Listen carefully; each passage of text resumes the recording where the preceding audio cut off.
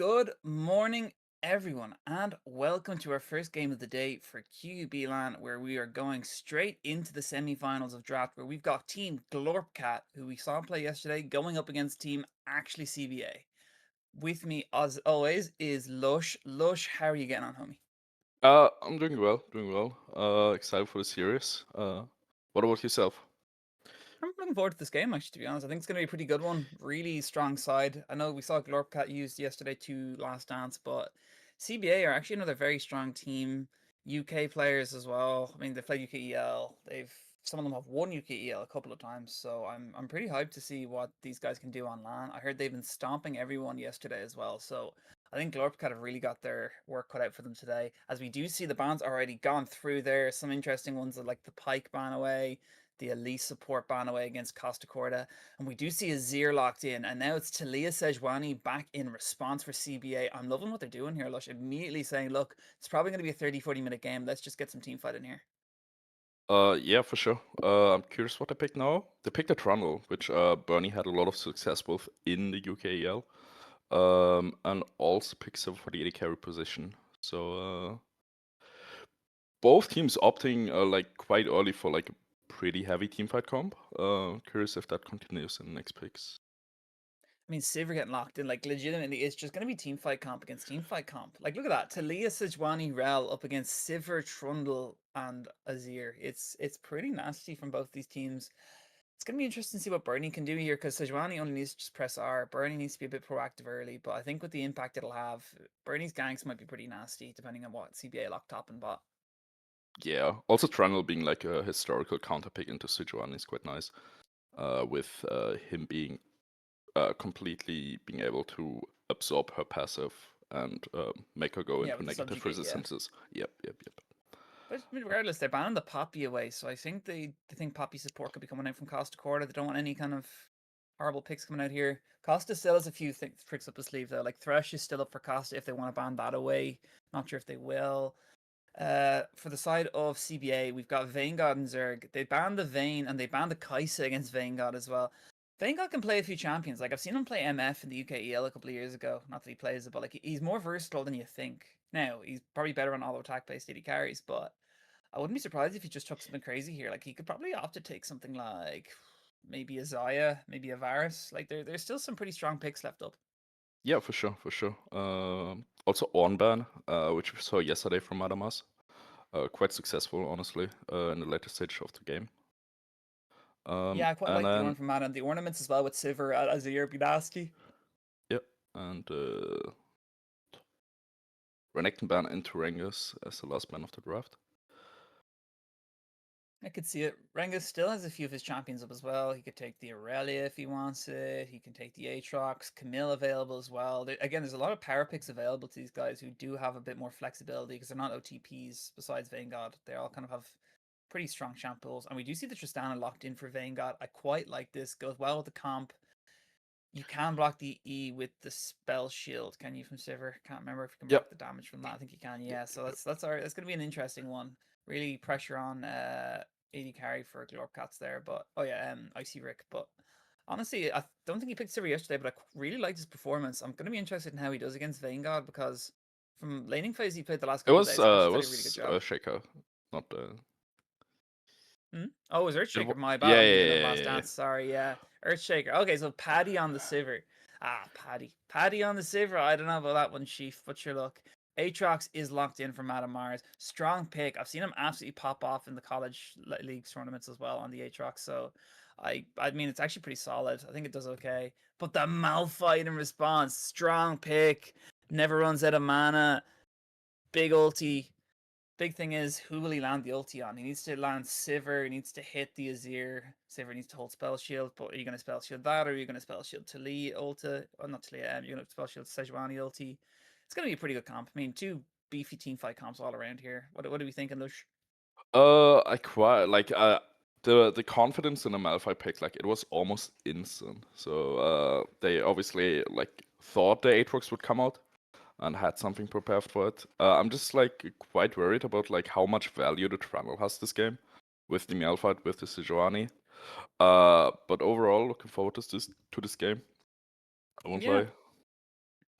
That's fair. I think it's going to be pretty exciting, but we will throw it to a quick break while we wait to get into this first game of the day. Do not go anywhere, everyone. We'll be right back.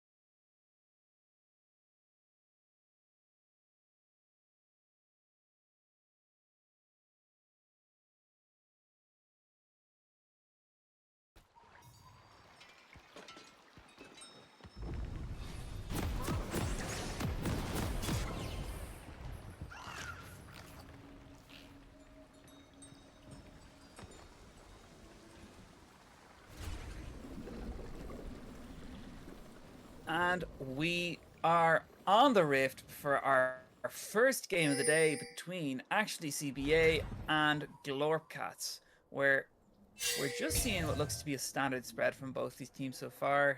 No spice since game 1 yesterday, but I was kind of hoping for a little something this game. But I guess they want to stay sealed. Lush, how are we feeling right now? Yeah, quite surprising. It's only a 5-man spread. I feel like you kinda can go for the invade, like a Rel, for example, even Talia on the side of CBA. But it makes sense for like Lobcats not to invade or like look to anything fancy. What's coming down on the Raptor pit for Globcats as well. Zoinkers will definitely be aggressive against Zig. They've already found each other. Got a lot of damage coming out there from Zoinkers. Big chunks coming out there as well. But yeah, I think Zoinkers into Zig is going to be pretty hectic at the early levels. Yeah, for sure. Lot of aggressive trading to be expected. Honestly, in like all lanes, maybe besides the top lane where the Malphite just wants to scale a bit early. But like he opted for the comment, so I could see like even there, like, the poke coming out there. Comment's good, and then this was a tech by Platterdig to never run out of mana. He's promoting it like it's the Bible, the comment Malphite. Exactly. But here we see Earthshaker already getting dove on there by Vanguard and Zerg, dropping the E immediately at level 1. Earthshaker's half HP. This is actually a pretty aggressive start from CBA. Yep. Looking for the brush pressure as well. Well, Madama's hitting the early level 2 spike. Getting a good trade into Rangus. If Madamars wins this lane, does this mean he's the best top laner in Army? Ooh. Maybe. He's up there for sure. Yeah, I'd say so. Madamars Aatrox though is pretty top tier. Madamars on anything else, maybe not. But Madamars on Aatrox though. Yep, sure. Both jungles just clearing towards bot lane, so we might see some action there in like the next minute or so. Yeah, we'll hover towards this bot side. I think would still favor Zerg and Veigar. Yeah, I don't think there's too much Sivir can do really in these early levels besides kind of go man and top and throwing down a few Ws. But yeah, it's going to be interesting for sure. I think as well as that, if Swede comes down, like Sejuani is kind of going to be very annoying as well. Yeah, for sure. I believe she's gonna be like a bit late, actually. A lot of things coming up on the side of Globcats, especially towards mid lane. So Trundle might look. Blanca's tapping down right now, just right into the way of Bernie. I think Bernie got spotted on the board and should place there as well. Yeah, there was no way he was ever gonna get lost level there, so he just opts to run top lane and to get the other scuttle instead. Serious trading between Rengus and Madamars. Both are super low right now. Yep, Ring is opting for the reset early. I don't know if he's last with Rambo as Vanguard goes in. Vanguard dropping the W in the E, trying to get maximum damage down to Costa. A nice knock from Zerg. Going in with the W. Vanguard taking him out. The Ignite goes through. Well played. First blood going over to Team CBA. Yeah, it looks like Kosakura overstepped like 1 or 2 steps too far and instantly got punished by it. Well done by the bot lane of CBA. Well, Madamar is taking a fight here. It's a bit low HP, but here is Unknown Swede with the gank. Bernie actually coming up, but he's going to be late to this. Madamar is trying to stay alive as long as possible. Passive does proc. Unlucky flash from Madamars, but Rengus goes in there with the flash of his own and doesn't get anyone. Meanwhile, in response, Bernie turns on him, taking out Rengus. 1 for 1. Yeah. I mean, I thought it was a terrible flash by Mada, but like someone gets out. Rangus overchases, takes a power shot, and gets punished for it. As Kosakura roams mid lane. Gets a small Zerg's here as well. Nice flash engage as well by Zerg, looking for Costa Corda. No HP bar. Zoinkers with the flash of his own, taking out the Alistair. Looking for Zig next, but look at Zoinkers' HP. He's actually going to die to the Azir there. Zig might just turn this. Zerg potentially has the damage right now to take him out. No flash, but he doesn't chase for it. So a nice kill there onto Zoinkers in the 1v2. Yeah, honestly, like it looked pretty rough after Costa died, but like Zig made it work somehow to get a return kill. Next kill gets the feed, so next kill matters way more than the previous 4. Let's put it that way. You think Costa Corda has a sore head this morning? I think that's the problem there. It looks like it after the first like 5 minutes of this game. Like, He just needs to get some loops into him. I think he can after that. yeah. We're seeing the Rels chasing here. Talia going in with the Weaver's Wall over the wall as well there to try and get Earthshake Costa Corda. Meanwhile, we're pathing towards the top lane where nothing is going to happen. And it looks like at the end of that engage, they don't pick anything up off the Zoinker's ulti. Nice try though. Dragon has spawned, first Drake is Cloud. Bernie gets completely pinked out of by the other two. Excellent there from Costa, but doesn't have to go in. Vanguard with the W engage, putting the E down. A lot of damage coming out there with the BF sword. What can Earthshake Costa Corda do? They're being chunked out to bits. Bernie forced to hover, but Unknown Squeeze here himself for a counter gag. And looks like he's going to try and go in himself. Ooh, lane gank from Swede. I really like this. Yeah, but like I feel like Silver's just not gonna stay step up. Like there's nothing really for her to do. Like she can't break the freeze on her own. Yeah.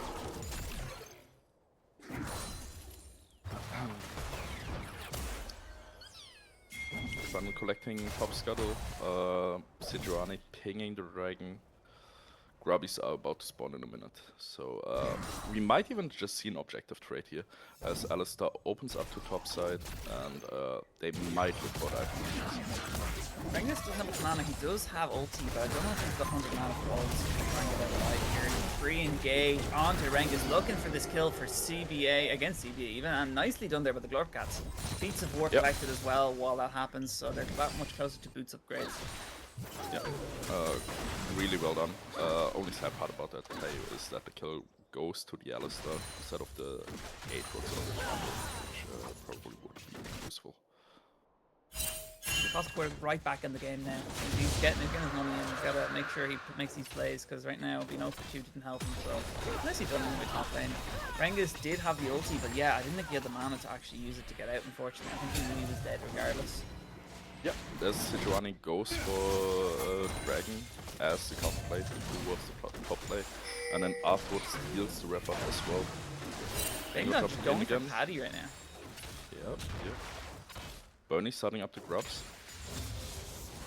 Not a great position. Sejuani's also hovering bot. Does have the Glacial Prison if need be. They know that Earthshaker Spell Shield can go down quite easily because they're trying to stop Vanguard from just one-tapping Earthshaker, so yeah, I don't know. It's pretty rough right now for Earthshaker Costa. I don't really know what they can do in this laning phase.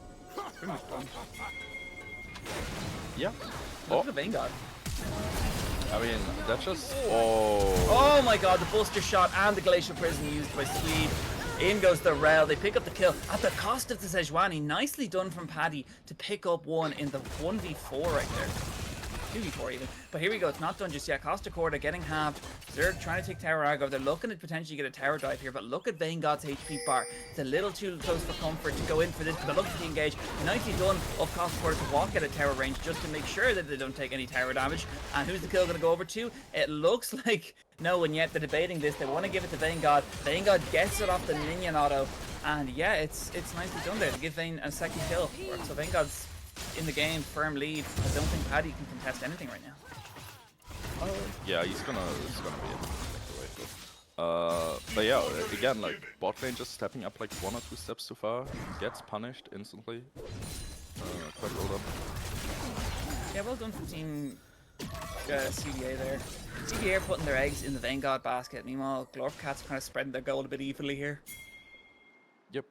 Especially with the Talia now making like her second or even third roam down towards the bot lane. They really know where their focus lies.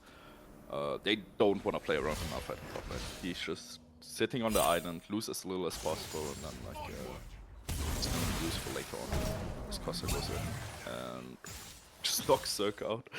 But Nashor's Duke's completed for Zig as well. That's really nice, especially necessary. flare ups that Talia has. So I think that's pretty good for Zig. To be fair, I think as well as that, like it's close. I also think Bernie hasn't recalled an age. Look at Trundle's items right now. Like, oh yeah, look, there you go, full Triforce. Yeah. Bernie's in a pretty good position now. Vanguard goes in jumping there, in again, like. Order. I swear to God, every time like Vanguard's jump is up, he's going. Like, he does So not far care. ahead of Beyond Pals. I really don't think the Urchick can do anything anyway. Not even that first item either.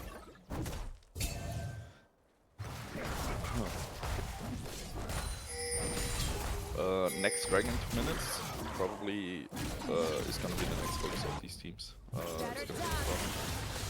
Gotta be an Infernal Dragon. Reaper's Wall coming over here. In goes Zoinkers. In goes Sweep. Nice 3-man knockup though from the Costa Corda. Trying to slow it down a little bit, but they do take out Earthshaker, and they do take out Costa Corda, so it's going to be 2 kills going over to CVA. Nemo in response. Zig and Bernie say, let's throw everything mid lane, try and get this tier 1 turret, try and stop CVA from getting the boots upgrades. It's going to be tight, it's going to be close. It actually looks like Bernie gets the first turret, so that's them pods. So it's 1-1 now in favor of the feats. No, the feats are completed, I believe. What? Oh, because three objectives? No, they got the first 3 kills. Yeah, but it's the first 3 kills and another one, isn't it? Not Yeah, and they got the first tower. So, oh, sorry, I thought first 3 kills went to CBA. No, it was Costa on the top dive. I got the Oh my god, my bad then. Okay, I wasn't familiar with your Yeah. game, Glorp Cats. They're just smurfing. My bad. Yeah, quite but like, honestly, you being confused, like, just shows how much of a hype Yeah, they don't matter, like. Yeah. The one that really matters, the one that I think does the most, is the MR. The MR boots upgrade is pretty nice. Yeah, honestly, like, all of them. Even, like, the lucidity boost. Quite nice. Meanwhile, the Glorp Cats, okay, so they're a bit down in kills. They're actually still 800 gold up right now. It's dead tight, which in the last game at about 12 minutes, I swear Glorp Cats were like 5k down. So this is actually a pretty good start for these teams as well. Especially since like last Dance played so well last time. This is a super close game. Really just shows you that maybe to the benefit of Glorp Cats with everyone being slightly hungover. Because I don't know if CBA are all on the same page. You don't know how much drink they were on last night. It's kind of, who's the most hungover is essentially who's going to be the winner of this game, or who's going to be the loser of this game. Yeah, for sure. Glorp are hovering around here as we... Okay, here we go. We're getting into it now. Fights at the start. 2k on, 3k on Dragon. Vanguard's Nice like flying him there. Nice knockup though from Sweet. Third going in with the rail, trying to do something there, but Bernie takes him out. Look at Costa Corda, he's still alive. The Sejuani passes doesn't get anything, does flash. Taking out Sejuani himself. Look at Rengus' HP bar. Not much there left. Zoinkers trying to get away, throwing a bit more damage, trying to kite it out. Nice autos coming through, but it looks like Glorp are going to be the ones now to take the Dragon that was started by Team CBA, and that was nicely done. They picked themselves up 2 kills for Bernie there as well. Glorp are back in the game. Yep. I feel like now, like, they are truly in driver's seat. 2k gold up. Match the dragons. Both have 1 piece. And, yeah. Honestly, this just shows the strength of Glorpcast. Like, they are so incredibly good at fighting again and again. Like, even like last night, where they were at like 7k gold down and managed to crawl themselves back into the game just via their team fight abilities. I think you're right, even with such a detriment, they just play the fights quite well, and I think it's kind of good that Costa Corda's been doing some good job engaging, and I also think Zig's been fairly good so far as well in these games. It's pretty solid, but right now though, there is a 3-0-3 Tristana. I don't know if Vanguard's recalled yet, because it's kind of close so far. I think he's got a bit of gold in the bank, but Vanguard is quite strong, and as soon as Vanguard picks up 2-3 items, they do not want to deal with the Tristana. Yeah, for sure. Herald is about to spawn. Both teams positioning for it. CBA already has set up a lot of vision in the top side river. CBA are not there though. It looks like Glorpcats are going to be the first one to make it to the river as well. They know they're there, or at least they know Costa Corda. They're going to get caught in the wards. They know Bernie is towards this top side. Meanwhile, Swede's actually bot, potentially looking at a dive onto Zig, if you see it there. A 4-man dive in place of the Rift Herald. Turret might go down as well. I think they just take Vanguard busts the shot, knocking Zig back in. Nice ulti back in response, but I don't think that was going to save him. Vanguard picking up a shutdown, 4-0-3 on his Tristana. Is it the team with the spread gold or the 1v5 machine on the Tristana who's going to take this game? Ooh, that was so sweet with like the Tristana ult into the Sejuani ult, like nothing Zig could do, honestly. I think Zig should have held ulti, to be honest. I think regardless if he did there. Yeah, sure. Rengus though does have the first item completed. That's huge. Madamar's trying to take this tier 1 turret, now taking aggro. Bernie's here as well. Are they going to look for a kill onto Rengus here? Don't have a wave just yet. And it looks like Swede might just make it in time potentially to do this. And I think Glorp don't want to chase for it. They're going to get spotted on the ward. So now past the ward is going to be seen on this red ward as well. They know there's 3 top. So I think they're going to try and divert people up towards this top side. We see Talia pathing, does have the Weaver ball. Yep. Here from PGA, nice ulti back, Sweet going in, nice knock up, in goes the Rel, Magnum Storm poking up there, down goes the Sejuani, look at Vanguard, he's still alive, flashing forward, well done from Vanguard, 5-0 right now. Madamar is going to eventually go down to Vanguard, it looks like. He'll pick up the kill. That is 2 for 1 now in favor of Team CBA off an engage in a fight that looked pretty good for Glorpcats.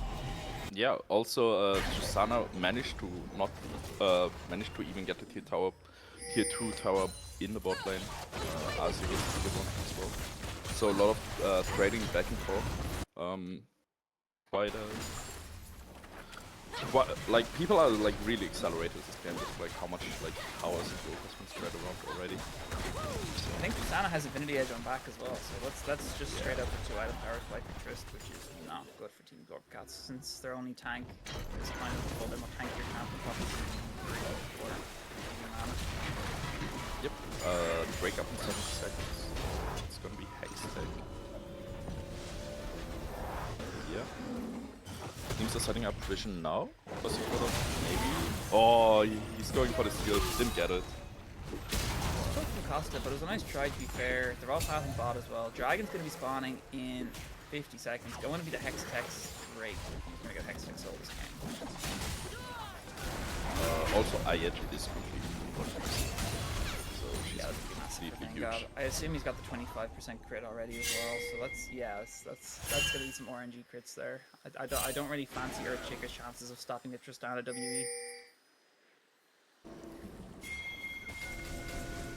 Right now, though, do you think that Madamars can do a lot? I mean, he's 2-1-3, he's chilling with his team. I think, like, I mean, Aatrox has some pretty big spikes as well, so I wouldn't say Glorpcats are in too much of a detrimental position, but they just need to catch Tristana. I think as soon as they catch Tristana, the game gets a whole lot easier. Yeah, for sure. Because they really don't have another damage threat. Besides, so, like, sure, Talia's there, but, like, I don't think Talia can do, like, as much as Tristana does.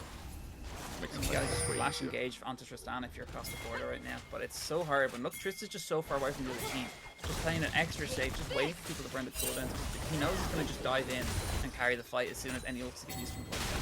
Yeah, it's really scary for Glorpcats as well. They know like Rengus is around somewhere in the rush. Here from the engagement, lovely Magnus Storm from Zerg onto 2 people there as well. Zoinker picking up the kill on Tristana, but look at Rengus getting taken out. Tristana's full HP, Vanguard in the backline, autoing to hell, Wing away though, and this actually turned into a good fight for Glorpcats. Paddy picking up the triple kill. Well played from Team Glorpcats. Yeah, I'm surprising that it ended like this. Like honestly, like Bernie dying super early, Madamas being super low HP, unknown Sweet Sweet's gone. Out. Yeah, I think it was window shopping. Like, I don't know. Do you think Vanguard played it a bit too safe there? Because I know he was disconnected from the team for a lot of it, and I know he got a few. But it looked a bit disconnected. But like honestly, like the Rel engage into the Malphite engage looked quite good. They one-shotted Bernie. Madamas was on 1 HP. It's just like they couldn't quite finish the kill. Yeah, I mean, there's a nice engage from the Magnus Storm from Zerg. It's just, really good engage. Paddy just has 2 items now, and I mean, as soon as he gets a third, I mean, obviously Tristana is a great champion, but they do have the move speed buff and a lot of crit autos from the Sivir as well. Sivir engage, like Sivir move speed buff onto Trundle or onto Madame Mars there is huge to start these fights off. So I really wouldn't put off the fact the value that Sivir ulti gives you. There's Atakan is up as well. And both teams just again fighting in or like positioning in the bot side river. I'm hovering around there. Well, actually, it looks like Team CBA are going to be late to this if Team Glorp want to start it, but it looks like Bernie doesn't. He's going straight for Swede. Vanguard and Zerg going in for this. Magnet Storm is available. Also, Flash for Zerg, looking for the engage. Nice knockback. Nice knockle from the Alistair. Forgot to support it there, but there is the ulti. Nice ultis coming through here. In goes Tristana. Vanguard is alive. Earthshaker trying to get away for dear life, and this is going so well for Team CPA. Earthshaker, though, taking out the Rel, but is eventually going to go down to Vanguard. That is 3 kills going over to Team CBA. Glorpcat's trying to do something here. Bernie trying to stay alive because he knows if he can stay alive, there's potentially some way of staying alive, staying back in this fight. Zig actually doing a lot with the death cap though. Doesn't look like they have the HP bars where they can be doing Atakan neither. They've got some kills, but it's honestly not the worst situation for Glorpcats to be on. Oh, Vanguard coming in. Not over yet. Vanguard looking for Bernie. W engage going through. Vanguard is legendary. Bernie may have just walked too far forward there, unfortunately. Yeah, there's pings coming out to the Ataka now with Glorpcat Jungler being down. I think it's pretty reasonable to start it up now. Yeah, what honestly, do you do like for it's Team just. Glorpcats, Lush? Do you think Glorp just need to focus down Vanguard? Like, what's the recipe here? I honestly feel like that was just like people being like 5 to 10 seconds ahead of other people. They were like quite disconnected there and just getting caught up one by one in the other jungle. Yeah, I think honestly, he's really well played from CPA though. Some good engage from Costa. I think he started with a 3-man knockup at the start of that fight as well. It was really good from Team Glorp. I just think Zerg's been playing these fights just insanely well. Good Magnet Storms, good engages all around. And I also think Swedes has been using his ultis pretty effectively as well. It's been, yeah, it's really tough really for Team Glorpcats because you've got so much lockdown from Team CBA with the ultis, with the knockups. And I know that Glorp can do a lot, but I really think they need to get to the back line, get to Vanguard if they want to do something. And it's just, there's so much front line and so much heal potential that Team CBA can offer Vanguard so that he can just free auto for days. Yeah, for sure. I mean, he's 8-0, he has 3 items, he's like, he has way more gold than anyone else on the map. Like, that's unreal. Madame Mars is actually splitting top as well, so he's not with the team just yet. He doesn't have the TP up. Atakan going to be started. It looks like Glorp want to fight this. Madame Mars is TPing towards the spot side. 9k now. Costa Gorda going to find Zerg. Nice Weaver's Wall to lock out the members of Glorpcats and say, Costa Gorda, we're coming for your body, buddy.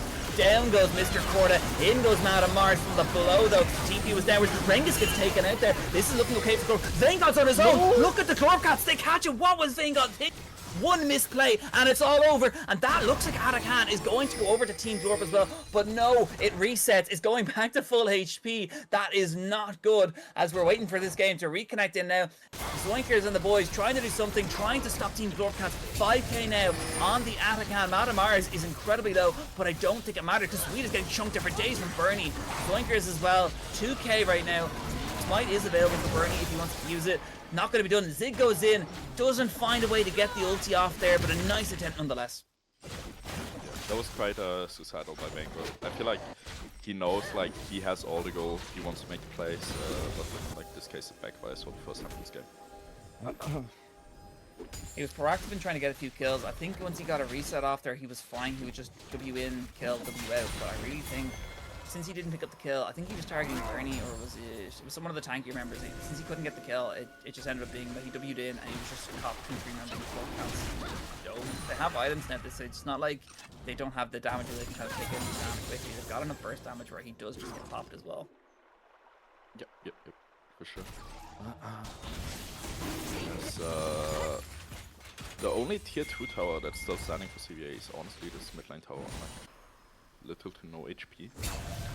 So I would imagine that's like the next focus gonna be for Glorpcats together with setting up Tristana gets top 91, which is also another injection of gold. Yeah, Tristana is going to have potentially a Mortal Reminder on a recall as well. Mortal will be good against Aatrox. Pretty solid item all around. Yeah, it's all based on can Vanguard stay alive as long as possible, really. Yep. Rel also finished the Knight's Vow, which obviously goes on Tristana as well. Yeah, Tristana's going to be a bit more safe this time around, but regardless, you can't just W in and hope pray for your reset, because if you start doing that, the minute you get caught and you die, the game's over. It's not like with Glorpcats where they have 2 or 3 members that have a bit of damage. Zig's got damage. Nice special. Damage, but a nice engage there. Doesn't land anything, unfortunately. Earthshake's going to be alive, but a nice knockback from Zerg. Zerg on absolute form right now on the Rel. Really well played. Costa Quarter going to get rid of the passive from Sejuani there, but overall a really nice play there from Team CBA. They're making it work even when Rengus doesn't do anything. Are they going to stop Baron? I believe so. I think they are.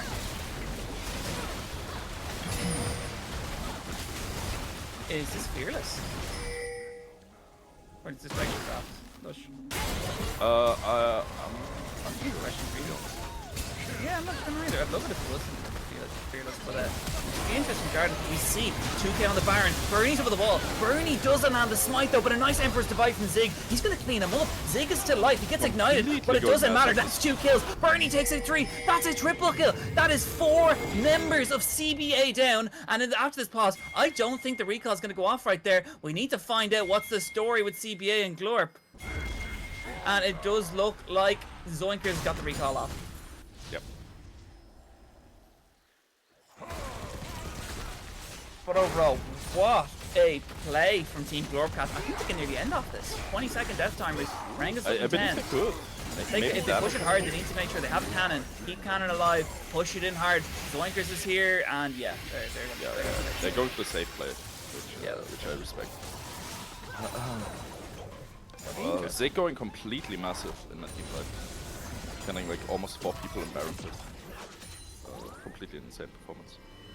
Especially since he got ignited at the start as well. He was just slowly getting ticked away, but just had too much damage to hold. He was like, I gotta just blow it all now, and just destroyed everyone on Team CPA. Locked them all up. 3 men knocked back with the Emperor's Divide as well. Locked into that Baron pit with Zig. Nothing you can do there. Hazir's 3 items, you just get blown up. Yep. There's more item spikes come out with the silver finishing headbutt item spell. Nice killer from Bernie there to try and lock down Zerg. Zerg on the defensive there. Can't engage. Magnet Storm getting used to try and keep himself alive. Not long enough though. Nice kill from Glorp. They're pushing to end the game. Swede getting chunked to bits out here. Madamars goes in. Nice W being used there. Nice kill. Going over to Zig again. 8-1 right now on this is dear. Ringus running away, but it's a 3v5 and Glorp know this. Here comes Vanguard trying to make the Hail Mary play onto Earthshaker, but here is Zig. Look at the soldier damage. 9-1 on the Azir. This has to be game 1. Yeah, we all thought it was the Vanguard show, but like in reality it's just a Zig show. Like unreal what this guy has been doing after the early game.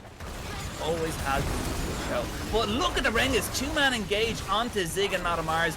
Not enough damage though to take out this Azir. It actually looks like because they don't have a wave, they can't do anything. Here's Zoinkers and Rel, and they're trying to make it work in the 3v4. Earthshaker gets taken out. This is 2 kills going over to CBA. What is happening right now? Madamars looking to be next on the chopping block, but can Zoinkers stay alive? No, he does not. Going to go down. A lot of sustain goes through. Vanguard's not here to stop the healing, but Swede eventually takes out Madamars. 3-0 in favor, or 3-1 in favor of CBA. This game is so back and forth. Yep. Also, Dragon coming up in like 30 seconds. People are gonna be late for it due to the death timers, but I feel like Glorpcat should be fine though, with like Madamars having TP up. It's gonna be quite an issue for CBA. But Earthshaker's not going to be there is the thing as well, though. I don't think he'd be fast enough. Yeah, he's going to be slightly late. It really depends. I mean, look, they're fishing for a kill as well. That is I quite like this, honestly. Yeah, it works as well, because you got Vanguard, you have Zerg. I think they're just going to say, look, we'll start it, because they're worried that Glorp are going to come around, which they are. Oh my god, they find him on the board. Completely spotted Nicely out. done. They're looking for the engage. 3v3. Pillar coming down from Bernie. Looking for the engage here. In goes Zerg with the 2-man ulti. Trying to do something to keep the team in the game. Earthshaker taking his Zerg though. This is turned right on his head as Earthshaker joined the fight. Look at the on the hunt. Sivir still provides so much with that ulti. Getting Zig in. Package delivery Azir right onto the CBA backline. Down goes Zoinkers. This might just be the game for the side of Glorpcats for game 1. Yep.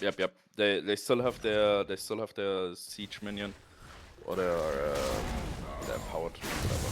Got the Power Super Minion going into the base. They're looking to end it right here. That should be game. I don't think dragons can do anything. Very looking Just green throwing up edge, some good emotes stall, and leaving the game. Yeah, Rengi Like to see it. Okay, yeah, that's it. GG, well played, Glorpcats. What a performance. Zig, 11, 1, and 10 on the Azir. Absolute unit. Yeah, unreal. What this guy can do. Oh my god. Especially the Baron fight was so well played by him. I also think okay, you can give detriment really, but I also think Bernie and Paddy played it really well. I think Earthshaker with those ultis, especially in the last fight, they're just dropping the on the hunt, package delivery, everyone onto the CPA line. Like there's so much utility that Sivir offers, even if it can't necessarily one shot everyone like Vanguard does. Just having that move speed Royd or the Shirelias on a button is just so handy for Team Glorp as well. Yeah, for sure.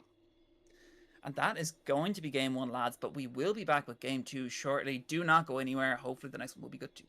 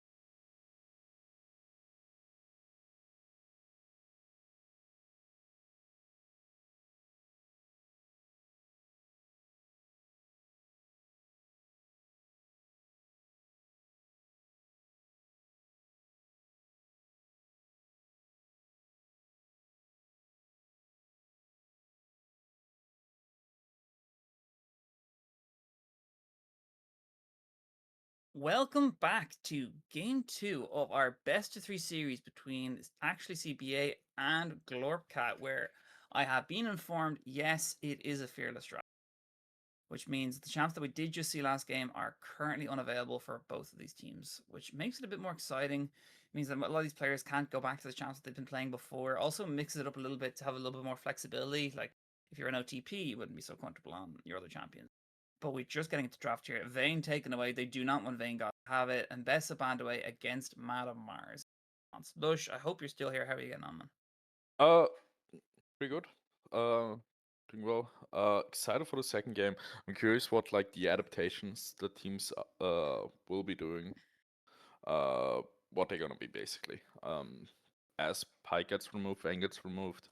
It's kind of the same bans as from the first game, which is pretty unsurprising. Yeah, I mean, there's especially the one in the situation where like the champs that played last game are gone. If you just ban away the usual bans, you've already limited the number of champions that they can pick again because you're taking them off comfort. Just comfort's probably more favored to be banned away in something like this because Yeah. can't really pick anything else. They had the change ups though, like Annie got banned instead of the Aurora, so the Aurora gets first picked and Rice gets banned on the side of Globcats instead of Cassante. Will be pretty crazy, but look at this. They're just going to open up with the Aurora immediately for Zoinkers. Well, it could be Rengus, but definitely Zoinkers. Zoinkers Aurora is probably nasty. I've seen bits of it. It's pretty good. Glorpcat in response probably look to take mid bot, or if they want to hold off, they can probably just take mid support. But Oh, it's going to be the jungle. jungle. Going Yep. away here. Okay, this thing's okay. Is it Zhao for Birdie? Yeah, Zinzao, big power pick on this current patch, so quite expected. And then I would, I wonder if they like pick mid here, or if they think it's gonna be a flex, so they wanna like hold off on picking mid for a bit, and pick like maybe an ADC instead, which is gonna be Yeah, the you're right. case, They've and gone they for the lock the Varus, virus. and I like the Varus as well because it provides a lot of flexibility. Can go lethality, can go AP, can be on hit. So there's a few options that they can go for really. So I'm pretty hyped for that. Yep, Since I've yep. been immediately Aurora being seen, Lucian getting locked in response from CBA, potentially there for Vanguard. I mean, I like the Lucian. You can go Nami Lucian. Zerg plays it, so that's grand as well. Yeah, Lucian getting locked in here. They're probably just gonna pair this with the Nami, right? Yeah, there you go. Yeah, yeah, yeah. Truling Classic. So there's gonna be again like last game, like a lot of bot lane pressure from the side of CBA. Like they played it extremely well early game last game. Was just later on they kind of fell a bit apart. But if they can replicate it with the Lucian Nami, I feel like they can snowball even harder. And they're hovering the Syndra for Zig. Zig Syndra getting locked in there. I like this already. It's gonna be pretty nasty comp. I think Varus gonna go lethality, right? Because you're gonna absolutely just chunk out Lucian, chunk out the Nami and the Aurora.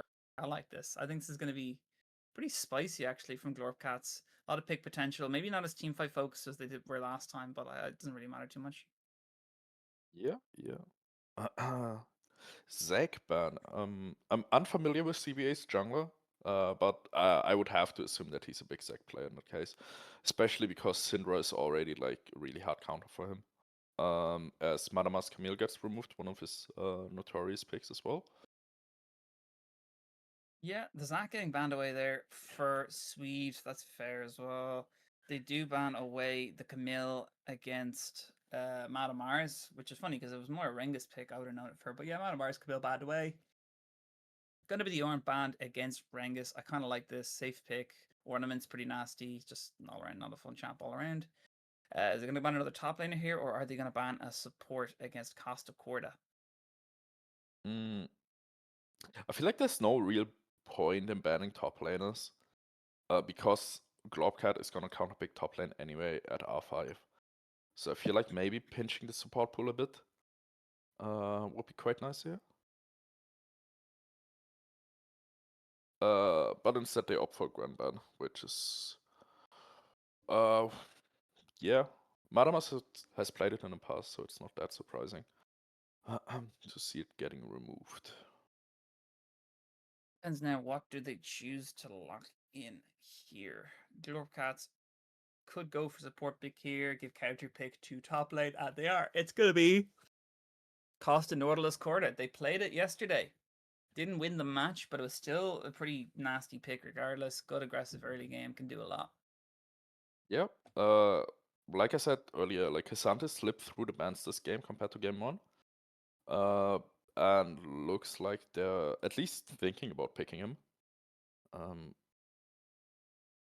Maybe good the pick Yone? for someone, but no, they're going to have the Yone for or the Sion? Scion. Yeah, Oh, it's Scion Sion. for Ringus. Yeah, that's fair. So now they're looking for jungle for Unknown Swede. He could pick Olaf. I've seen him play Olaf before in UKEL. Could pick. Okay, so hovering the Nocturne. I kind of like this. Hovering the J4, bit of utility. Yeah, J4 getting locked in. Nasty comp locked in there from CBA. Yeah. I wonder what Madamask goes here in response. Yeah, you're playing into Scion. I think you locked the Yone top. Oh my god, he did. Yep. There you go. Madamar's Yone. He is feeling himself. Honestly, after winning game one, he's like, well, we either go to game three or I hyper carry this game in 20. Exactly. Again, like the Globcat comp has a lot of like different threats, whereas the CBA comp is mainly focused around Vanguard. So it's kind of I like think Aurora can still do insane damage as well, though. that's true for sure. Especially on the flanks, which I But don't I think also like think Globc there's so much has. pick potential for Glorps. Like Glorp have so much pick potential with like a Yone ulti into Syndra ulti, or even just like Nautilus knock up into Varus WQ. Like there's so much pick potential. It's just a matter of like if they catch Lucian, which honestly is more likely this time around from the comp they've drafted, it's going to be a lot harder for Vanguard to play this. Yeah. For sure, a lot of pressure on him. It's going to be a tough one, but we are going to throw it to a quick break while we wait to get on the Rift for game 2 of this best of 3 series. Do not go anywhere.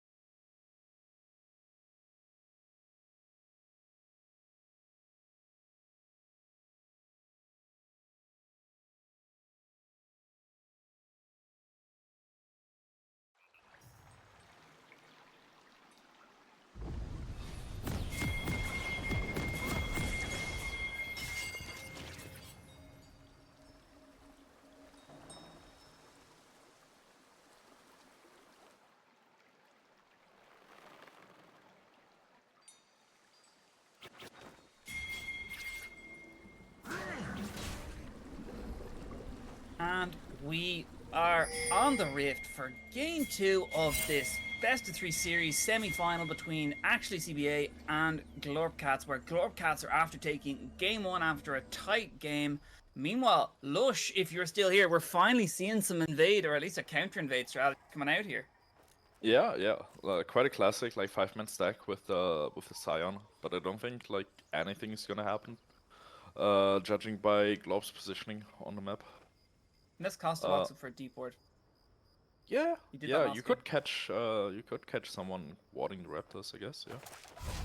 I think it's going to be Costa Porta if he doesn't move. Because he did, last game he did do it, but I'd say he probably copped on with this game.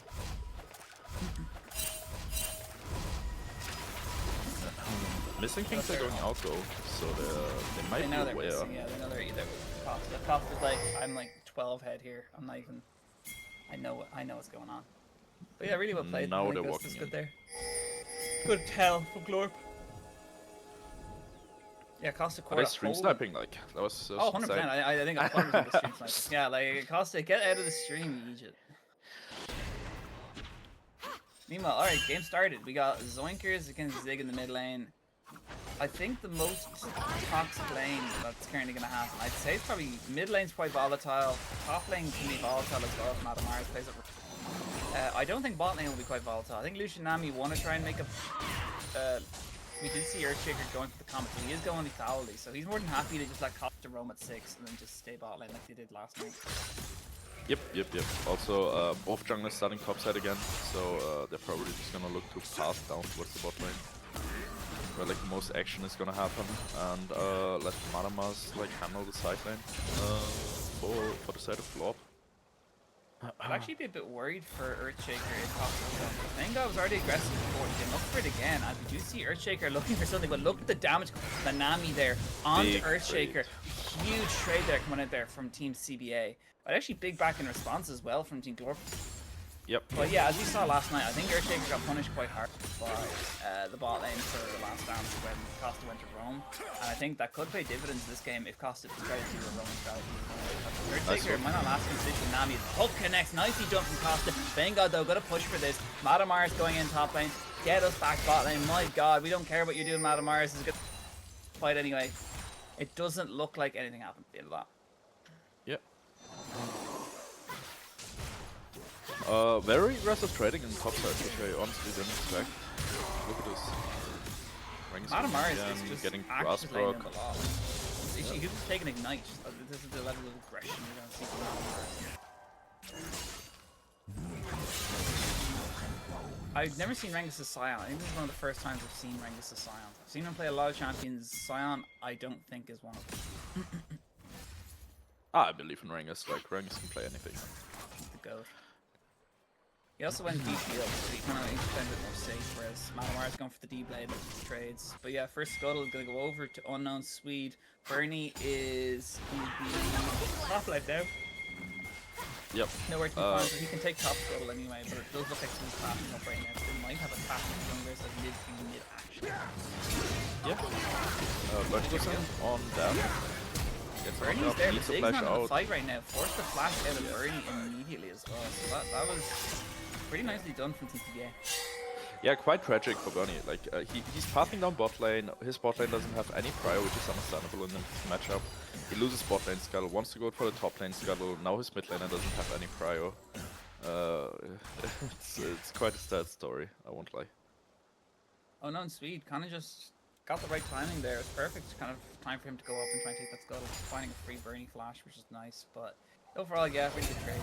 Meanwhile in the bot lane, Vanguard and Zerg are so aggressive right now. Look at Earthshaker. Trying to do something on the Vanguard. A serious amount of damage coming out there with the Varus poke. Not going to be enough to take out the Vanguard. Does have the barrier and flash. Costa knows this. Costa wants to try and force a summoner off someone. Potentially looking for the hook onto Zerg. Knows he's low in mana, but doesn't take it anyway because I think he's worried from Earthshaker doesn't have him. Yeah, very impressive. Also, like the hook to start it all off, like I was so surprised at it. Like I won't lie. Nice bubble. Look at that. Serious poke coming out there. Back in response from Zerg and Vanguard as well. A lot of chip damage. It's pretty unfortunate because I think Earthshaker has a lot of poke damage potential. It's just with how much trade back Lucian and Nami have, it's so hard for you to get anything off without Costa Quarter just like landing a hook. So if Costa doesn't land a hook, it's just Paddy throwing Q's wall, he's got a lower percentage hit, and especially against Lucian with Dash. Ooh, they cancelled the recall. Oh my god, Paddy with the Q to snipe out Mr. Vanguard. We do see that Zoinkers has passed towards the bot lane. He's looking for Costa Quarter. They're going to give a sacrificial ammo. But in a 2v3 situation, that's not too bad. Zig, though, going to pass just a little bit too late here as Zoinkers is... Here is Bernie. He's going to try and catch Swede in the wrong position here. Varus is going to be a bit late. Does have the Q available, but at the end of that, nothing crazy happens. They do force a flash, though, out of Zig. Yeah, honestly, I really like Dano.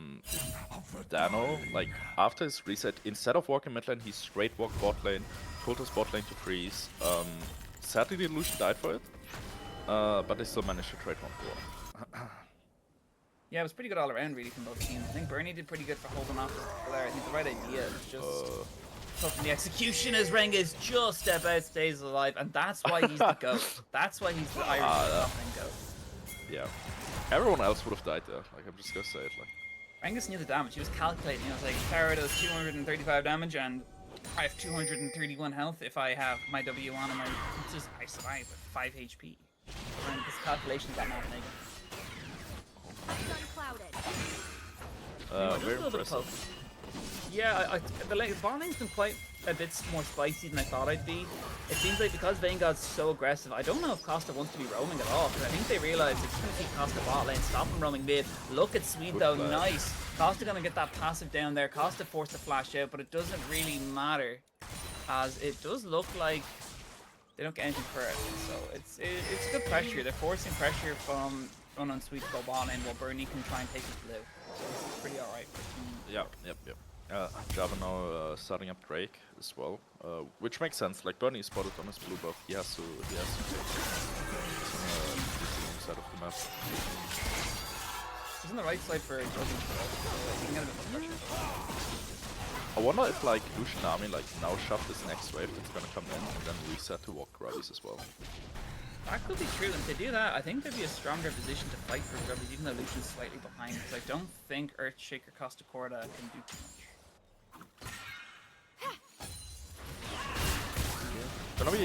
Gonna be interesting how this fight is gonna play out at the Grubs. As pings are coming down from side of Glowcats. They don't want this, they could use the dragon, they could take the 3 Grubs. Problem is, Swede knows it. So Swede can contest this. Nami's recalling, so we could see Lucian and Nami come up towards Swede now. It's just a matter of how late they're going to be. Swede and Bernie are actually going to hit Grubbies at the exact same time, it looks like. Yep.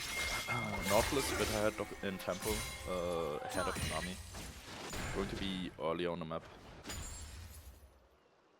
And it does look like overall it's going to be Glorpcats starting the Grubbies, so that leaves you okay. It does look like though Team CDA do want to contest this.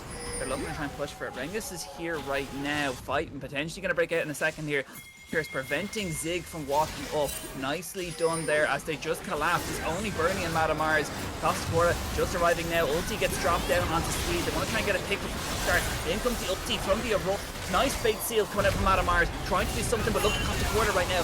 No health remaining. Rengus, nicely done ulti as well there from to lock down a couple of the members of Team Glorcats. In goes Dano. Zoinker's looking for something here, looking for the kills. Look. But Zerg's getting chunked to bits by Bernie right now. Here's Rengus. Can he take him out? No, he cannot. Down goes Bernie. The chain of corruption not going to connect from Earthshaker neither. That's a huge ultimate down. Earthshaker on the wrong side of the wall as well. Nice knock from Rengus. Bubble coming through as well from the Nami. And Rengus picking himself up. 2 kills. Huge for Team CBA. Yeah, completely massive. Especially because, like, Lucian, like, never moved. He was just sitting bot lane tower. Amazingly played, honestly. The only redeeming fact for Globcats is that they got all 3 of the Grubbies, so they got a point for the feeds.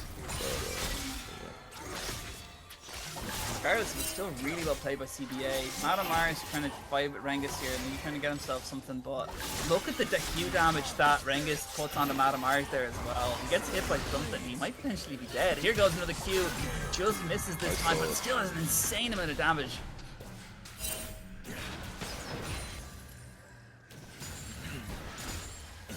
Meanwhile, Earthshaker not having crazy stuff. He did a good opportunity there, did have the ulti, but it was just unfortunate that he didn't catch anyone on the side of CBA. CBA now with a bit of a lead, 2 kills on the Aurora, 2 kills on the Sky. Also, like, Brang is almost with like 2 level advantage in the top lane. Like, Madamask just hit 8 while he was 9. So, big lead there. That's why Rengus is the top lane goat. What can I say? First item also finished for Zig. Him going straight for the Blackfire Torch. So, more damage should be coming out from this Syndra. I think Dana though definitely has a lot of health pocket for recall. So I'd say once Dana recalls him like the range, regardless as well. But yeah, look what Zoinker is. He's still taking a good damage. Syndra is still a thing later though. Syndra can still chunk down Lucian, still chunk down the Nami, so we can't really count him out. As well as that unknown sweep just for the ulti to force Ziggs to flash. So that was pretty good of the sweep to get the flash, but no kill there. Yep. Also Ring is being forced to ult, so because Bunny shows up top lane. Makes sense. Shaker and Costa looking for the reset in bot lane. But at least Costa is, while Lucian Army is at least somewhat trying to freeze the wave. Ultis are up for bot though, so if Costa is one of the depth charge, Nami can just peel them off. So they gotta be really careful how they play this. Yep.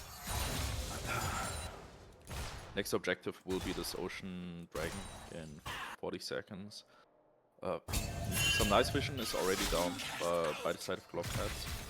But I feel like it doesn't matter too much just because of the gold advantage that CBA has, so they should just be able to walk in.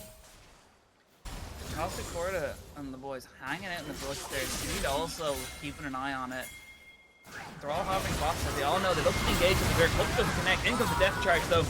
They do get one. Down goes Nami, does have heal available as well, so they're missing that. But here is Zoinkers with the ulti of his own. Zig gets taken out by Zoinkers. Bernie actually very low HP right now, trying to get out. Dash by Lucian, going in aggressively. Then got taken up the kill onto the Xin Zhao, and that is going to be a dragon for CBA. Yeah, honestly, like, they wanted to collapse on the TP, but like, man, as they're chasing down even more kills, Javan ult is about to come back up. But I don't think they find it. I feel like they're just gonna shove out this wave and then return to the dragon. But yeah, what I was gonna say is like, Dano TPing in, like them trying to catch him, like really was the downfall in that fight, as he gets down a massive ultimate and completely chunks down. Yeah, it's pretty unfortunate for the I think CBA has been playing these fights really well. Dano 305 has the Leandry completed. Scion has the Sunfire, and yeah, it's not looking so hot from the Glorpcats. They do have first item done because obviously with the lethality build for Varus, but overall not in a great position really. But it's fine. I mean, it's only 3k gold. It's still comebackable. Like, they've been in worse situations yesterday. They can still come back into this. They just need some great team fights, and I think after maybe another item, they should be in a better spot. Yep. Rift Herald is gonna spawn in a minute, which could mean the feast going over to the side of CBA. Zig doesn't have flash, completely nobody down, and it's just gonna go down, even though he uses his ultimate. He didn't get any damage off at all there as well. So Zig's in a rough spot. Yep. Would you consider FFing if you were Team Glorp right now? Nah. We've seen what they can do yesterday. Yeah, to be fair, they can play a better team fight later. They just need to play this insanely slow, but right now Dano is insanely accelerated. He's probably nearly got second item back. Yeah. It's gonna be a big issue. And it's also like always like really annoying to deal with.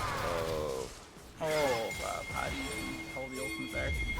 But yeah, that's going to be the calling for the Chain of Corruption being used there. In comes Syndra, that's why you needed to hold it. Here is the Scion, and there's nothing Earthshaker can do because he can have his own ulti. Madamar's going to go in. It's going to be a 4v4. Fate Seal does not hit anyone, but Madamar's there again. charge by the Nautilus to try and start this fight. Both junglers aren't there. Keep that in mind. It's a 4v4 at the moment. But actually, the fact that they got Zerg, I guess, is a win for Glorp. I guess so. They invested 2 TPs compared to the one of the side of CBA. Honestly, I feel like it's kind of whatever. As Strength okay, now it's not. Now we're getting into a worthwhile situation. But a nice flash from Madamar's. Madamar's gonna try and get him on the pullback there, but no, he doesn't catch anyone, unfortunately. And Vegard survives that. Does blow both of the summoners for it. That is not what you want for Team Glorpcats, unfortunately.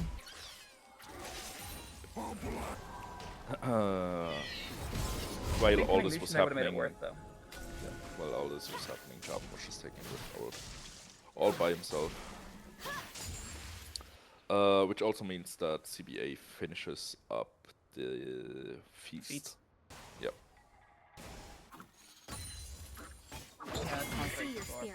I believe in Glorp, but it's going to be hard. I think honestly, I can do the crystal ball. Let me just look into the crystal ball real quick. And my crystal ball is telling me Madamar's is going to have 13 kills at the end of this game. He's going to carry. I'm just saying. Wouldn't count on that. Look at him go. Look, he's already pushing Rengus there. No mana. Stop the recall. That's what we want there. Yeah, here's Rengus looking for kill onto the Varus. Varus getting absolutely chunked to bits there. Pretty unfortunate for Earthshaker. Again, like, it's another situation. Like, if Costa goes roam, they leave Earthshaker on his own. The problem is, leave him on his own versus dead. As Bernie is trying his best to just take it. There's a huge burst out there onto the Nami. Just not enough to take him out. Vanguard gonna go in now. What can Bernie do to try and stay alive? Nothing, because Lucian does an insane amount of damage right there. Flash engage. Zoinker's going in. Costa trying to get away from here, and it looks like they might be able to just do it. So it's going to be just the end of that, a 1-0 in favor of Team CBA. But there was a lot of summoners blown. Yep. Honestly, like, I feel like all this always starts with just like a Lucian calling on top of Varus, like, and then like Glorp moving to have the Varus, and then just like worst things happen from that. I don't know. It's pretty hard to deal with. At what point did you just sack the Lucian and just say screw it and put one investment somewhere else? I don't know, honestly. Like, I feel like now maybe would be a good time to just like let the Varus breathe in mid lane, and put the Syndra into side lane, because like Syndra can't kill this Aurora, obviously, right? But like, yeah, maybe Varus is a bit safer here, which would help. But Madamar's right now, he's 2-1-0. He's farming up a little bit, he's doing little bits, like okay, Sans are ahead, but Matamar is not too far behind him here. Costa Porta with the Hex Splash doesn't land the Lucian, only getting dropped there. In comes the tidal wave, nice knock-up, taking a Zig. Looks like there's not much that Team Glorp can do. Varus used the Chain of Corruption as well. Don't think he hit anyone there, but I might be wrong, but nothing happened. But anyway, meanwhile, Matamar is trying to fight against Rengus here, while the other members of Team CBA are pushing in mid, and they're going to pass towards this Mountain Dragon as well. Yeah, Varus hasn't hit a lot of ults this game, to be honest. Looking a bit questionable.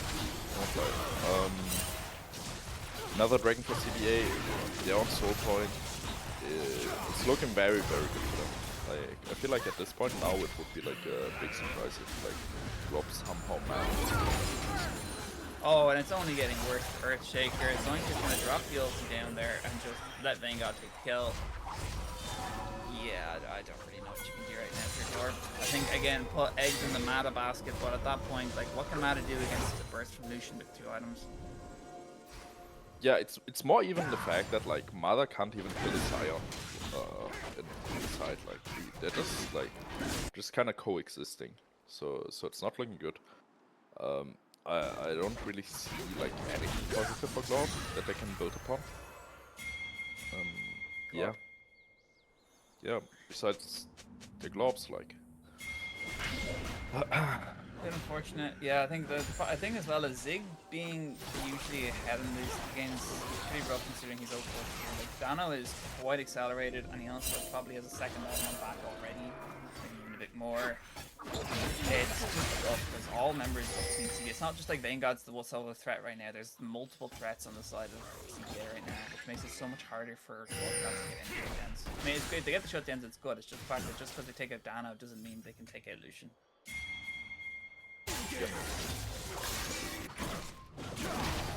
And already we have objective bounties and turret bounties as well. Atakan is up. That's the positioning for it, clearing vision. I wonder if they're instantly gonna start it up. Ooh, nice. Oh, nice hustle next on to Dano there. Even passive ignite comes through, depth charge used. Bar's looking for it. Nicely Nice done. The pick. ulti gets done as well. That's a pick. Great pick. Shut down onto Earthshaker. That's a Glorp. That's a Glorp angle. That's a Glorp angle if I've ever seen one. They're one man down, 5v4, all eggs into the Atakan basket. They're looking for it. The calling pulls through, trying to take a Bernie. Bernie, what are you doing? Oh, Bernie. And Bernie gets taken out, meaning this is now a 4v4, which is a much worse situation. But look at Vanguard, nearly gets jumped out by the Syndra, but Syndra gets taken out by Vanguard at the end there. Adam Mars gets knocked up by the EQ from the J4, who managed to put the Cataclysm right through them onto Earthshaker. They do take it to Nami, but down goes Earthshaker. Costa Corda going to be the last man standing, and at this point, I think it might be an FF. Oh, it's also so sad in a kill on Aurora, like Costa got the one pick over and one down. It's like, it's so tragic. Like, Rex is completely unkillable in these fights as well. He didn't manage to fully finish up Vanguard, even though like Syndra or Neo all invested onto it. So, it ain't looking good. Atakan as well, like this is very rough. It might be 6k, but just in the fact that like how much stronger they are. The fact that 3 dragons looking at the soul as well. You're looking in the barrel of a CBA gun. Yeah, really impressive game by them. Honestly, like I don't know what to critique at all. They're playing so well in this second game. Yeah, honestly, CBA are just doing really good right now. Glorp, I mean, Malamar is dead, but he does have an item and a half completed. I mean, 2 items done on Zig, I guess, is something they can try and they do have the Cosmic Drive now done, but it's gonna be hard. It's gonna be a long road. It's gonna be slow. Can't do much. They gotta wait for like 50 minutes for them to do anything. The problem is, can you wait for 50 minutes against Lucian, Scion the Wolf, Solo Bolo. Malamar is learning the hard way that may not. Oh, I mean, like honestly, like what? Okay, so like I'm not gonna say this game is over, but like, what adjustments are you going to make for Glorp going into game 3? You're gonna ban some more champions against the CBA, and you're gonna take it to a game 3. If you do the same bans and you get rid of these 10 champions, Vanguard Lucian's gone. Nami's gone for Zerg, which is, he plays a lot of enchanted champions. He might play Yuumi. They could try out with a Yuumi next game or something. But honestly, getting rid of like these champions might not be the worst thing for Team Glorp. I think Glorp have a pretty deep pocket of champions. So maybe we do just call it game 3 and say, look, let's call it like an extended 10 bans. All for one reason. Yep. Right now, like, I don't even need to say anything else. Like, is there anything I need to say here? It's just decimation by Team CBA. Like they're gonna get sold in 10 seconds here. I mean, like, it doesn't even seem like Glorp is going for like a miracle steal somehow. With Bernie being on the top side, so It looks like they're trying to farm up and scale, but the problem is they just can't do that considering no one can match the Scion. yep. Like, look at that damage that Syndra's putting out there, and 8.9 so far.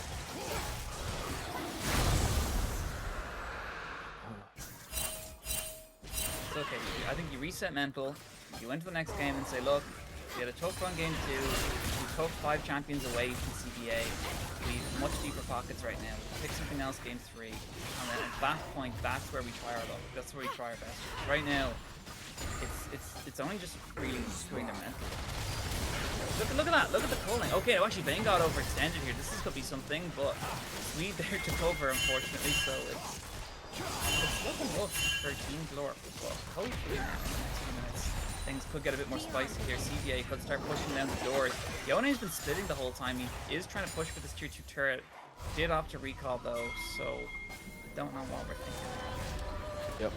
I feel like CBA is just gonna recall, send Rangers into the bot lane, everyone else is going Baron, and they're gonna start it up. And if a fight breaks out, Rangers would kill. It's pretty simple, normal game plan. I just wonder if they're gonna look for a fight before they start Baron, or if they're just gonna start Baron. Basically telling Lob like, hey, yes. Right. I think they're just going to try and force Club up there and take a 4v5. Not worse, Rengus can I really don't think Rengus is a strong team CBA are. I think if they take Baron, Rengus can just keep Baron card minion and honestly just take an hit and start pushing for Nexus turrets at that point. Like, who's a matchup? Who's going to keep Baron card minion? Like, he's already there. He's literally ulting in. I think is he ulting in or looking at it? Like, right there. He's already at the inhibitor. Yep. And nicely done two-man Cataclysm into the tidal wave from Nami. Double as well. What can they do? Vanguard's still alive. Keep an eye on him there. He's fighting against Mars, taking out the bars. Vanguard actually might just be taken out here. No, Vanguard at 10 HP, survives it all, takes out 3 people before he goes down as well.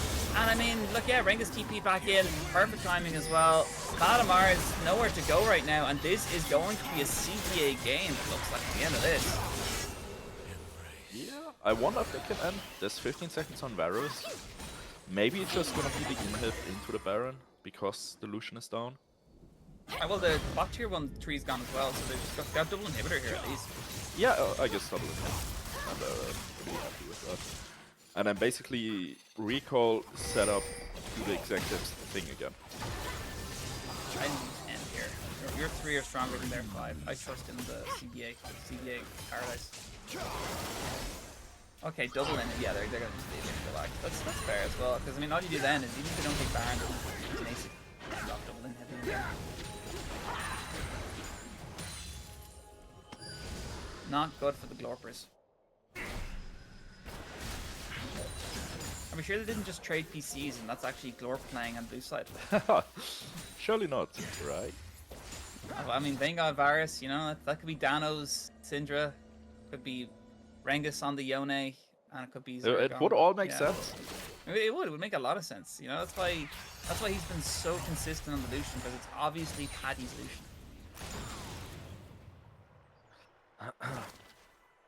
Meanwhile, though, we just see the CBA side just passing towards this Baron. They're forcing a final fight with Team Glorp on their last legs here. Trying their best before we go to game 3. Look at the culling, already doing like 60% of HP. Tidal gets huge Scion ulti onto Madam Mars there. Syndra goes down as well. Madam Mars trying to shield, but Earthshaker just accepting his fate, trying to flash out. Double kill coming in for Unknown Swede. Madam Mars going down to the Nami. Here comes Unknown Swede, chasing down Costa Corda. Costa and Birdie, the last one standing. Bernie saying, okay, I'll just take my my golems or whatever I need to take right now. Let's farm up here.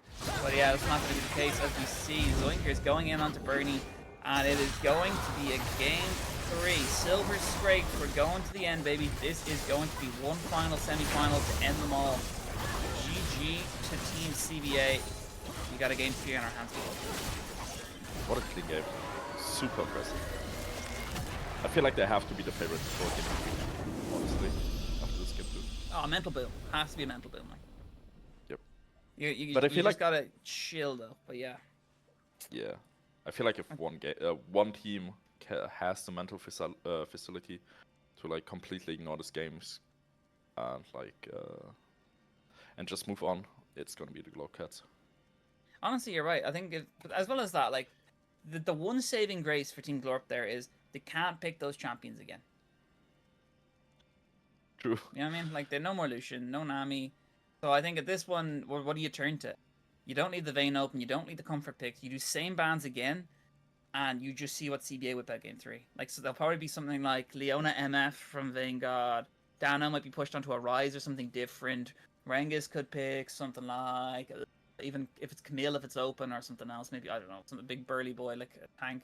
And Swede, I don't know what he'd pick, but he'll probably go Olaf or something. But yeah, honestly, it's going to be spicy. Keep it tuned, lads. We will be back for a game 3. Do not go anywhere. We'll be right back.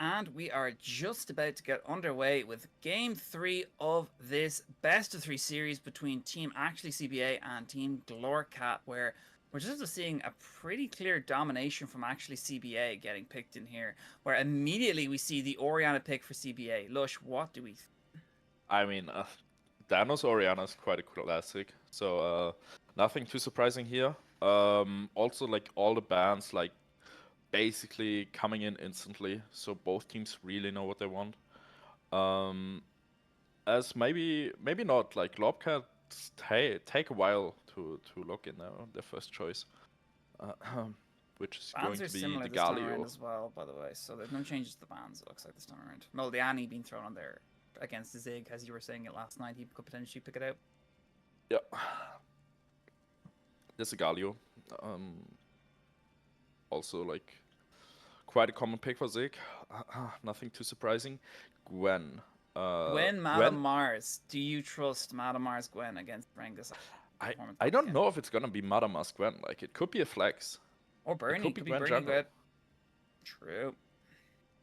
So I I really think you don't mind like it. support AD here, right? Yeah, probably. You go Vanguard takes Ezreal and we get Yumi. We get Yumi Ez or we get MF Leona. Or Zeri. Ooh, Kog'Maw Lulu. Oh, bit of spice. Cog Lulu. Oh. Vanguard kitten. Vanguard kitten alert. Vanguard kitten. Oh my god. Already Yeah. with the Oriana, like so many shields are gonna be coming down on this Kog'Maw. Yeah. I like this. I like this a lot. Ooh, the Blitz. Blitz in Ooh. response. Oh my god, Costa Corda. He didn't play too well last time he played it though, right? Or maybe I'm wrong here. I mean it's a staple. It's like probably Yeah, I mean it's good into the pick. Lulu, to be honest with you. And Kog'Maw, like double a mobile 80. This is like dream pick for the Blitzcrank. Yep, for sure. He can It's catch also Ori like, as well if she blows ulti. It's pretty good so far.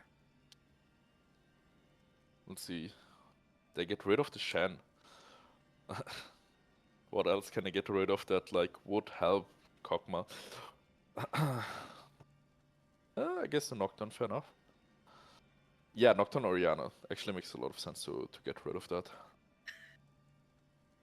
Do you take Skarner here for the side of CBA? Ooh, Skarner. I don't know if Skarner's a champion anymore. Like I won't lie, like he got Really? nerfed so often, Damn. so many times. That is pretty rough so far. I mean, there's still some reasonable junglers up, to be fair. I mean, Briar's available if they want to go that kind of route. They've got Neferia up, Volibear. They got the I don't think Zac still, which has got banned Volibear out been last picked game. actually. I don't believe so, no. Yeah, we got Volibear and Zac. Jeez, yeah, you're only just mentioning it. The Zac is available, provide a bit of utility. Jinx getting locked in for Glorp as well. Interesting pick. Jinx Blitz, pretty good combo. Get the hook into the E. Sante, we did see Rengus hover it last game, getting locked in as well. This is pretty big, man. Pretty big. Now, what do CBA round out the comp with? It's going to be Swede Jungler. What do you think, Lush? I would still lean towards the Zac, which is now hovered and locked in. So yeah, it's like all in on this Kog'Maw. To be fair, it is a Everyone, nasty comp CBA drafted. That's yeah, a comp. yeah, no pressure, Vanguard, but like Jesus, like they're giving him all the tools to succeed. Yeah. Honestly, yeah, it's gonna be pretty good. Now, what do Glorpcat round today with? They're looking for the Jungle or top top laner. lane? Yeah, jungle or top. Yeah, It's going to be Gwen jungle. You were right. Bernie on the Gwen. Ornn locked in for Mada Mars. Ornament's also pretty huge for Galio, for Jinx, for Gwen. I really like the Ornn here. But honestly, I just think CPA's comp might just be a little bit easier. It's a classic press R comp up against a comp that needs to do a little bit more. I mean, there's a lot of ors as well, but I think it's just a bit more questionable than what CPA are trying to do. I mean, like, it's yeah, yeah. I just see like Globcat as like the standard team fighting, or like CBA just having like this one big Kog'Maw. It's just gonna be scary if the Jinx does get the reset. So a lot of pressure is gonna be on the Blitzcrank to find that pick on the Oriana, on the Lulu, on the Kog'Maw, just someone to burst down to get the Jinx going. But yeah, I'm very excited. Yeah, no, honestly, I'm quite hyped. This will be a pretty nasty team fight, pretty nasty game full stop, but we will be back in a second as we get into game for the Silver Scrapes best of three semi-final between CBA and Glorpcat. Do not go anywhere, lads. We will be with you shortly.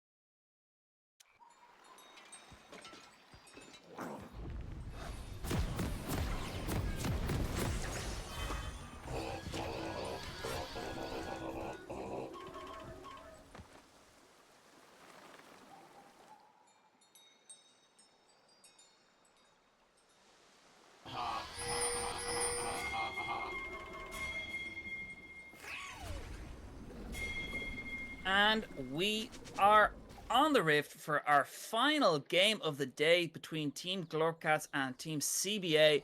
Third game, Silver Scrapes, backs against the wall. Who is going to take us to the grand finals where they will face Team Last Dance? As it looks like both teams don't want to mess with the invades. Lush, what are we thinking? No 5-man invade? No, seems like it. It has been the case like in like all the past games that they don't want to flip the game level 1, which is completely understandable in such an important game. On another note, I'm quite surprised about the Conqueror on Zac. Normally you got Aftershock, but like I feel It's like because Zach's the goat. Swede knows what he's doing. Also spellbook for Zig, so Globcats will have double smite for the objectives.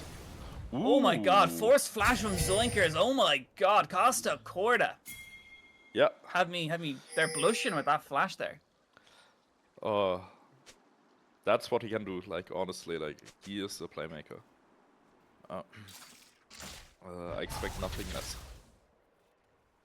I mean, forcing the both flash at immediately junglers, level was huge. both junglers just starting topside again. Just same story as in the past 2 games.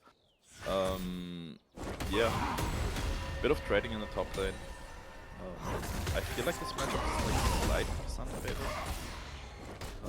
But it's just like, it's worth it because like Dion like rounds up so well. I think bot lane might be a bit aggressive. Something tells me level 6 might just be a bit nutty bot lane. But yeah, it's going to be pretty interesting. I think Zoinkers into Zig might be pretty boring. I think there might be some roam potential with the ulti from Galio, but I think besides that, it's going to be quite quiet. I think all pressure really goes towards the bot lane. I can't see Kayasante Orin being too crazy neither. Yeah, for sure. I mean, like, both junglers pathing towards the bot lane, like, everyone know what this game is about. This game is about the Kog'Maw and if he's gonna die to the hooks, etc.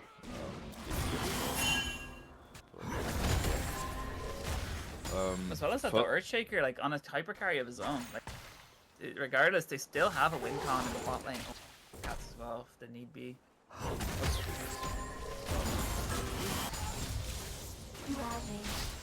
First dragon will be Mountain, I believe.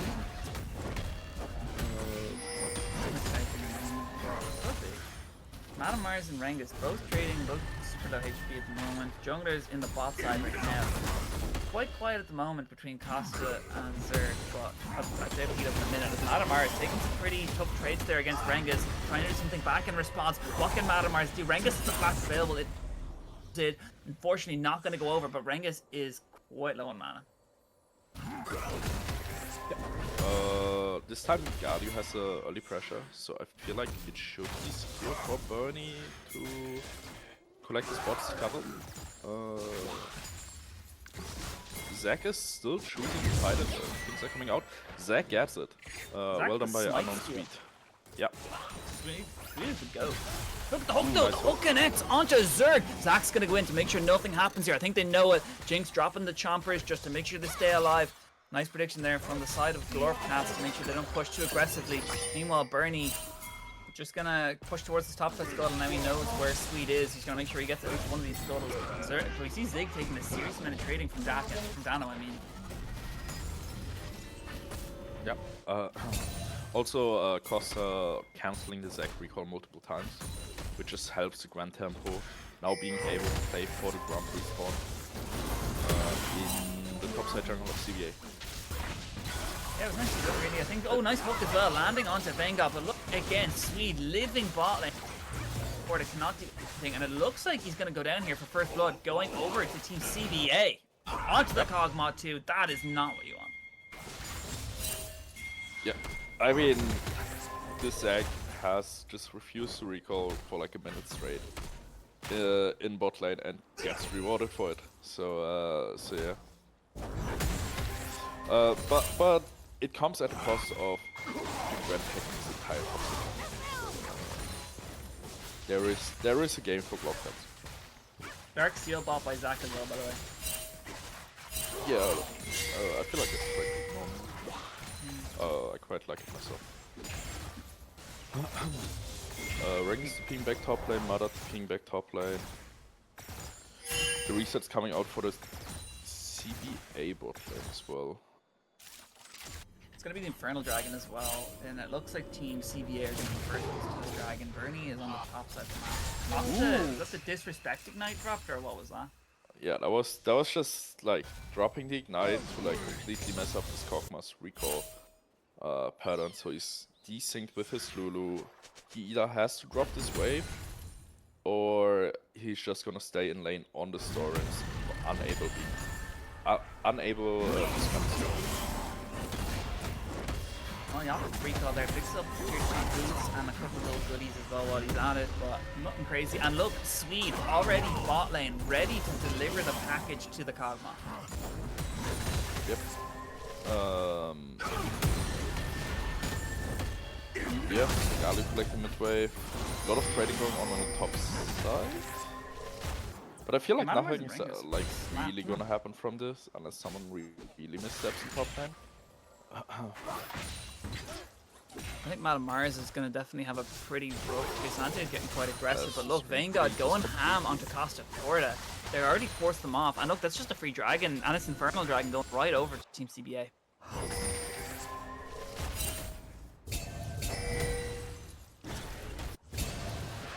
There you go, first dragon going over to Team CBA. Zach picking it up there. Rengus also getting forced out there. The fight breaking out here between him and Map. Matamar, the Forge God, pulled out by the K'Sante ultimate. Really nicely done. But a fight breaks out. It does look like the first one put down here. Rengus though, taking out Matamar's first. Going to be a 2-for-1 now in kills. But yeah, overall, nice 1-1 trade across the map. I'm back. I didn't follow it. Quite unfortunate. Didn't see quite what happened at the dragon fight. Nothing happened really besides Zach getting caught, but top lane solo kill went over to Rengus. It's Matamar's. Rengus ulted Matamar's head, so he couldn't proc 2 of the call the Forge God, and then he died. Pretty gnarly, not gonna lie, it's a pretty hefty back and forth action. Top lane have actually had probably the most action of the lot as well. Like Zig and Zoinkers have done nothing on it. Yep. Nice recall cancel right there.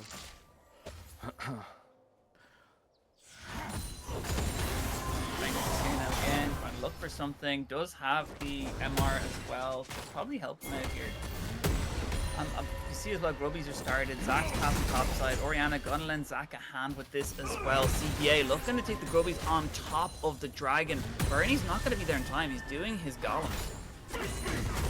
Yep. Costa has roamed up though, so it's gonna be a 4v4. They're actually conceding this. I guess they're fully conceding, yeah. Everyone's crazy. Using to move. That's 2-3 objective going straight over to CBA. That's not the start you want for Glorp. Even Costa passing towards that bot side of the map, but it might not be enough. So this kind of look, they're going to try and find the Kog'Maw. He's currently 2v1 right now. He doesn't know he's there, but they don't look like they're going to do anything about it.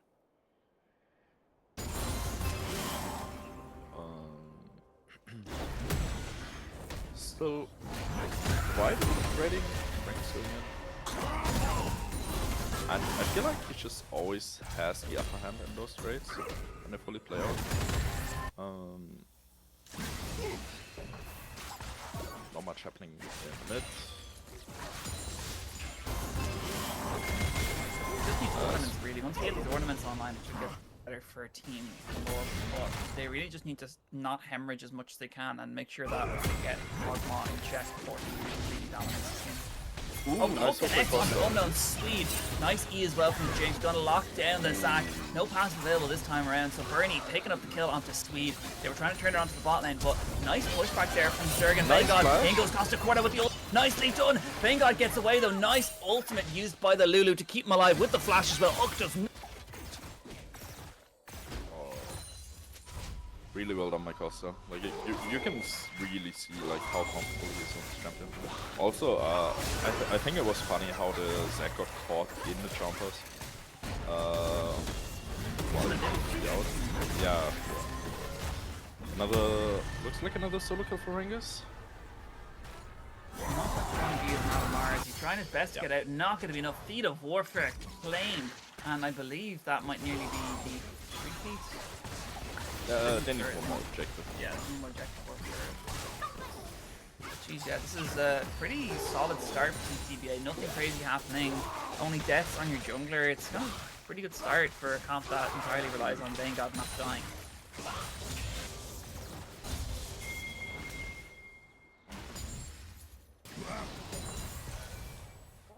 Mother TPing back top lane. It's quite it's really rough, honestly. Like if he last picked the on and then gets solo killed twice in lane, like it's really not what you want to have from otherwise like really solid top laner. You can still do a lot. Call of Forge God can still set up a bit, but yeah, it's pretty unfortunate if you're giving kills over K'Sante. Has the Chaotic Rooker and completed as well, so he's able to do a bit more. Laying down the boots, obviously you're gonna go Merc Treads. Yeah, Costa Corda looking for a run. No one there though. Dragon spawning in 20, so expect the next bit of action to be around that. As like some people hit their first item spikes for it, such as the Rod of Ages, the Nashers, on the side of Glorp, and just Wukan for CBA.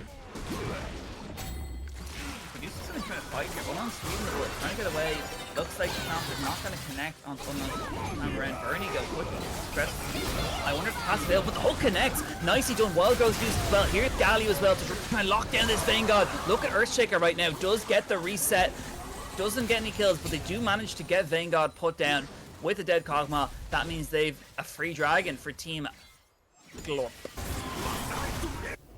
Like you notice in this fight, like the Zac was only level 7. Like he's so squishy still at this point. He's 2 levels down to Bernie, by the way. Yeah, he's down a lot. Like this time he spent bot lane like was really punished. As Glorp blamed the dragon.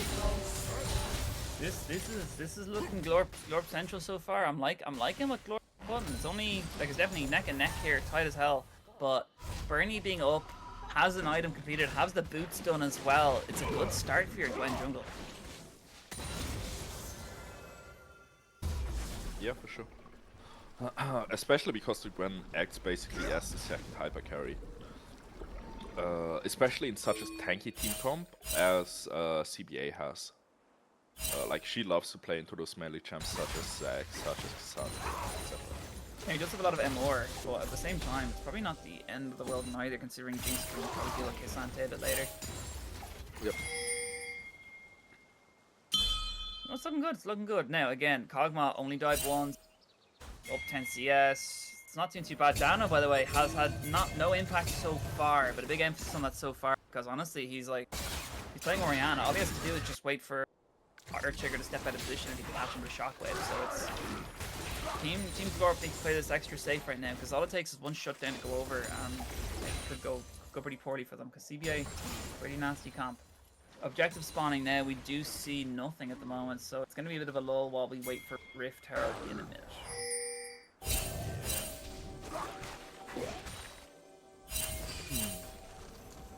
Lulu completes support phase, so there's something, please. While other members are just moving up. Rengus and Madamaris still have a bit of a trade here. Look at the damage they put onto Mada. There really isn't. Yeah, you can't even trade back. It's like there's just no point really. Just collect the wave under your tower and then like let's go down. He's only down 10 CS. I'll give him that. That's true. That's true.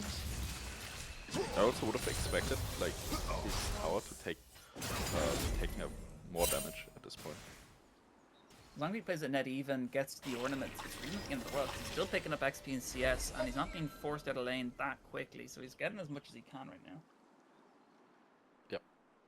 As other item spikes come in, such as Blade for Moonthought for the Jinx, Sunfire for Zac and 4. So yeah.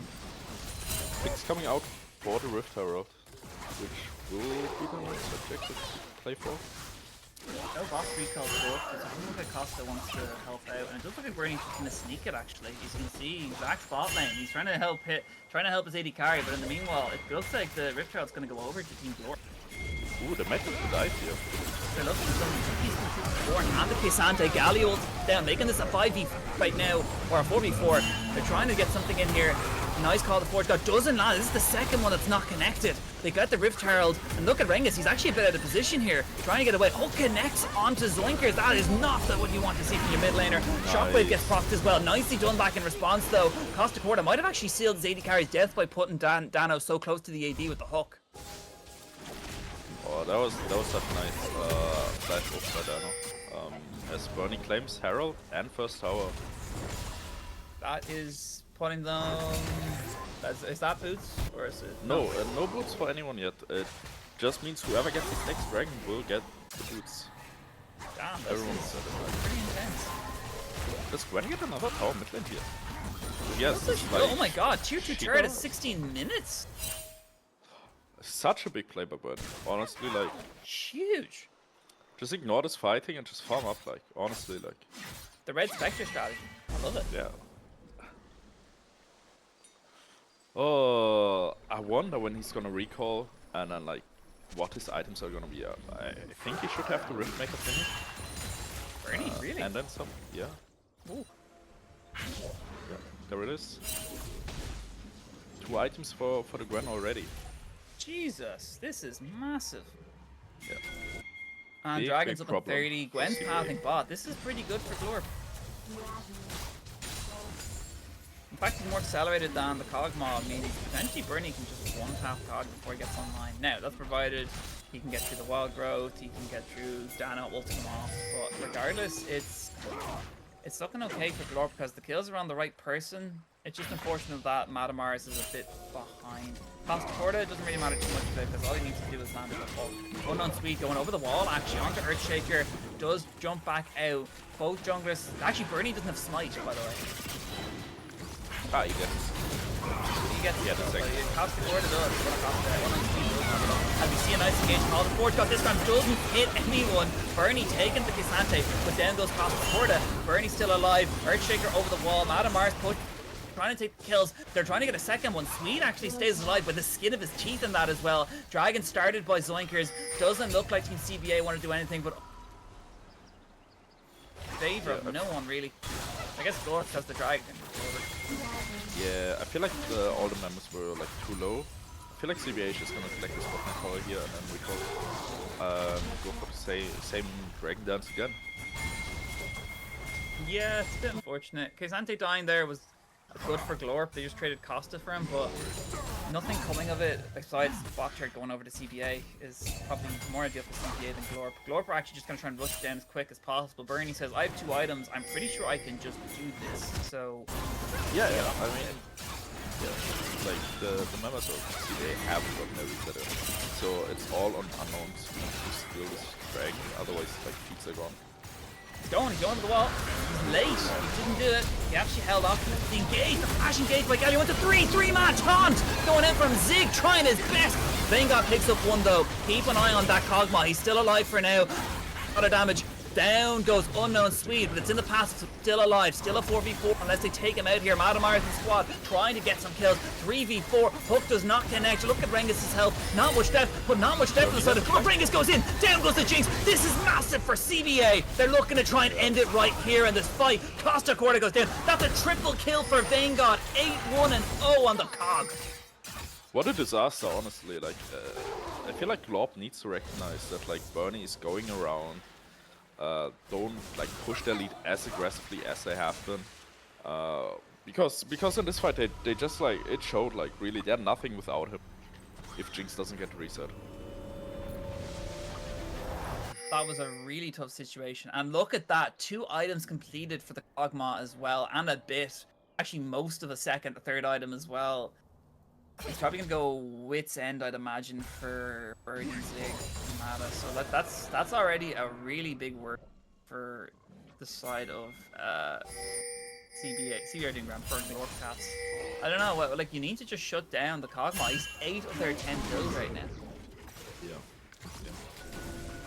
It looked so well as well in the start, but it's just like the inevitable like Kog'Maw carry is gonna happen.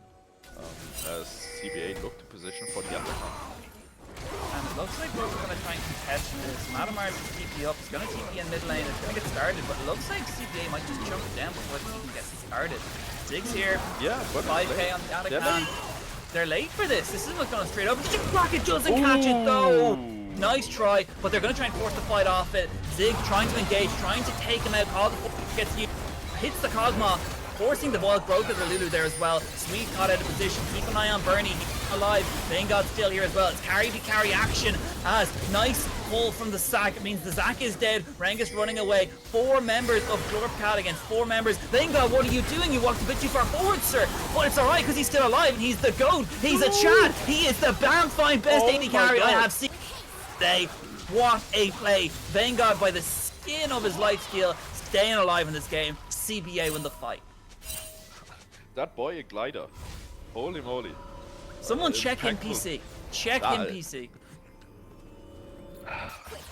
Completely outrageously fighting by everyone involved. He needs to be checked for performance enhancing drugs, I'll tell you that much.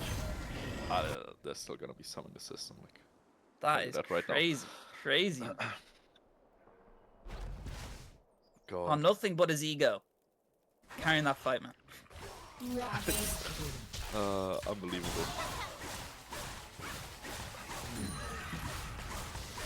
Vanguard now just farming up 164 CS. I imagine he has the most amount of damage than anyone, and the most amount of gold as anyone. Definitely has near wit's end in base right now. He's got double recurve. I think it's only 1 recurve. Well, I think it's double. I think it's double recurve and Negatron. Yeah, they changed it. I think it's double recurve Nega. But yeah, it's he definitely has it on base. It's like 900 gold is all he needs, so he's pretty much set. Or could it be Terminus? Oh, sorry, right. Could be Terminus as well. Yeah, I mean, to be honest with you, regardless of what he goes right now, he's fairly safe. And the fact he's managing to stay alive in these fights is huge. Honestly, big props to Zerg. Zerg having to heal, right time to use wild growth as well. I mean, it's going to be a little bit of a fucking cost, but overall, I honestly think the team's supporting him really well as well there. Swede's looking for these engages, but as long as the members of CBA kind of hover around Vanguard... And look at Dano. Dano is just playing supportive carry. 1-1 and 7 right now. His objective is to land those ultis, to catch people out of position, to give Kog'Maw more time to auto. That's all it is. Yeah. Also, you were right. It's the bits on the Kog'Maw, which completely makes sense with the full AP topside of all. Yeah, I think it was double recurve Negatron. But yeah, so Rengus going in here onto Zig, but yeah, I'm really liking, to be honest with you, what Vagon's doing. 3 items already, while Jinx hasn't even completed her second. Well, she will probably on a recall soon, but just shows you the item discrepancy right now, how much gold is currently sitting on this Kog'Maw. Yep. Jinx is at least close to her Infinity Edge spike, which he will get before the Dragon. It's like really late. She's not recalled though. She's only recalling now, so she's not gonna make it. Yeah. As long as I feel like they're just gonna give fear, right? Like, there's no way. Galio's they could try with an ulti and just try and ulti steal, but I even don't think a Jinx rocket's worth it right now because they just chunk so fast. Like, look at how bad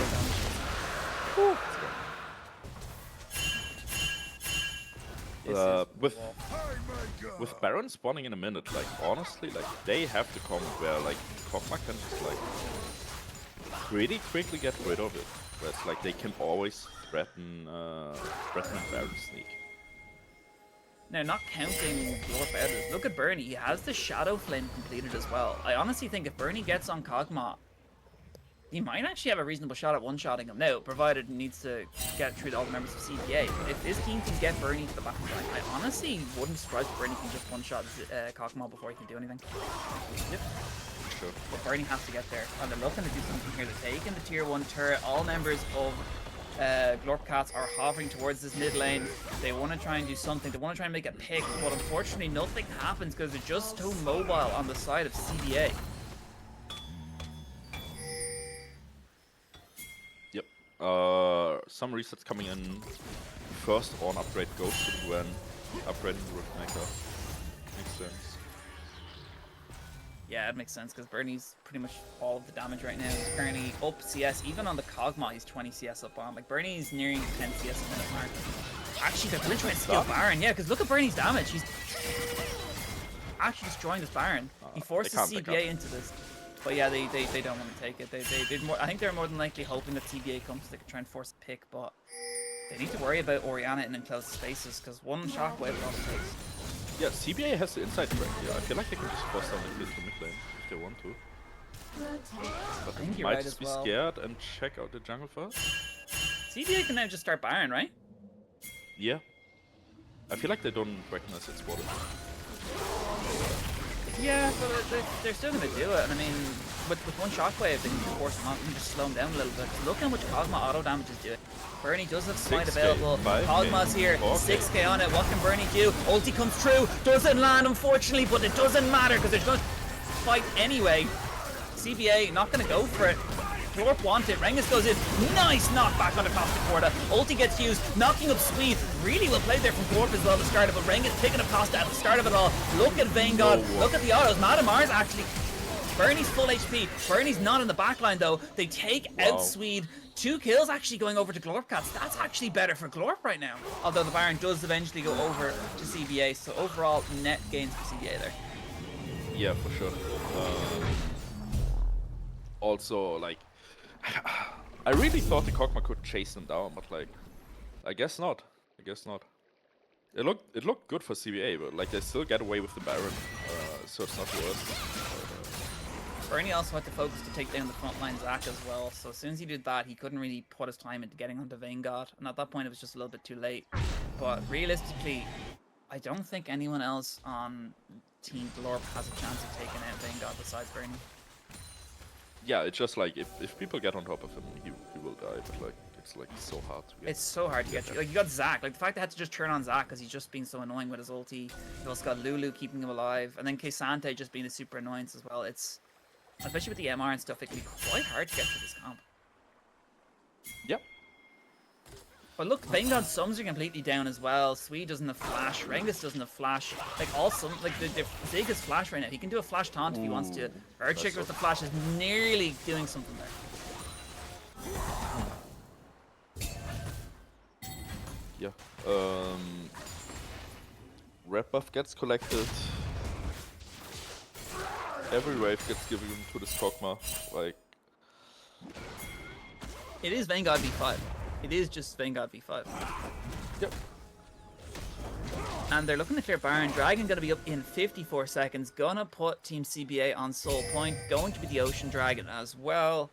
They're all kind of pathing towards it. It looks like CBA are already setting up the early vision. They want it a bit quicker, which is quite rough because it means they can look for a pick right now onto someone like Costa Corda because all members of Glorp aren't here yet. Yep. Also, Kog'Maw finished in Navori. He doesn't have the sums though, as we mentioned, for this fight, so it's gonna be quite tricky. I wonder how they're gonna approach this.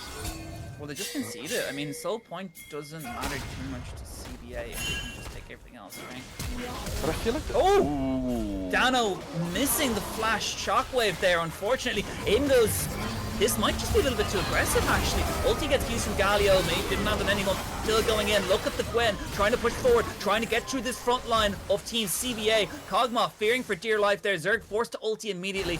But at the end of this, no kills go over. They're trying to force something here again. In goes Rengus. Looking for the something here. Hook did not connect from Costa Corda. It was a nice try, though. Madamar is running away right do not have the health bars to continue this fight, and it looks like at the end of this they're trying to do something. TP actually going to come in as well. It's K'Sante going in to try and stop the team. He's trying to stop Bernie from into the game. Earthshaker Bernie trying a backdoor strategy. That is pretty crazy. They're just going to concede it. Trying to take an inhibitor here. Do they get anything for it? Hulk connects into Vanguard, but there's no one around to help him. Vanguard is legendary, 11-1 right now. Bernie takes out K'Sante. That's an inhibitor. They're forcing the members of Team back. Just stop the recalls. This could be a push. This is a base race. TP coming through. Orianna is here. What can Zoinkers do? Earthshaker's doing damage. Oh my god, they're looking to end it here, but they don't have a wave. They're not cleared at the time.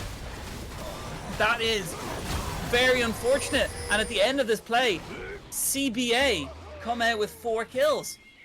Oh, that was so close. I really liked the attempt. Also, like the stalling by Zeke was amazing. It's just like tragic that their minion wave ran out. I believe they're not cleared it in the end after Ring is dying. That was really tough. Vanguard now, by the way, 13-1-3, and now he doesn't have the flash available. He does have the ghost this time. Some's gone all around, really. It's going to be tough for both these teams, but it's going to be especially tough for Team Glorpcats. Clever macro, just tough on the micro side, trying to get through this. Yep. Everyone is gonna be back up again. But the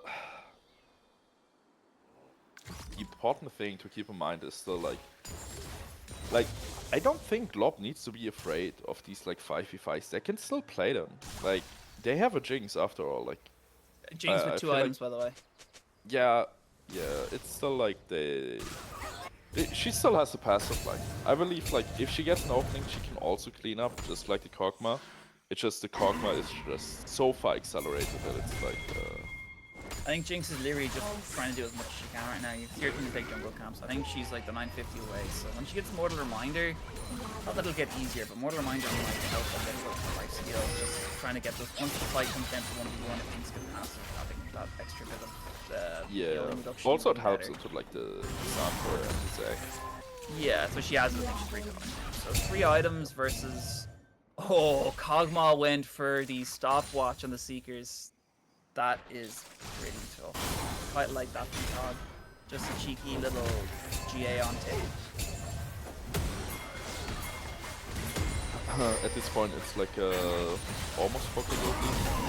Yeah, it's pretty tough, but look at this though, as CBA gets caught in there from up, from top of the border. Nice. They're all in the fight. Super knock up there from Rengus, trying to do something. Rengus going super aggressively onto Zig right now. Flat forward from Rengus, taking out Zig. And you see Glorpcats trying to stay alive. Oh my god, Earthshaker got destroyed there. That was huge. This could be the game. This could be the end. That is the ace. This might just be game for CBA. CBA could just be your finest, but bearing in mind they're pushing in mid, which is super minions. What a compliment and Dana on the Oriana. Madamas has left the game, so I would assume that's it. I would assume that's it as well, as Team CPA, the most intense 10 minutes I have done in a while, eventually take the game, but that potentially looks like it's going to be it. Costa Corda's here. Hang on a second. They're trying to slow it a little bit. We got 10 seconds on the Earthshaker, but no, it's not going to be enough. That is going to be the game. CBA are your QUBLAN finalists after a tough 3-game series against Glorpcats. GG lads, well played all. 15-1-6 on the Kog'Maw from Vanguard. What a performance, honestly, across the board from CBA. Even Globcats, like really put up a hard fight, well fought fight against the side of CBA. So yeah, I'm excited to see the finals against Last Dance, I believe. Yeah, it's Last Dance in the finals. Who won 2-0, by the way. Convincing performance. Yeah, we have seen how good they are yesterday. Yeah, honestly, it's pretty crazy. But at the end of that, I mean, honestly, they just played better on land. Some people get a buff on land. Some people get a debuff. Vanguard gets performance-enhancing buffs, apparently. Jesus, there was some performance there. But overall, just really well played from that team. We will have to be a really interesting final to get through to this, which will be taken care of by Sandbag and Leaf, I believe. But from us, that is going to be it. So I believe we might just throw it to a break. I'm not sure what's the story with this, we weren't told. But yeah, I think we'll just throw it to a quick break. But do not go anywhere. We'll be back with finals whenever that happens. Cheers, lads. I've been Lush. We've been OBK. Bye.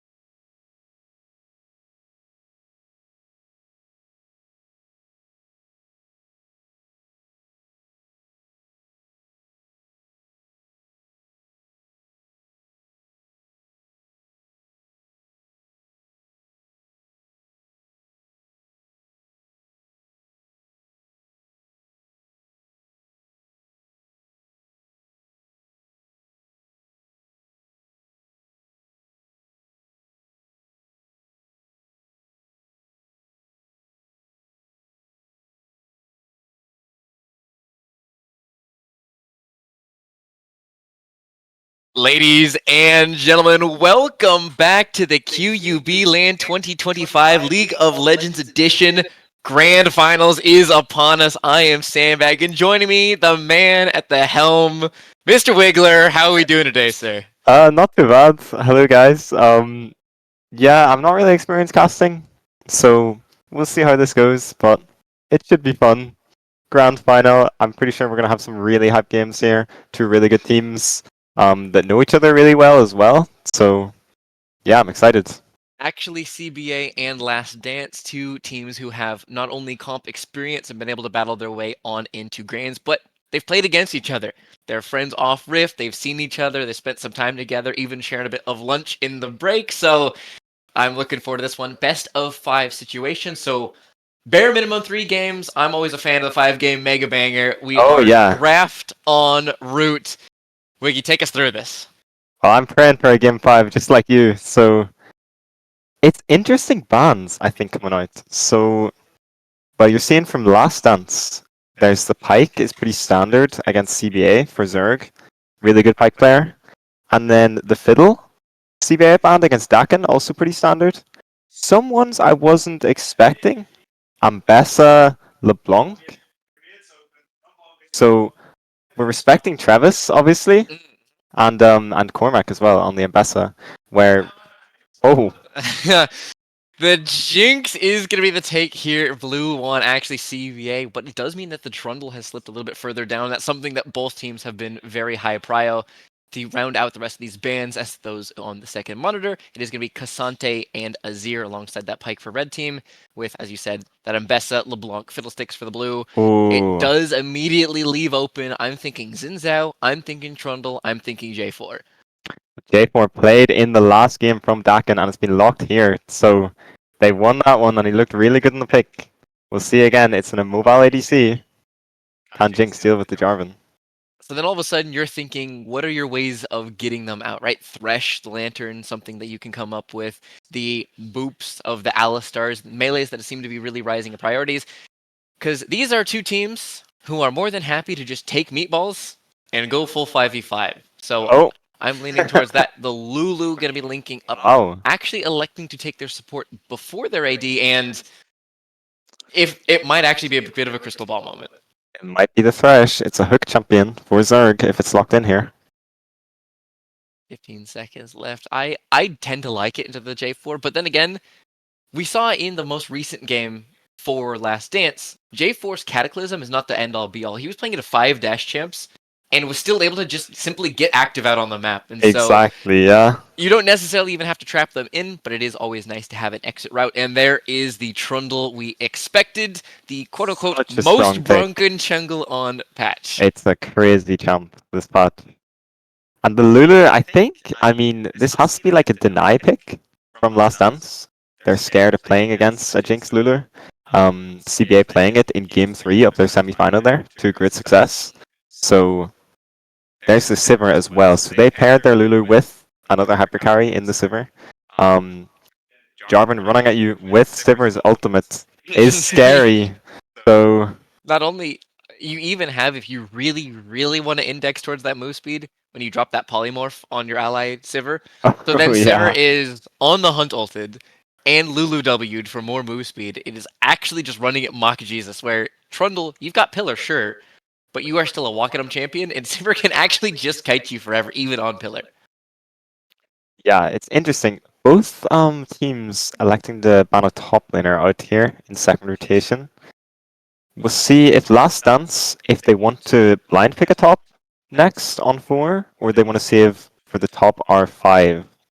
Aatrox also comes to mind for me. Alongside that Darius, right, we have the Scion on the red side bans, and mercifully so, no more mid Scions. I had a little bit of talking to at last night before the playoffs came through. No more. I've had enough. Maybe in a later game in this series, you never know. I'm good, actually, but it is instead electing for an Ari, leaving Aatrox up and available with the Ornn lock-in.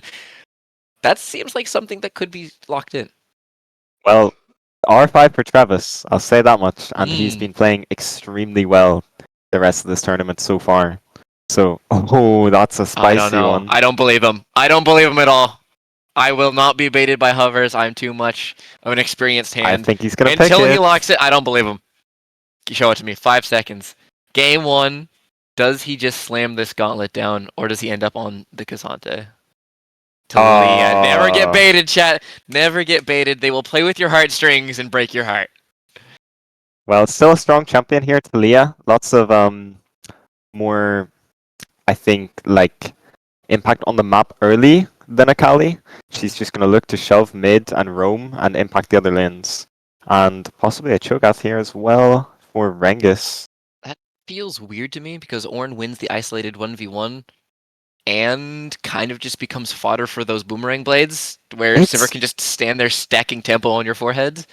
It does feel strange to me, to be honest with you. I don't know how you feel about the Cho'Gath here. I'm not sure. I mean, they clearly want, I think, a tank top, just some frontline for their comp to protect this Jinx.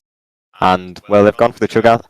To be fair, there are a lot of bans thrown at Rengus by red team here, so it's still a good pick. And, yeah, R5 Syndra there locked in for Travis against Talia in the mid lane. You can definitely see where the priorities lie. Because typically you would say, you know, you just pick the Syndra, it's not so big a deal, you just take the mid, but he wanted to make sure that he had all the information, was able to get the full synopsis of enemy team comp, and then elects to pick up that burst mage. And team fight value for Last Dance that's just outright devastating. Oh, they're scaling so hard this game with the Ornn upgrades as well. The Syndra stacking with her passive, plus they have an Enchanter support with the Sivir.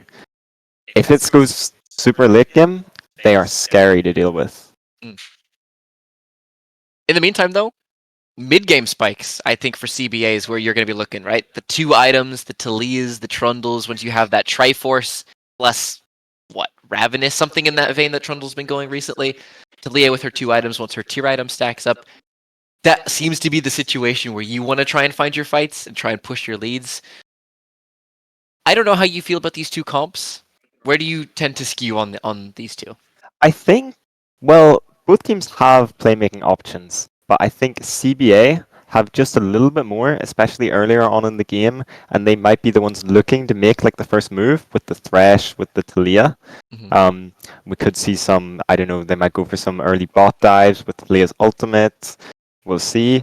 But later on, really good options for Last Dance as well with the Ornn R, the Sivir R, the Jarvan champion. They have very like guaranteed hard engage. If they want to fight you, you will have to fight them.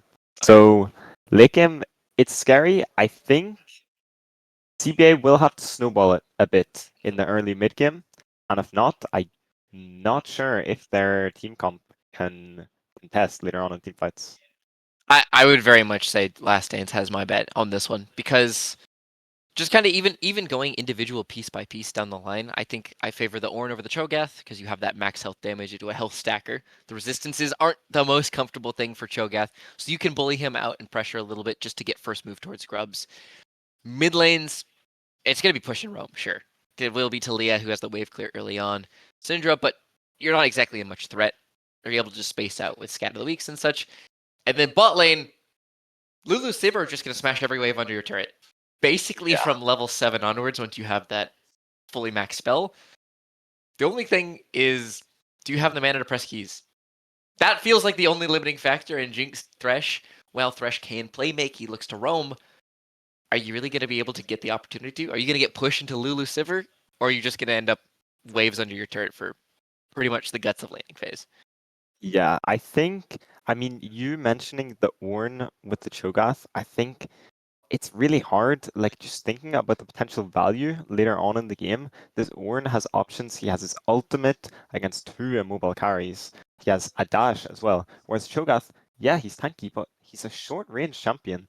Playing into a Lulu can polymorph, slow him, or his target. Sivir with her spell shield and her move speed, and Syndra really frustrating to try get on top of. So this looks like a nightmare game if I'm Cho'Gath. I won't lie. But Yeah, I would absolutely agree. That being said, actually CBA have an incredibly talented top laner who has made wine out of water, it feels like. It might require something of that caliber to make this Cho'Gath look good, because as I was saying, and as you're saying, Sivir's going to stack Tempo on your head. Syndra's going to stack Splinters on your head. And you've got to try and rupture someone running at roughly somewhere between Mach 5 and Mach 10, sprinting around this rift. Like, Definitely correct, though. I mean, you can never count out a player like Rengus in these sorts of tournaments. Like, very well known. He's won it all. And yeah. no, I think I have to give the edge towards red team, but in the meantime, there's going to be a whole lot of league. There's going to be a bare minimum of 3 games.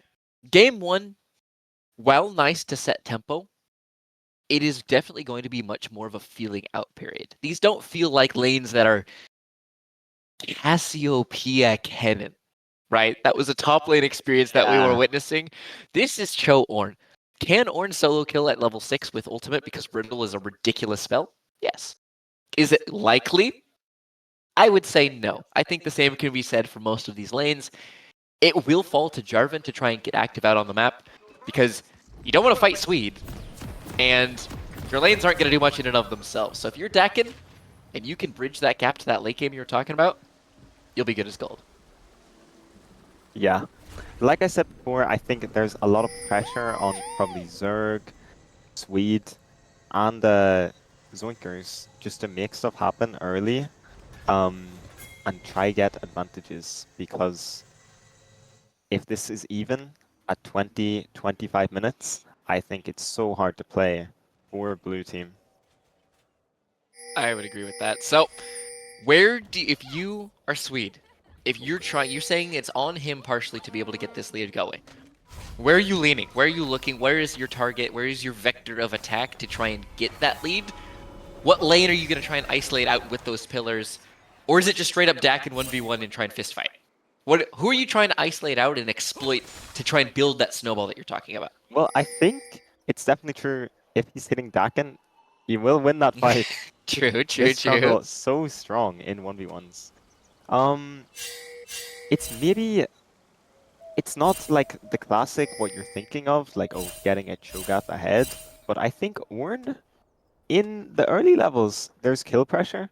The pillar is just such an annoying tool to play against. When you see a Trundle walk into your lane, and sometimes you just know it's doomed. Mm. You have to flash, or if you don't have flash, you're just dead. I think if you're CDA, you want stuff to happen bot lane, but it's so difficult with the Lulu and the Sivir. And there's the pause coming out. I had faith.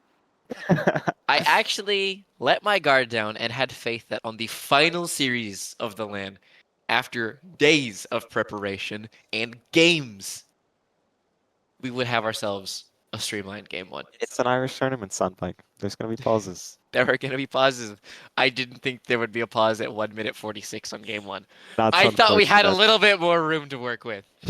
But there will be a pause, and as soon as we have information as to who the culprit was, as I will stand up and see if I can flame somebody for getting out of their seat. I can't see right now. We'll feed you in as we see. There's some lagging issues apparently the teams are experiencing, so we're gonna try get that checked out. You don't want to see that 38 ping in and a game one. LAN Game is one of your grand hysterical. final. So we will be having a little bit more time to raise the stakes here, build the tension. You are actually the perfect man to have on the booth here, because what are they playing for? What is at stake? What was the whole idea of this LAN? What are they playing for? You know, prize situations. That's a tough question. Well, the idea behind this LAN, I mean, was to get people to Belfast. The Irish scene, League of Legends scene, used to be huge, and since COVID, it's fallen off. There hasn't been as many LANs, and the ones that there have been are online tournaments with a LAN final. And we wanted to have an event that anyone could play, Mhm. anyone could play LAN, and yeah, here we are now. So the other thing, one of our goals was we wanted a decent prize pool. Right. So Right. both these teams are playing for a bit of money. The winner of this series. But I think the main thing in all these Irish tournaments, Sandbag, it's bragging rights. It means that you get to rock up to the next one as the defending champs, Oh, yeah. right? You get to be, be that QUBLAN, be that Comic-Con, be that any one of the natives lands, collegiate, being able to rock up and being like, hey, remember that? Do you remember that series? You remember that, 8-kill Kog'Maw from minute 6? Or being able to be like, do you remember this Fiora just completely taking over a game? Because these are, as you said, players who have run into each other a bit. They're familiar with one another. You're going to see each other again. The Irish scene, you have It's a bit a of a small community. place. You have a community, a tight-knit. We're not going to call it small. We're going to call it tight-knit, right? And you want to be able to have a little bit of those bragging rights. You want to have a little bit of that, like, Of course, yeah. rapport bouncing back and forth. Thankfully, are back in game here. Pause is finished. Some early poke coming out in bot lane from the Sivir. Yeah. It is a Lulu's fort. Just a little bit more damage early than the Thresh. If I could shove. Yep. So we are going to be seeing the push in from the Cho'Gath. He's got a little bit more wave clear. He's got a couple of AoE spells to kind of just whittle through, but I expect in the trading situations, Cormac's going to win on that. It's just Bellow's Breath. Brittle. It's just such an outrageous spell into tanks. You got max health magic damage, and it's no joke. It's like, what, 12% or something current health? Oh, magic it's a lot of It's damage. something ridiculous. So, while I he is going to be think- bullied out or very early on, once he gets a couple points in that W, he'll start turning the tides up. Yeah. These early levels, I mean, Ornn, one of his strengths is his passive. He does not need to reset to buy an item. Right now, he doesn't have any gold to buy anything with. And Cho'Gath obviously has a lot of inbuilt sustain. So yeah, early levels, a lot of trading. It's kind of what Cho'Gath wants because he knows he can take the damage back up. But yeah, aggressive ball and maybe early. Both are looking just... They want to fight, I think. You see junglers en route, but J4 is actually here first for this crab. Nice little spell shield. Able to absorb that zap, and J4 was able to get there just before the Trundle arrived. So while he does not win an isolated fight, you just get there first. That's a freebie. Gonna be a double skull crab for Jarvan. And if you're Swede, you're gonna be punching the air a little bit here. This might be a bit of a dangerous situation up the top lane. Cormac's got no mana to work with. He gets one more brittle, but it will not be lethal. Rangus continues to push in, and Swede's definitely punching the air. You want to fight this guy. You want to take a bite out of him. You want to try and fight heads up, and instead, he's just run off with your crabs and peace out. That was the classic maneuver there from the Sivir. Dodge the hook and use your spell shield. Yep. But yeah, I mean, it just seems really aggressive. Everyone trying to make their mark on this game at the minute. Just lots of early trading in both solo lanes. Dakin aggressively going for the double skull and getting it. And bot lane as well, just... No one looks content here to farm it out. No, I mean, it's posturing for sure. And it is a sign of good teams who are, you don't give anything. You can trade things. Every single thing in League is a trade. Every time you spend a minute on Summoner's Rift, they get to spend a minute on Summoner's Rift. But it's about who comes out better on these trades. And right now, Trundle's actually the one who's down a couple camps, even though he would be expected to have the heads-up fight. Right now, Last Dance are sitting nice and comfortable. Travis here actually built up a bit of a CS lead really early. Hook hitting there from Zerg on the Vic. Nothing gonna come of that. Vanguard himself chunked down to about 1/3 HP, so he can't be following in. Even if Zerg wanted to take that death sentence in, I think it might live up to the name as we have junglers en route. You see Trundle looping around behind it. Keep your eyes on that minimap. That pillar that you talked about when he has position after flash play. Mark we go, Gaffo they're in looking so for much Lulu. trouble, and he doesn't even realize Vanguard's gonna be trying to But dash Rick's on just in. Doesn't hitting get the hyper the proc James. barrier, doesn't That's do it. first First blood blood. goes to the Lulu. Mark Gaffa will be traded out 1-for-1 as Icy Rick's got some tempo ticking. Unknown Swede just throws out the Q with no Demacian standard. 1-for-1, but First Blood going to the support of Red Team. Wow, that was insanely well recognized from Rick and Mark Appo that, okay, we're 2v3, but Jinx is low. We can just fight this. And they get the First Blood for themselves before Mark Appo does eventually go down. But yeah, really nice trade. For Trundle's time spent bot lane, only a 1-for-1. Beast is available. This actually might be lethal if one more Rupture lands. Rengus had the mana for it. He doesn't quite have Feast available because he used it on the creeps. So actually, pardon me, but Rengus actually winning out a little bit. Call of the Forge God will turn if he does so choose. And look where the Cho'Gath is standing. This guy is just on a bit of an adventure down the river. Hey, he wants to roam. He wants to impact the game. So nothing gonna come out of that. Maybe he just picks up a little fruit for himself in the river. But back to lane. I thought Rengus had built a bit of a CS lead for himself, but just the way the waves had crashed, Cormac even there. Mid lane is the big one you look at, I think, there. Yep, creeping up. Travis asserting his dominance. 2 waves against scatterly connecting Zoinkers. here onto Zeka, waiting for that phase rush on the Ooh. seismic shove, flipping in, And Death the Sentence, hook. alley-oop, but do they have any more damage? Flashing to the other side of the threaded volley. Zoinker does not end up getting a lantern to safety, so he is forced to flash. Zerg did not have the lantern communication, so both mids losing that critical flash zone. And we do have bot lanes en route. Bottom of your screen, throwing out that on the hunt, no. dashing over the wave. Zoinker, no flash, no chance. Zerg's gonna find this box on the other side of it. Dakin pillared in, the tower shot follows. Dakin down. J4 ends up dying. Oh my, there's so much happening here. I'm not even sure what to talk about first. That's both flashes for the mids. It's 2 mobile champs, and I think we're going to see a lot more happening around mid lane the next couple of minutes here, as both teams are going to try capitalize on that. It's really aggressive from the bot lane of Last Dance. Just walking all the way to mid lane, popping the Simmer ulti and getting a kill for it. But then Dakin, just too far forward, gets hit by the hook from Thresh and goes down, perhaps wasting his flash as well at the end of it. But yeah, another 1-for-1. There's also the pillar bump at the very end, so that even though the flash came out, the pillar bumped him for just long enough. So we do have another Trundle-like bot side.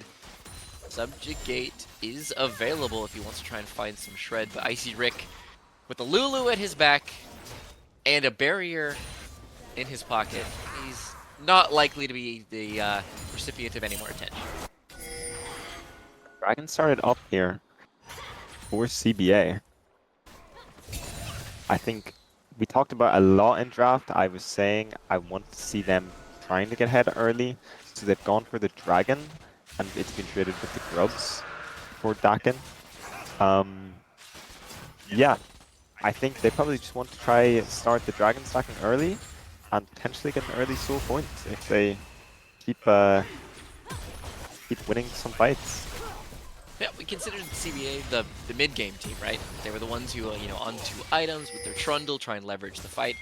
And those Drakes can be a good way to force the hyperscaling team to come deal with them.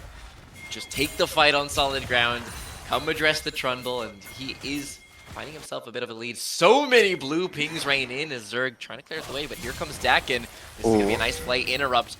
Zerg does not get himself in any more danger. Blocks committed, pillar spent. Dakin throws out an ult and simply dies in his own spell. Vanguard now down to 200 HP is forced to barrier himself.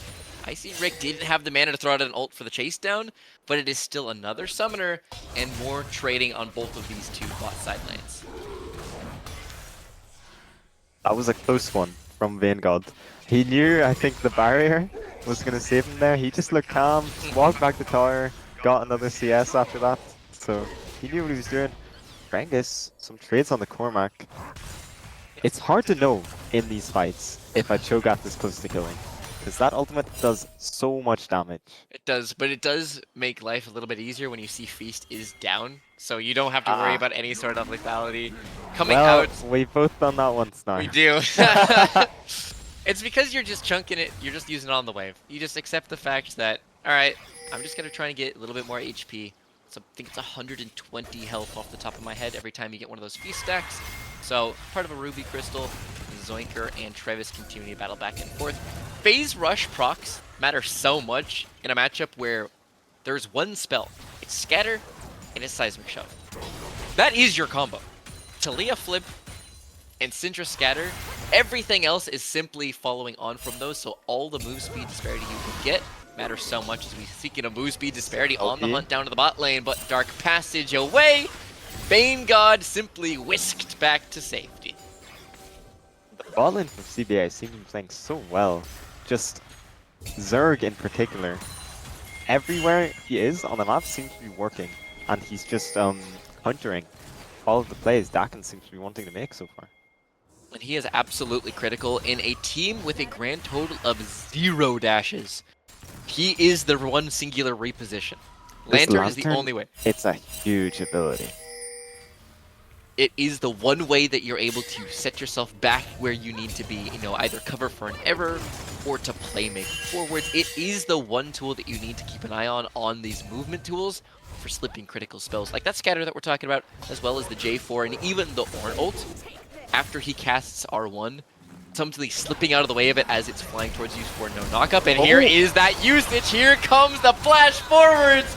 The display on show. Third heard the call and answered it. Wow, this guy's playing out of his mind in game 1 so far. This Thresh Crazy is performance. dividends being paid. And Rick punished there. Picks up his first item in base. I think Bane God probably gonna have the same once he resets here. In the meantime, Hollow Radiance on both tanks. I think the era of random solo kills potentially happening from a random feast or random Call of the Forge God feels pretty over. I don't know about you, but it feels like with Hollow Radiance, the wet noodle fight may officially commence. Yeah, these guys are very tanky now. Actually checking if the feast was up that time before I spoke, so I'm learning, Sandbag. Little things. It's so hard to see because I feel like the camera's not going to stray top very often. I don't feel like there's going to be much purpose. I don't feel like there's going to be much need. They're going to be the ones, as we saw, marching their way into the mid lane, marching their way into the jungle, playing around these breaks and objectives that with 30 seconds left, TP's on neither. Whoever gets the push out and able to walk down first, as you see Cormac doing as we speak, that can be the thing to tip the scale and pick up the first of their dragons for the red team. Sweden are hovering towards the bot lane, maybe trying to make another play onto the bot lane of Last Dance. Dakin here as well. Look at these top lanes. You see them both hovering towards mid. They kind of want to lean up towards the top wave, but they also kind of want to be here for the fight as Rangus is going to take a grand total of 0 damage from a full Syndra combo. Hollow Radiance flashing forwards, but here comes the Call of the Forge God. They just execute the mid. Wow. Trevis is assassinated by the Cho'Gath, the stealthiest of all the flanks from the Kaiju. And Rangus is making his presence felt. And that's gonna be a second dragon, I think, for CBA. Their plans coming together so far. Ready to give it up though. You see bot lane lingering inside this, and it ends up a hook connecting. Mark flashes, but the depth senses will follow it. It's 2v4. It's a reset as now Zeka's a long way from home himself. Does he have a flash forward? Flash Q in from Dakin to answer. Lulu strays too far in, and another Zerg pick. This man can't miss. Does a single player in this game have flash currently? Oh my god. 2 flashes after Zoinkers using his own to try to live it, but the dragon coming down. Just again, by the way, Zerg cannot miss. This ability is point and click for him. Death sentence is on point, and even with all that, the gold lead still remains within about 1,000, right? You have a couple objectives to your name. The pair of Drakes is going to be great for that mid game. But you need to keep on scaling. You need to keep on pushing the pace because this is, remember, Sivir Syndra. You've got to close this game because the longer you go, the more your waves are simply going to be turning to paper mache. I think you're never very worried in this spot as Last Dance. They know their win cons, and you know they know what they need to do just wait it out, get your 1-2 items, and your breakpoints on these champs. You know, get your stacks on Syndra, and the Ornn items as well. I also want to draw your attention to, that is a Dark Seal purchase. That is a 1-2 Zoinker feeling himself to the point of, no, I'm going to start getting some KP. I'm going to start stacking this one Before up. his first item is crazy. He's confident. He has a tier and some Merc Treads and he goes, yeah, Dark Seal is what I need here. I will for sure be able to get that. So Well, I like it. That's what I want to see. that's absolutely what I want to see, and I approve of it mightily, but we do want to keep on checking in on it because not the most gold efficient with 0 stacks, not the most return on investment, but at the same time, high risk, high reward. And if you start getting some of these picks, if you start playing to that mid lane, getting that Weaver's Wall moving about, that can all of a sudden be a lot of free AP for what was a brash decision. I've seen again both junglers on the bottom side of the map. It's like, it's been too long since I've seen Zerg just do something crazy. He's lining something up, I know it. His real flash is back off of cooldown. He has his ultimate. He's more than likely fishing anytime that he sees that opportunity. But remember, you're still into Lulu Siffer. You gotta try and find an angle that doesn't get spell shielded, or wild growth, or whimsied, There's a lot of options. or barriered. Like you gotta try to work your way through a incredibly niche situation. Is we do have level 10 versus level 11. Trundle actually might not win this out right now with the assistance of mids coming. That extra point in spells can be a huge gap, and so if you're Swede, you'd love to go nab a little bit of CS somewhere. I want to see, it's like, this point of the game, the first tower means a lot. And plates are down, you know, you're getting your items in, towers are relatively squishy. And it's just more about the numbers you move across the map. And if you're the first one on the play, you say, okay, let's move 4 people down to bot lane. Killer, no flash for Lulu. He's gonna have to try and find the exit with their own 2 little legs, and this Yordle ain't fast enough. Bane God able to pick up a killing spree, and you were talking about towers. How about a Hyper Jinx with some free time? Here we go, we just moved the numbers down to the bot lane. Mark Gaffel caught out a bit there on the Lulu by Swede, and yeah, simple kill. Rick can't do anything to save this tower. Even more than that, that's feats of strength. That is first tower of the game, so not only did you pick up the structure gold and the kill on the Lulu, you also got a little bit of a sweetened deal with the boots upgrade on top of it, so that actually ends a up lot of gold value. Underrated, I think. a huge amount, especially those, you know, tier 2.5 boots, right? I don't actually know the terminology on those. Boot enchants are the ones that I end up calling them all the time. I don't know what you call them, but I don't know, man. 2.5 boots? The fancy shoes. Fancy yeah, fancy shoes? Yeah, something like that. We'll workshop it out, but yeah, it is... We got 5 games to work it out. We do. We also, in this specific situation, we were laughing about the move speed disparity. With so fast is this red team composition, so any bit of move speed that you can get ends up mattering more than you would realize in your average game. Yeah. This is going to be the 3rd Dragon of the game spawning here. TP coming out from both top laners to get there. Last Dance are the ones who currently own the pit. It's a 2-man scatter as here comes the Ornn, call the Forge God. Cormac leading the charge, flashing away the side, big shove. Dakin over the wall. It's a disengaged split call. Ornn goes in alone as Dakin's on the wrong side of the fight, but he's so tanky. Vanguard stacking, waiting for that hyper. Can they get the finish off on its Ornn? 200 HP. In goes Dakin. Cataclysm down. It's a 1-for-1. Jinx gets jungler. It's a support for jungle trade as Vanguard does have a hyper of their own. You end up favoring the health bars of the blue team significantly, and Trevis is forced to TP in. He will be able to reinforce. It was J4 and Ornn not on the same page. 7k HP on this Drake. Unknown Swedes can be farming this one up. Zoinker in so much trouble. Flashes the other side of the boomerang blade, but will live. Here comes the Syndra. The scatter. There's a disaster waiting to happen. Waiting for the objective. Smite 1300. Smites it down, and the Trundle does pick it up. Do they have anything left? Rengus trying to clear the way. Does he snowplow his way through the rest of the oncoming traffic? Icy Risk. Trevis down. They fight their way out of the pit. They live to tell the tale. And Rengus, get down, Mr. President. Cho'Gath will not be moved. Wow.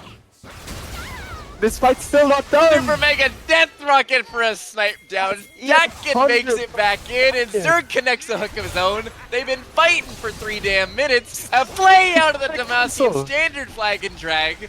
They will fight to the cold and bitter end. Soul point secured, and eventually they're able to call as the dust settles. Wiggler, that's what we were waiting for. What is going on, Sandbag? It's crazy.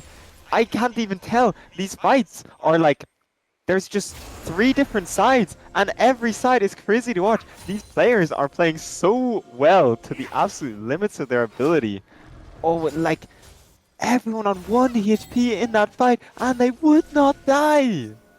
Travis is gotta be just despairing. There was 3 people with a single combo he could have swept up, and he just couldn't find them. Atacon's been started off. Atacon en route. You have members descending, 5k HP. They're trying to burn this. Unknown Swedes can be able to get a chance at the 50-50. Here comes the Pillar. Subjugate in. Call the Forge Gods to be an honorable burger flip, and it's the Feast who able to get it down. Cho'Gath popping that up. That was going to be the rest of the members descending onto Rangus. Popped up into the air, and this Kaiju will be cut down to size. Shut down for the Sivir as Icy picking that one up. It is 2 members down, but Atacon secured. You're actually probably liking their chances in that trade. 2 big shutdowns, but yeah, Rangus just slowly walks up, uses his R on the Atacon, and gets it. It's crazy. These teams won't even give us a minute to breathe. I love it. I was gonna say, and that's just the way that we're liking this. 21 kills in 22 minutes. 2.5 minutes. That is the timer you set your watch on, because that is when that Soul Drake comes up. And if you're Last Dance, you need to get your act together. You want to have that ornaments coming online. You already have the first one for himself, the upgrades to come through for everybody else. You want to have that Sivir. She's completed her 2nd item. There will not be a 3rd by the time the Drake comes up. Get your vision set up and play around your timers, because right now, Cormac and Dakin seem desynced. They're not able to get on the same page. Dakin was EQing on the other side of the Weaver's Wall, while Cormac was Searing charging in. That was what kicked off that fight and why the Orin took so much isolated damage. You gotta clean that up, because this fight's winnable. Dakin was definitely too over-aggressive in the Dragon fight. Basically went in 1v4 to get a 1-for-1 trade, but then Red team don't have their jungler for the Dragon, and it ends up going over to CBA, and it's their 3rd. They're on soul point. Your team is under so much pressure now. You basically have to play perfect from this point out of the game. And you also have to play fights, because Flips, one of these 2 teams, has 1500 true damage. Yeah. The other one's got a smite. So either Dakin's gonna have to come up with something outrageous, It's or you just gotta kill this idiot. one of the big strengths of Cho'Gath that we didn't really talk about in draft, but the objective control it gives your team is crazy. And this man, he's a well-funded Cho'Gath. I feel like that is all the points that I need to say about that Cho'Gath, considering I just watched Travis dump a scatter into him. They didn't even get his passive shield. The boots components, he has those tier 3 boots. I think it's just so much stats, and like Travis, he's got his Leandries, but you know, there's no Void Staff. Rick doesn't quite have a last, well, he has his last Whisper. He doesn't have his complete Lord Dominix just yet, so it's hard. This point of the game, this Cho'Gath, this one as well, they just don't take a lot of damage. They do not, and it's a matter of can they get these battle lines drawn up.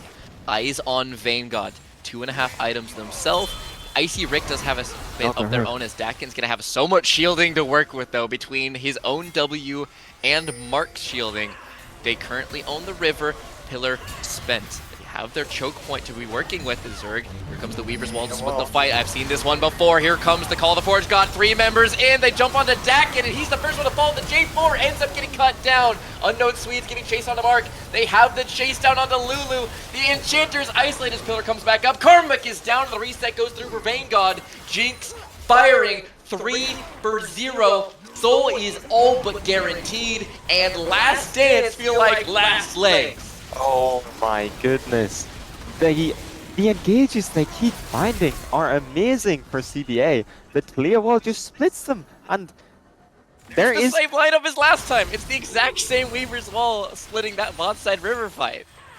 and you just can't ignore this Cho'Gath running at you, and Zerg just can't miss a hook.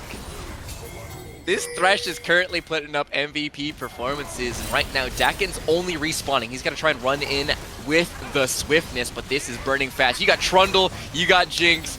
J4 has Hex Gates, but I don't think he's able to make it here in time. 5k HP. Does he? He might actually be able to make it. Throws out the flag, but he doesn't have the information. No. Zerg is down, but the Baron secured all the same. Here comes the fight. Rangus jumping forwards. Icy Rick trying to get to the right-hand side of your screen. Dakin throws out a Cataclysm. It's the anti-synergy again. Searing charge is blocked. No way. Rangus in a 2v1 situation as Travis is trying to finish off the Juggernaut in the back lines. Rupture lands. He eventually unleashes the power into the Dinosaur. 3 men down. Vanguard kiting. Travis is going to try and find some skill shots. Zap lands, flashing to the other side of Zek. He doesn't have any mana to work with, but auto attacks don't need mana. Triple kill to Vanguard. The ace will be completed, and that's purple for the 2 carries of blue team as they run right down mid lane. It's Soul, it's Baron, it's an ace, it's all going CBA's way. And yeah, it's really hard now to see how Last Dance can win this game. The utility components of this team fight laid down their life for the carries. Cho'Gath, every single solitary scrap of HP he had to displace and give space to Zoinker and Vanguard, and they were able to get it over the line. And as you're saying, they have everything that they can want to keep this going. I can't believe Rangus in that fight. You're like saying it, but I watched him 1v3 against 2 carries plus the Lulu of Last Dance, and he kills the Sivir.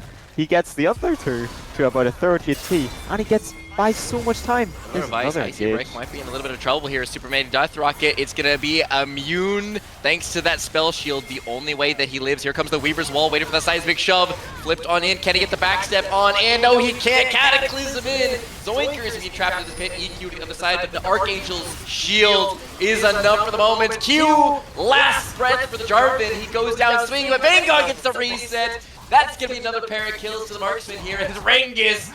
Cue the Pacific Rim theme. This one is marching them down. TP channeled, 4 men strong. They'll be putting their shots into the Nexus turrets. And what can Lulu do but watch? The Forge God doesn't have it in him. What's God to 4 non-believers? 28 minutes. CBA picking up game 1. Wow. And yeah, so well played. And you know, Last Dance didn't even play Pearly. It's just CBA making the first move, getting crazy angles, crazy engages every time, and like we saw how close those fights were, but eventually they get far enough ahead and they're able to close out the game. But you know, if that's game 1, Sandbag, I'm just hyped. Oh, yeah, I would love to see a few more of those in that regard. But as we're talking about flashes, we're talking about playmaking and more of this game, I feel like there's a very simple MVP on this one. Yeah.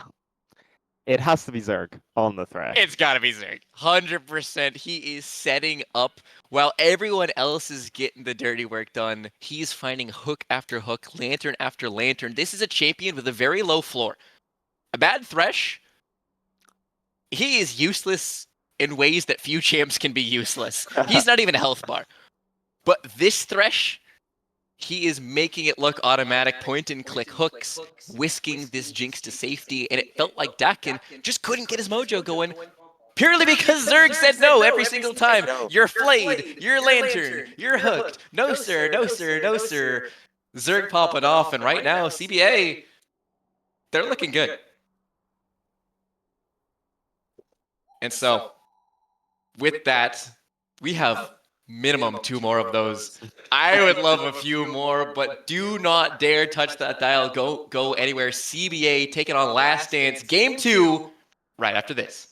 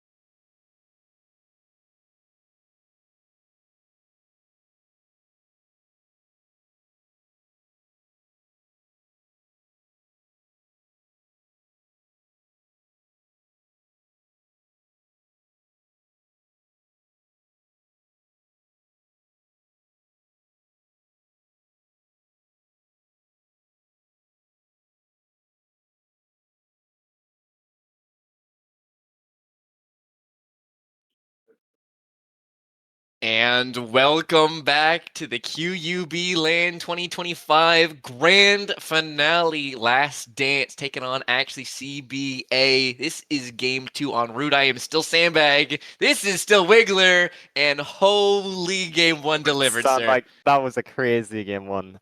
And so teams have just swapped sides for this draft of game 2. It's looking like the exact same bans, I think, so far. Do you think we'll see anything spicy this game? Spicy, I don't think so. I don't think we're deep enough into the Fearless situation for anything too crazy. I'm still expecting stuff like Xin Zhao to be... You asked for it. Okay, I'm expecting things like Xin Zhao to be high priority and... The insta-lock. Insta-slam were prepped. Sejuani, they kind of knew what was going to be The happening. Karma as well. Everyone's kind of got the finger on the pulse. That's kind of trying to, like, get into their head a little bit Hey, there. we know what They're you're gonna saying, do. we knew you were going to do that. Yeah. Ready. We had this one locked and loaded. And so, for those of you who are just tuning in, actually CBA were able to take game 1 around that 30-minute mark. Back and forth game, one big Drake fight was the turning point. But Last Dance with side selection, opting over to blue. Same bans as you were saying. And now this is where you get to pivot so many different ways. Because Xin Zhao feels like he slots into most different places. And Caitlyn gonna break up the Caitlyn combo. Yeah, this is interesting because Last Dance played this Caitlyn Carmelian earlier today in their semifinal, and they're opting to take the Caitlyn into the Karma now. So I wonder what they can get to support for themselves. Is it going to be the Nami? I'm not sure if they'll be able to get Prio in this lane to really hit towers as much as Caitlyn would usually like. But we'll see if they lock it in here. There it is. So it'll come down to the AD carry, right? That's going to be your difference maker. And Karma, Ezreal, Caitlyn, Nami, there will be so much jockeying for position in this lane. It's an interesting one because, you know, on Last Dance's side, Caitlyn is the one who's trying to get the prio with her Q. Nami doesn't have a lot to offer on the wave for getting shove, whereas on the opposite side, Karma is the one trying to get damage, shove on the minion wave, which Ezreal, not good at getting himself, but loves taking advantage of it and having you under your own tower where he can just throw his Qs. Yeah, just spam out those mystic shots, and that's absolutely. You're trying to have the range support to get your prio, and then Ezreal to capitalize it versus the inverse. These bans start ticking along. We are going to see the big man banned out, Gragas, who I don't remember being picked over the course of this tournament. So potential evolution, some scouting done's going to be taken away here alongside a Sion. Angus is well known for his Gragas. True, Pocket true. pick of his. Rangus he's got tools on tools on tools up there, right? The old school Akali Fiora style player who's now just a wholesome chunky boy player. The Dr. Mundos of the worlds. He's got a pool to work with. And it's the Ari lock-in for Zoinkers with the Silas ban just before that. So it's pretty standard. They want the Ari. They don't want to play into the Silas as Ari. And possibly opening up a Malphite R5. Ooh, Camille is going to be the lock-in here for Last Dance, blinding that one out. And Camille, it's interesting. I like it. Cormac, he's confident. He absolutely is confident. I'm looking to see what they're going to be able to pair this up I like with. this combo, Sandbag. This is one of the handful of solutions that you can draft. When you see Ezreal Ahri, you think that is the most safe bot lane, or safe backline that you can have available to you. So slippery, yeah. They can move, they can dash, they can kite, and Camille says, no. No. Absolutely not. You are going to be staying in this phone booth. Galio will then drop a house on this phone booth. Figure it out. Exactly, yeah. It is a really good option. Absolutely guaranteed lockdown on one of the Ezreal or the Ahri. And yeah, you're suddenly so safe carry pick. Now, cannot play the game. The one thing you do keep in mind, though, is you can only combo one of these two. So in a world where both of these carries start getting going, and if they both start being able to pose a real threat onto these backliners, you only get to combo one. Yeah. Someone will be sacrificed, the other one's going to have to mop up once the big tools are down. But I quite like Last Dance here. That being said, I was fooled last time. I doubted the Cho'Gath. I feared his usefulness into a comp that was simply going to try and space him out. And his solution to being zoned was to just walk through it. Oh, Rengus showed up last game. He proved us both wrong. It was a crazy performance. I don't think any of these 10 players played poorly last game. And it just like it's such small margins, and I'm hoping to see a bit more of that in this game. I think the Shen was locked, R5 for CBA. Any strong thoughts on that? It's a pretty neutral champ. Neutral champ, it's a solid pick into the Camille because you're able to Spirit's Refuge that Camille Q so you can get rid of the true damage. It's one of the handful of tanks that can stand up to her because you have your own shield to deal with that adaptive shield out of the Camille. You don't get prio per se, but you're able to stand up to her. You don't get bullied out too hard. And then you're not picking Shen for anything other than the ultimate.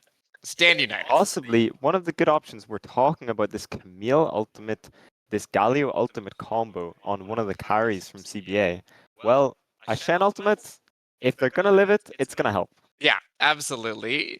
Wait until that first batch of burst goes through, so you've got a little bit of missing health, and all of a sudden the health bar pops back up again. I know. You just- It's a crazy shield, and yeah, then in 3 seconds time your Shen is there to help the fight. So I really like it. I think like there's a strong identity for Last Dance and also for CBA. I think you don't have any melees, which you would normally pair with the Sejuani. Not like a Yone or just some of those standard like bruiser fighter tops. The Renekton's and such of the world. Exactly, yeah. So maybe they're just adapting their draft plan based on what Last Dance have gone for. But Sejuani, by no means weak. Strong tank. Not playing into Trundle is taken out of the pool with Fearless. I'm sure probably Swede and Dakin are happy with, because that champ being on Trundle duty, sure it's good at winning games, but it's not best for the highlight reels. No, it's a game warping type of pick. It is something that must be addressed one way or another, either in the drafting phase, in the game phase. You do just kind of have a Trundle-sized problem you got to deal with the entire time. And so I agree with the Sejuani being, you'd love some melees, but like we were saying at the tail end of last game, you have a Thresh with an extremely low floor. A Thresh who isn't hitting spells, not really useful. He's pretty worthless. A Sejuani, even if she doesn't have her passive, you still have a non-committal ultimate, you still have a fat health bar that you have to work through, and you have a borderline unmissable Q. That thing is the size of a Ford Fiesta hucked in the general direction of a Caitlyn, of a Nami. That's You're one way gonna to have put it. use, right? Exactly, yeah. So I think when you have someone like Zerg playing as well as that in game 1, you start to think, well, do I need to be on some high skill champ pulling off crazy stuff when my support is this good? Let your teammates do the work and you do your job. Absolutely. So because someone's got to be the structure, right? Someone's got to be the kind of pillars that you can build the rest of this comp around. And like you said, these are teams who you could go back through that previous game and you could make the argument that there was some desync. There was some players not on the same page as one another, engaging at different times and timing situations. But there's no one playing bad. No one was making errors in isolation. Headbutting exactly. walls with the flashes or just missing egregious spells. And when you have these much more high execution style bot lanes, you're not just you have to play with agency. You got to stay ahead of the curve of the game. You can't just sit back and, well, I'm 225 smolder stacks. Guess I'm a good player now. You got to try and play high agency, high tempo. And so far, I believe both of these bot lanes to go do so. I believe these mid laners to do so. I'm liking the way that this is shaking out. I think back to what you said, at this stage of the tournament we're at, the grand final, you don't get here by not being a team of 5 good players.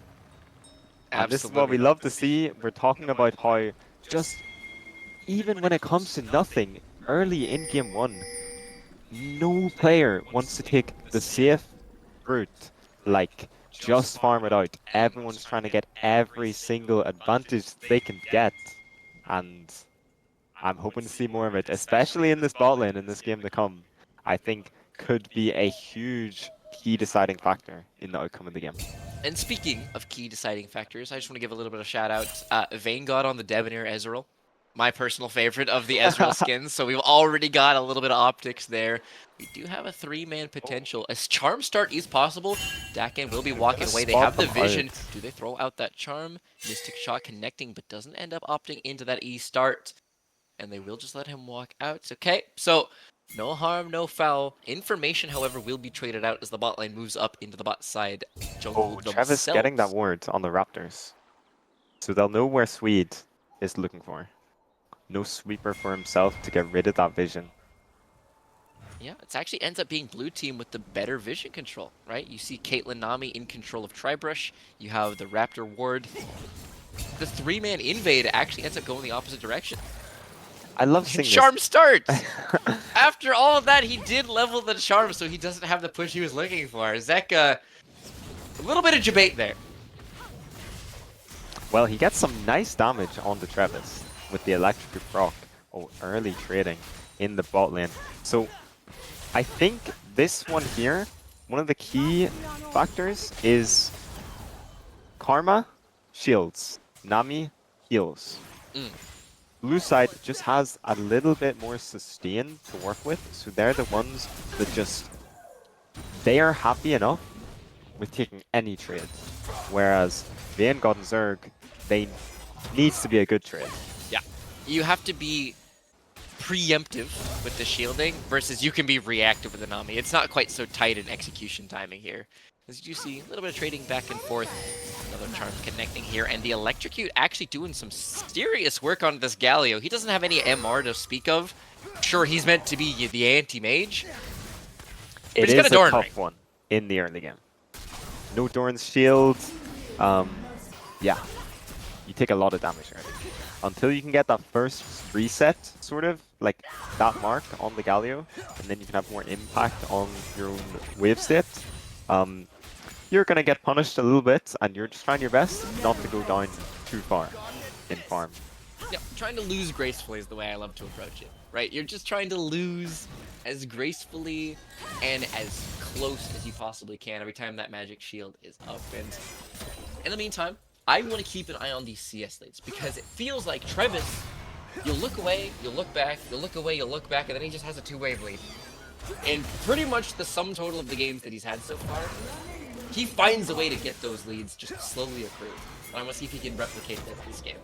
Well, Travis, he's just been one of the best performing players in the tournament so far. But Zoinker's showing up in that first game. And this is actually the first game that Last Dance dropped all tourney. Were they undefeated? They were undefeated until last game. Interesting. Okay, I thought they dropped in the game. No, okay. So finally, it feels like Goliath getting rocked a little bit. Granted, there are still 2 more games to be played with at bare minimum. So there will be a chance of redemption. And without leaking too much with a little bit of a lunch that I had, there was a discussion of it doesn't matter if we're 0-2 down because they still have to beat us again. That was a verbatim quote from a source that will remain anonymous. And in all seriousness, series are different. You can go down 0-1, you can even go down 0-2. But you know that you still have the ability to bounce back and you can fight your way out of it. I love that mentality. It's just, it's so even more true in Fearless in League of Legends. If you think you're the stronger team, you think you have the deeper champion pools, then Fearless benefits you. Sure, you can drop a game, but I mean, if we use Thresh as an example, that one biggest positive that Last Dance can take is, well, Zerg can't play Thresh again. Absolutely. And so you're able to go, especially as you push deeper and deeper into it, when you have 8 bans of champions guaranteed, plus let's say 2 of the first rotation, all of a sudden you're looking at enemy top laner like, hey, what's your 10th best champion, bud? And it might get a little bit dubious from there. So I'm expecting to see a little bit more craziness down the line. But in order to get there, Oh, You gotta finish off this first one with Ice Rick showing off a little bit of Caitlyn Flare. We do have Sejuani just starting this Drake, and Vanguard doesn't have a lot of mana to speak of. Granted, Zin's out, nowhere to be found, but this will be a slow Drake take. Drake and Markavo trying to walk in here, but Zoinkers has 6 and he's on Might the have flank. the flank, and here comes the Spirit Rush. Mark is going to put the heal in, trying to get to the other side of the bubble. Here comes Galio with the engage, flashing and still knocked up. Ocean Drake can be secured, and the Q connecting both passes. Jicey Rick trying to find his exit strategy. The auto's doing it, he doesn't even need to find another Mystic shot. Empowered Q coming out from Zerg. It's 2 kills and a Drake. The first blood ends up getting doubled up. It's perfect for CBA. Wow, everything goes to plan. I think Rick and Markavo, they don't realize possibly that the dragon's been started, or they think it's just Sejuani. They're not respecting maybe the Ahri, or maybe they know she's coming but just don't know how close she is. They're too far up, they get engaged on, and they get eventually taken out. Galio are coming in to try to turn the fight, but it's just not enough, and Travis then having to flash out for nothing just to save his own life. Yeah, it's a win all around. So we do have level 6 Hextech ultimates can be thrown out here. Here comes that Spirit's Refuge slipping out to the other side. Taunt connecting, and Cormac's flashing to the other side. Hookshot, wall dive blocking. Waiting for that W. Can he find the flail? Speed gives Jason, gets it. It's a 1-for-1 trade. Top laners both falling. Jugglers in mid of combat. Mids 1v1 in and amongst themselves. Zerg is in the right place at the right time. This support can do no wrong. Karma's able to absorb the worst of the Justice Punch. Here comes Sejuani, sniping just left here with that Karma Q. Taunted up, passive auto. Shen ultimate flies through. They commit everyone, and the kitchen sink to this jungle fight. 4-1 goes the count, and Vanguard trying to absorb this wave, but he's Ezreal. You can't look to dive with a Nami. He can simply chip away with these creeps, and CBA come out on top once again.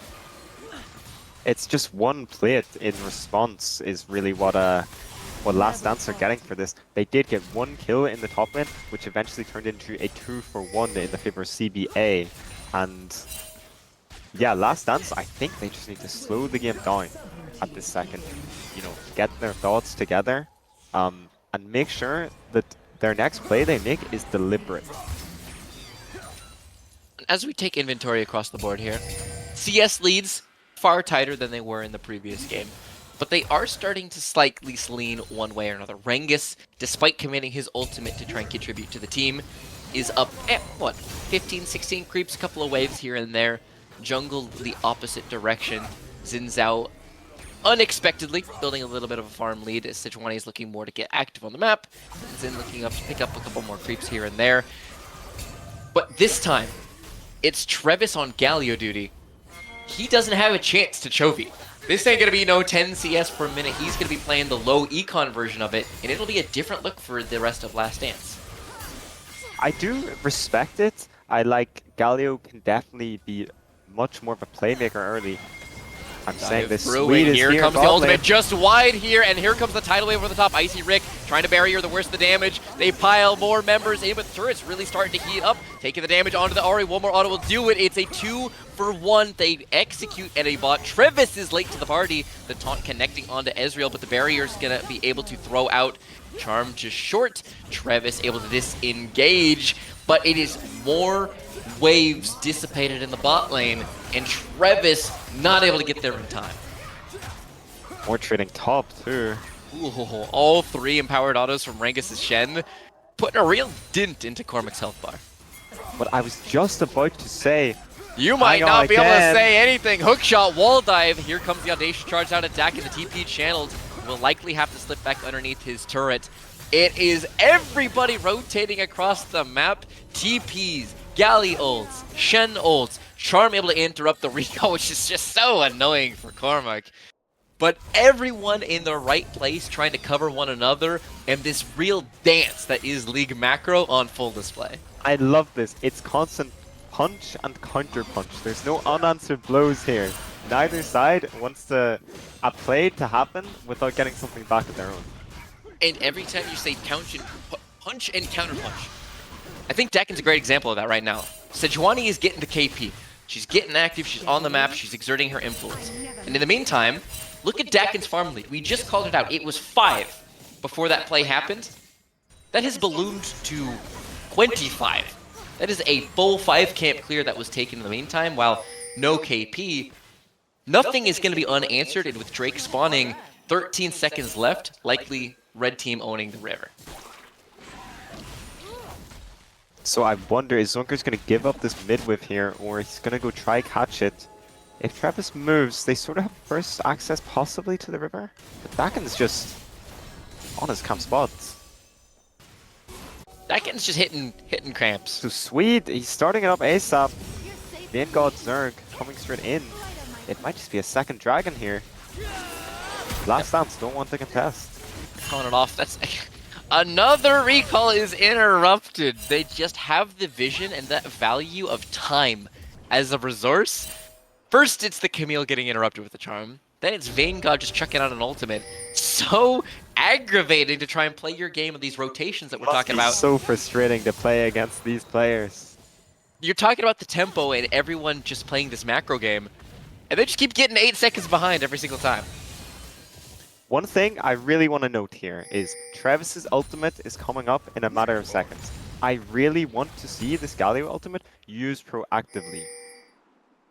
Dakin here possibly looking mid, but they picked this Galio to be more active on the map, more of a playmaker early than the Syndra was last game. But so far, both of Travis's ultimates have been in response to plays CBA have made, and he's just trying like damage control. I was gonna say, he's putting out fires. He's absolutely just trying to be putting out fires instead of making plays of his own. Versus Rengus, a lot of it's gonna be much more proactive. He's just channeling the ultimate. He's getting involved in these fights. It's a tale of 2 different solos, and right now, Rengus is having a field day. Oh, Oh, nice little dodge there from the Ton. Gonna say, gonna be Cormac's sidestep. got the Thanks, movement. Cormac. Little bit of movement player up there. But as your eyes flash to the top of this scoreboard, it's only 1,000 gold. Once again, though, Drake's piling up here. A bit of a bait in. Rengus taunting forwards. Cormac on in, but here comes the answer. I'm muting with that Hextech ultimatum flashing the other side. Redirect, but the Galio ultimate over the top is gonna get 2-man pop up.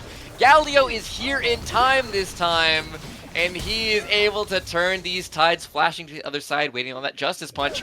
Travis giving chase, Arctic Assault out. Does he have a gap close? Slowed, flashing, will eventually spend the Summoner spell. He says enough is enough, and he's picking up a shutdown. So we didn't see it there, but I think Zunkers tried to make a play and Rick had to use his flash. But crucially, they've lived. So they got a play in their favor on the top side of the map, and they haven't given anything over to CBA. It's really positive here for Last Dance. And I want to point out, Cormac there was the first to die in that top lane fight. But oh my god, he played that so well. The Hextech ultimatum to dodge the Sejuani ultimate, and then using his E, and then flashing max range with the stun to extend the duration. Wow. Cormac putting his champion to the very limits here, and it is still... You draw a line between these 2 gold leads? It's so close. Absolutely nothing in the difference. A couple of Drakes about all that you can say to split these guys, and remember, no turrets taken. So you are looking towards these structures to be the difference maker towards the feats, and again, it's the deal sweetener. Is it the end of the world? No. Is it nice to get free stats? I would like to think so. You'll never say no. Exactly. You're not going to turn them down if they're offered, even if you're might not be seeking them out necessarily. Is Zoiker trying to bully out the Galio, trying to delay him from a couple more creeps. So in terms of the first tower, Last Dance are the ones with the 3 grubs picked up. So we'll see. They do have more fire damage to speak of, but Dakin might be in a little bit of trouble here as he has Swede trying to give chase. Aqua Prison's going to split the uprights here. A bit of a field goal as Rengus taunts his way on in. Dakin popped up in the air thanks to the tidal wave. Zoinker still has another charge, the ultimate to the right-hand side of your screen. Cormac giving chase onto the sport, but does he have anything left to give? Sniping down with the Xin Zhao E. It is a killing spree for Dakin. He's able to somehow extricate himself from the fight. It's a 1-for-1 top for support. But Vanguard's not quite ready to give it up yet. Taunting forwards into Travis, Justice punching away. and it will eventually end. You can't split these teams 1-for-1 trades. It's crazy. The TP used from Cormac, and was it the Shen ultimate? Did Rengus commit? I think the cooldown is still available, so to my knowledge, I don't think it was. So yeah, it is a teleport spent.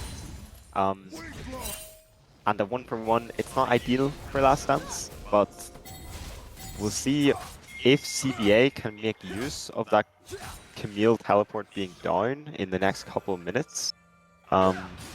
Still no tower taken. The Rift Herald was picked up by Swede, and you'd think this would surely mean the first tower for them. The other thing worth calling out when you're talking about free stats you're not going to turn down, that was the third objective of the game. That means Feat of Strength was going to be picked up thanks to Herald and 2 Drakes. So you have those tier 2.5 boots. I couldn't come up with anything funny in the break. I know you said we had 5 games to workshop, and I still don't know. I think there's still 2.5, but we have ourselves a bit of a Drake scuffle.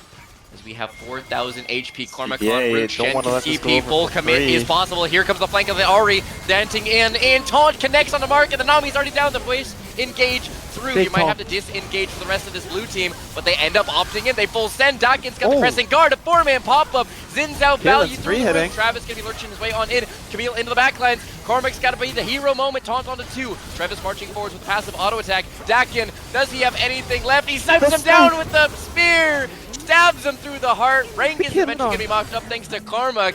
It is slivers on both sides. Icy Rick still aliving. 100 HP in a dream. Ultimate's already spent, so he doesn't have that ace in the hole. 2 for 2. You can't split him. And the Drake still on the cards. We're running this one back.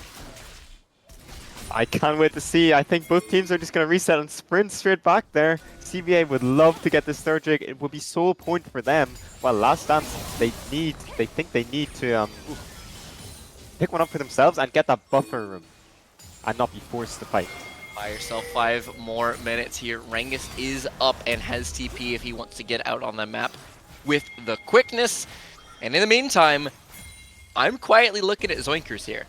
3-0-4 Rocket a Bounty, CS lead roughly equal on that front, but second item soon. That Leandries will be a turning point in this game once he's able to pick it up and start threatening onto these HP stackers, but it is instead the rest of Last Dance who are going to move on in TP channel. They don't want to give this up without a fight. Icy Rick does not have his barrier, but he has a flash from a bit earlier. Charm connecting, Zoinkers down to the Ahri, daesn't have anything left to give. Dakin's going to be jumping on into that spear. Cormac disengaging, slipping away with the move speed. Taunt onto 3, channeled for the Galio, but where's his damage? The CC doesn't have the follow. The Galio is down. The Idol of Duran is broken as Rengus is able to march his way back on in. Flash taunt. Rengus gets the snipe on the Icy Rick. Eventually finishing the job with that one, and with it, the rest of the fight. Rengus's TP turns it. And Flash Last Dance taunt. never finished the dragon. It reset. This is going to be sole point here for CBA, and wow, Last Dance now under a lot of pressure in this game. They can't afford to step another foot wrong here in the coming minutes. That CBA. felt like a roll of the dice. That They're felt like a just- roll of the dice of can we get this Drake in time, and the answer was no, and when you bet the house, it's a long way back. But CBA, they weren't forced. They could have given that dragon, and we wouldn't have called them wrong for it. They have the next one, and they would have been fine. But yeah, they knew that they could take that. They thought they would win, and that they did, Sandbag. It's that whole concept of nothing for free. It has been the entire motto of this land. Do not give anything up for free. Fight them for everything that you think that you can. And once again, top side of the map, 5-3-5, 5-1-6, these tanks. If you're Icy Rick and you have one item, trying to punch through a 2-item sedge, Oh, you do not have that time. You just point blank don't have that time. it's really, really rough. The upgraded plated steel caps as well on Sweet Sejuani. You're just not damaging that Sej as Caitlyn for a long time. Yeah, you need that 2-item, 3 items more than likely. You would love to get yourself an IE, and you'd love to get yourself some sort of LDR component. But, again, time is of the essence, and your time, 3.5 minutes. Then all of a sudden, not only do you have to get through a 2-item Sejuani, you have to get through a 2-item Sejuani with Mountain Soul. Tanks aren't dying now. Whatever the step below that is the damage they'll be taking here in 3.5 minutes. I wonder if we'll see anything sort of being committed to the Atakan in the meantime before that Drake spawns. I wonder possibly CBA want to try, they know they're ahead, they want to try force the issue more and pick it up, but we'll see. They have a few people hovering on the top side of the map. Travis engaging onto the Zoinkers, I think just trying to get a chunk of damage. Yeah, that's actually a pretty sizable chunk of damage. He got himself a Fiendish Codex with a little bit of AP behind it. Oh no, a trap lane. Icy Rick is not going to be the recipient of the Sejuani ult. They will alley-oop on in Arangus of all people. Caitlyn's going to be trying to make her exit up towards that top T1. The Galio there to reinforce. And that Atakan that you talked about looks a whole lot more enticing when you have the numbers to go do it. Cormac getting a tower for himself in the bot lane, but it's really just a consolation prize. CBA getting everything they want right now. Shred, you have With the losing TP MR and coming Armor the through longer it actually goes. from Cormac. They're not ready to give it just yet. 7,000 HP, slowly chipping away at it. Rengus gonna be trying to hold that front line together. The flank on in for Zeka Zoinker. Jumped on in. The Ari is down. It makes the advantage. Trying to swing the other way. Do they have any sort of Zin's out disengage? Flashing forwards. Unknown Swede gonna be dashing in onto Dakin. It is the Ezreal joining his marksman on in there. Unknown Swede will eventually be putting their life on the line. Vanguard, do you have the DPS? It's all on the Ezreal to put the damage on in. Gets the rampage thanks to Rengus. This Ezreal will not be denied. He shifts forwards and he rips heads from shoulders. 4 for 0. Atakan is eventually going to be secured in a moment here, but it is 10 to 20 soul in 90 seconds. After the initial pick, it's then another 4 for 2 for the side of CBA. Last dance, they get 2 shutdowns. It's something. They need this gold in their pockets to be able to compete in the next sort of fights. The Atakan not actually going to go down, thinking probably that it would take too long to finish for themselves and the low health bars. CBA opt not to take it, but Travis TP's top. Travis actually able to interrupt Vanguard's recall. Means that it will be a little bit more time bought before the Ezreal can spend his gold, but the power disparity between the two marksmen cannot be overstated. Travis trying to bait. Vanguard has not gotten a recall off, so if you're going to fight, this is your moment. Rengus going to be jumped on thanks to Dakin. 3 Talon Strike. Audacious Charge available to try and find that wind. Becomes Lightning follow-up. It's hunted on in. Dakin jumping in. He has no damage. He's simply blown up. Vanguard on a rampage. With the Ezreal cutting his way on out. The taunt connects. Passive auto flashing in. The Karma there to save. Zerg will not let his marksman be taken quite so simply. And with Ezreal on his feet, there's nothing left but blue jerseys and corpses. Vanguard marches on in, surrounded by allies. It is another 3 for 1, another winning trade, and another Atakan start. CBA looking to get the Atakan here for themselves. I don't think there's anything Last Dance can do about it. And the Dragon, Soul for CBA, has also just spawned. Are they going to sprint straight there afterwards? You do see some blue pings, and they are going to be trying to contest it on in, but right now, Icy Rick still a couple more seconds of the Death Realm. Travis doesn't have a TP despite his Galio ult available. You can't give this. You absolutely cannot give this. You must die on this sword if you have to. But if you give this Mountain Soul, the game ends. It's a really tough one, because I don't see a way. I don't see a way for them to win this fight other than maybe a huge combo It's an with Ezreal some pick. sort of Galio ulti. That's it. It's an Ezreal pick. That's your only way on in. Dax to be jumping forwards. He has that wind become lightning chaining on in, but here comes the Shen ultimate. Dakin throwing out his ultimate, trying to die for as much as he possibly can. Galio taunting, only connecting onto the front line. Vanguard giving chase onto Dakin. Galio ult gonna be cancelled. The DPS is flying, and they simply don't have enough behind it. Camille's the first one to fall. Dakin is stalling as best as he possibly can. He hits the gromp with his dying breath, but Galio Not long for the mortal world. Bane God 718. His team set him up for success, and he will not falter. That is Mountain Soul secured, Atacon secured, and everything you could want going the way of CBA. Wow. Vanguard, if you thought last game was Zerg, this game is Vanguard. He is everywhere, playing every fight perfectly, and Dakin just trying to escape with his life? No, that Ezreal is following you all the way across the map. And that's going to be the soul picked up after the winning fight for CBA. It's really, really hard to see a way back into the game now for Last Dance. Caitlyn's got an LDR.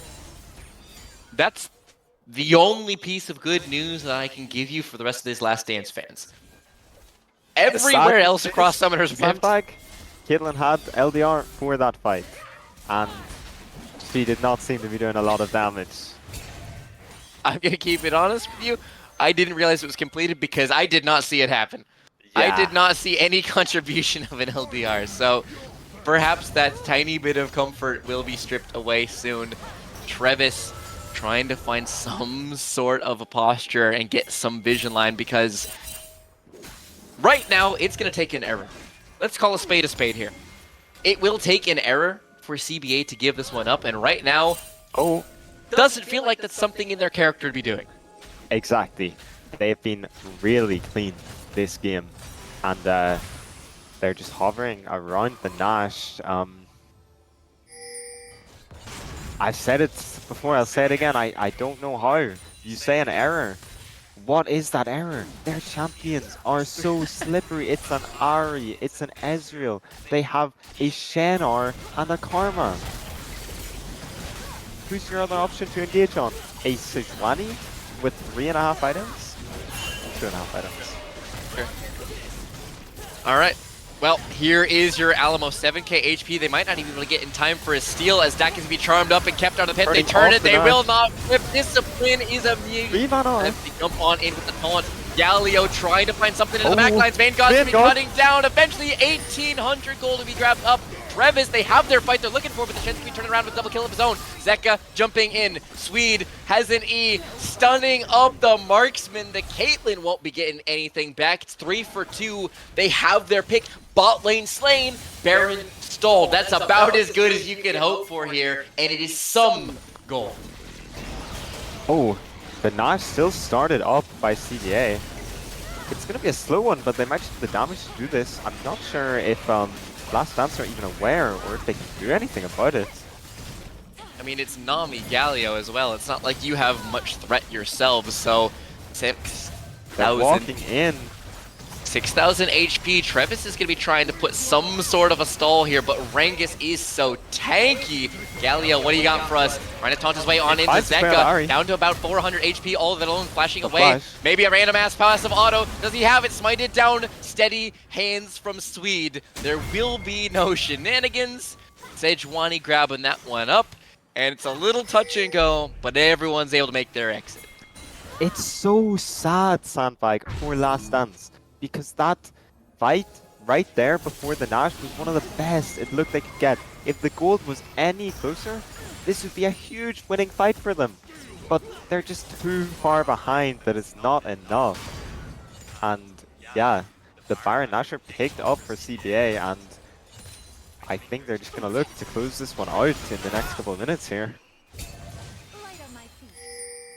And the worst part is, you don't even get the chance of a Miracle Elder. You still have 2.5 minutes to try and weather into a Ezreal Karma Baron buff. You know how you were saying how you love to get priority as a Karma Ezreal and then just kind of throw rocks at them? Now imagine those rocks were 3 items and buffed. And every single wave that you were trying to mop up was with, what, Piltover Peacemakers maybe out of the Caitlyn queue? And a Sejuani who's simply ignoring your marksman. You're meant to be the DPS and they're going to find the flank on the backlines. Here comes the Shen ult though. Look at the size of the shield. Zerg's to be jumped on with the bubble. Zoinker in the middle of 3 people. Galio ult to the backlines. Here comes the trade of mid laners. Sweet spot. Q going golden. They might actually have a pick here onto the mid laner, and they do indeed. Here comes lightning. That can try to throw out his ultimate. Here comes that crescent guard diving back in with a hookshot. Wall dive sniped out with the E. They have shifts They have slips, and they have every single possible trick up their sleeve. Dakin to be taunted, moving back forwards. Another one of the heals from that passive auto. The Karma is down. Zin alongside it. It is a 2-4-2. I think underneath the towers get eaten up another couple of tower shots, but so much armor and MR to work with. Travis almost gonna be snapped on down thanks to that WQ combo from Vanguard. But this Ezreal is so lethal. You must slip everything or end up with a very swift grave. It's so hard, because Well, even a that 2 thought- for 2 isn't working out, but that's a TP from Galio. They're looking for something on the mid lane. It is indeed. And now can you find it, Travis? Lurking. Does he have the damage with that Riftmaker? But he's got an escort to safety. I think between Sweden and Rengus, you are not assassinating this marksman. No flash is in no issue when he has an escort, empowered recalls, 30 seconds till Elder. That is Dakin? the one shimmer of hope that Last Dance have. They weathered the storm in that fight, and they're gonna get the Elder spawn, and one flip. That's all it takes. If Dakin hits a perfect smite, that could be it. But they need to get back into the game, and we'll see what happens. I think if you are CBA, you're not going to take that 50-50. You're not going to start it up unless you're guaranteed that Dakin is dead, the fight is won. But we'll see what happens here. 15-31, staring down the barrel of an 8,000 gold lead, a Mountain Soul, a numbers disadvantage, and you have to look to Dakin. Can he find this clutch moment? Can he find the vision play to go do it? While the rest of this Baron buff is likely to be timed out and swept away, mid-wave becomes so critical. Dakin just hovering, but Swede finds him. When out the ultimate old fuse. Swede finds him, they're just not even gonna give him a chance. The one vestige of hope they had left is dead and buried for 45 seconds. I don't know. Are they even going to try flip it? They're just pushing mid. The Elders picked up. It was a missed smite too. It was a Caitlyn who was able to grab that one up. So Elder, sorry, not Caitlyn, Ari, apologies, who was able to grab that one up. Dakin would have had an angle. He would have had a potential chance to go do it. And with it, so much trouble. You can only turtle. You can only stall because right now with the gold and the stats the way that it is, you don't have a chance. The one thing is that even if they lose this game, Last Dance have held on for so long. They have showed why they're a good team. Even when they're so far behind, they find these 50-50s and they delay it. But I think at this point, it's the Elder, they're just going to siege, and I think it's just going to be too much. More than likely will be, especially with Vanguard and Zoinker the way that they are, rocking what? 4 items on the marksman. Eventually 3-item Caitlyn has come through, but you are such an uphill battle. The first inhib won't even be a contest. They're going to move down to the bot lane one, and at some point you must draw the line. Some point you must say enough is enough, and where do you possibly draw it? It's going to be mid lane inhib and bot lane inhib taken for CBA. Rengus is pushing the top lane as well. Fighting Travis. Face Rudge to simply Man does run so much damage. for the hills as the Galio ult will be sending on in. The taunt not in time as the Galio is able to make his exit. The loop around was so nearly disastrous, but Travis with a heads-up play ulting his way to safety, but a tool taken away from the turn. They're just sieging top here. They want the last inhib, and then they're going to move on to the Nexus towers. And right now, discretion is the better part of valor. You got to try and wait for that Elder to time out. Wait for your opportunity if it ever presents itself and clear these waves as best as you can. Dakin's going to be smiting down one of those creeps, waiting for the next set of waves. You see them about the 2/3 of the way point. Supers at hand. You will not have the respite of an objective. They will eventually just turn tail towards the Baron. Base in shambles, but they will not lose their Nexus. Possibly one last chance, but CBA aren't going to start it. They're looking like they want to push camp here. They're gonna death brush. Oh, this is rat behavior. They have everything that they can want, and they're just gonna move on into the Baron Pit. Vision control lit up with red wards. By 15,000 HP will be short work of. We do have a 4-man link up. They know. Oh, look at that. Ezreal damage. Icy Rick, and they just immediately ult the first target. Dakin is dead. Travis with a 4-man taunt. Can you have any sort of execute on the backline? Karma falling. Travis going golden. Do you have Bane God with any sort of threat on his head? The bounty will not be claimed. They will continue to dive on forwards. Rick just doesn't have enough in the tank. He's slipping the auto so far, but he just doesn't have the stats. 5 men fall. It is an ace completion. It is 2-0. CBA put themselves on match point. I can't believe how close that last fight was, but importantly, CBA take it, and yeah, they move to 2-0 up in the series. What a game again. I love watching these teams go at it. CBA taking on an undefeated Last Dance and handing them not a one-off fluke win, but 2 consecutive. It is going to have to be reverse sweep territory, and right now, Last Dance look rocked. Yeah. It's a tough one to deal with. And I hope that we can see them bounce back, because I'd love to see more games in this series. So I think we're going to take a quick break and be back shortly for Game 3.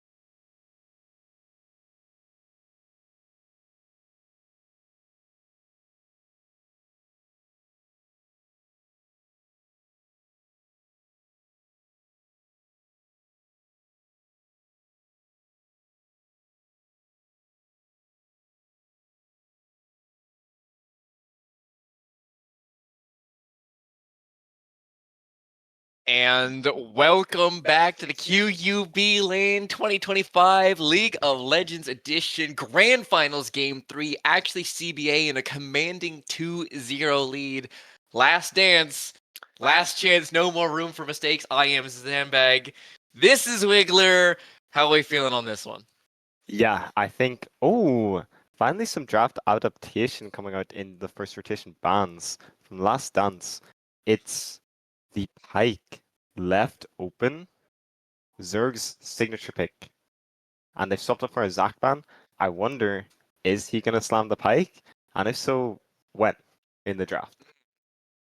You have to think first rotation because they'll just take it away if they move it further on down the list. And this is where the kind of 3 onwards point is where the creativity starts to become a little bit more apparent, as you have familiar bans pretty much across the board except for the Pike that you were talking about. Orianna for the blue 1, stable, secure, vintage. It's reliable. You know exactly what you're going to be getting alongside the opposite the Nocturne and Tristana. Nocturne taking away a potential Orianna Nocturne combo. I'm not sure if that was possibly something CBA would have been angling towards, but it stops the combo. And Volibear locked in response through the Your Nocturne. tone of voice does not fill me with confidence. No, guys.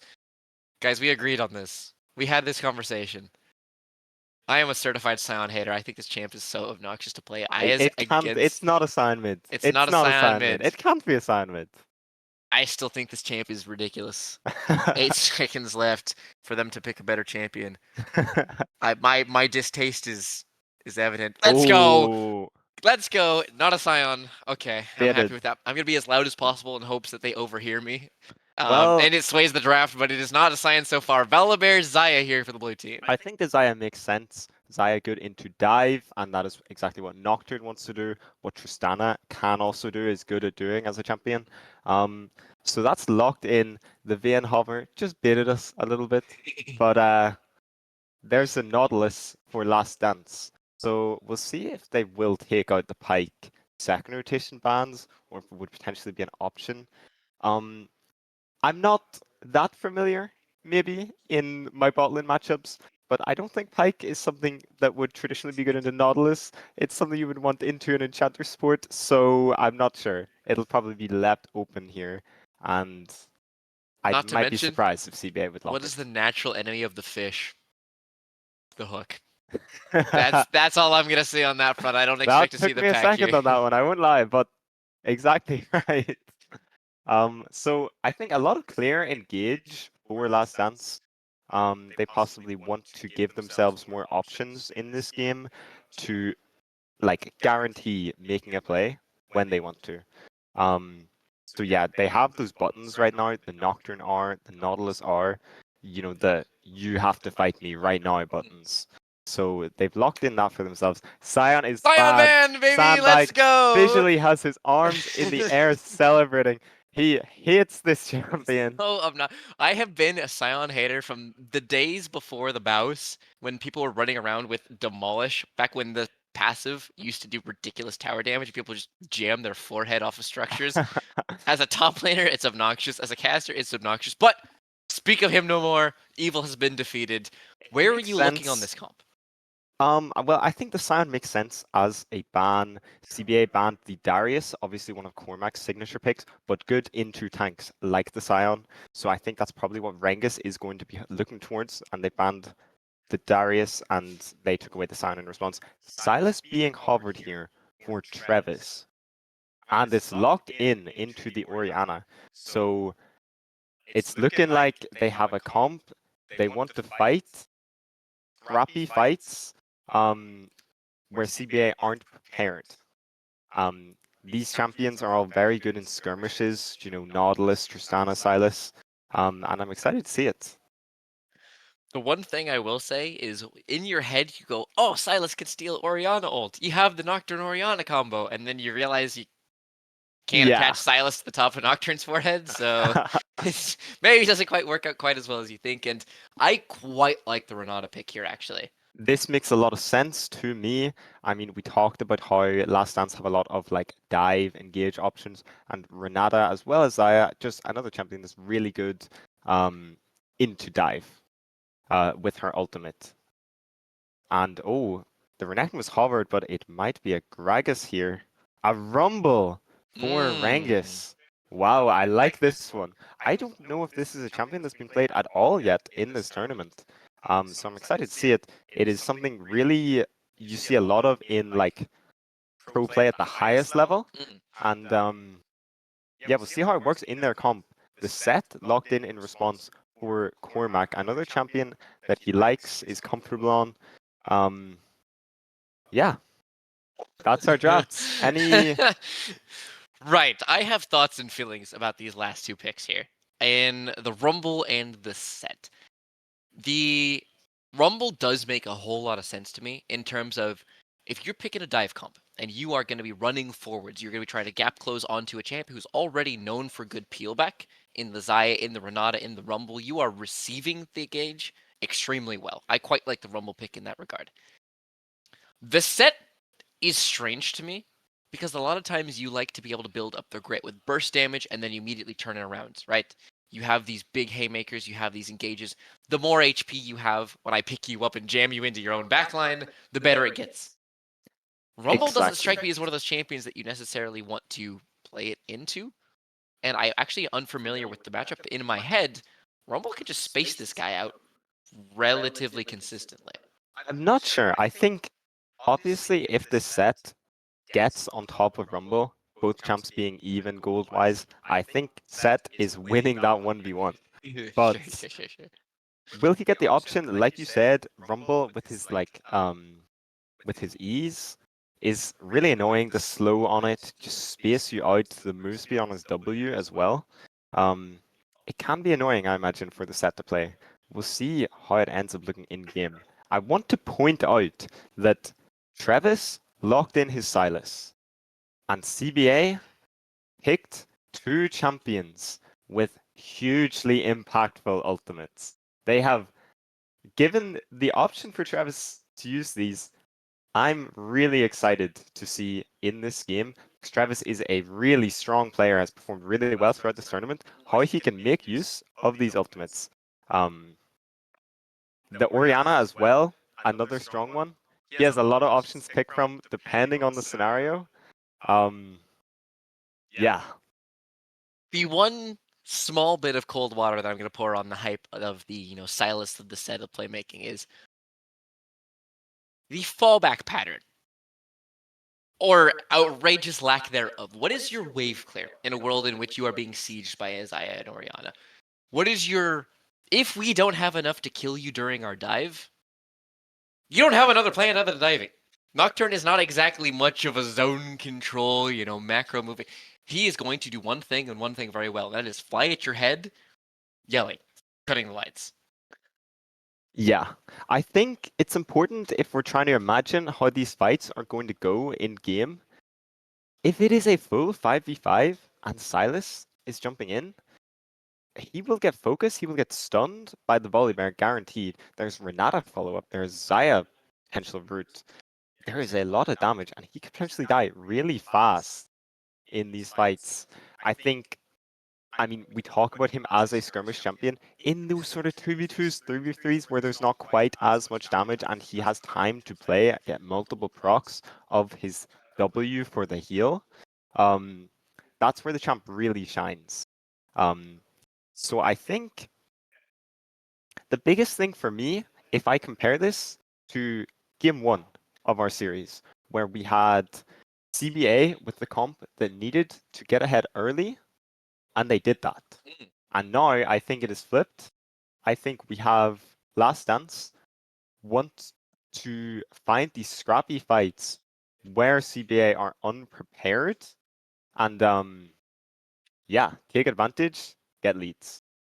And as with all good Nocturne drafts, first paranoia is such an indicator of your state in the game. If first paranoia is thrown out in the bot lane and it picks up a kill, or even, a pair of flashes or something in that regard, you're pretty happy, it was a good use, you try to get to that level 6.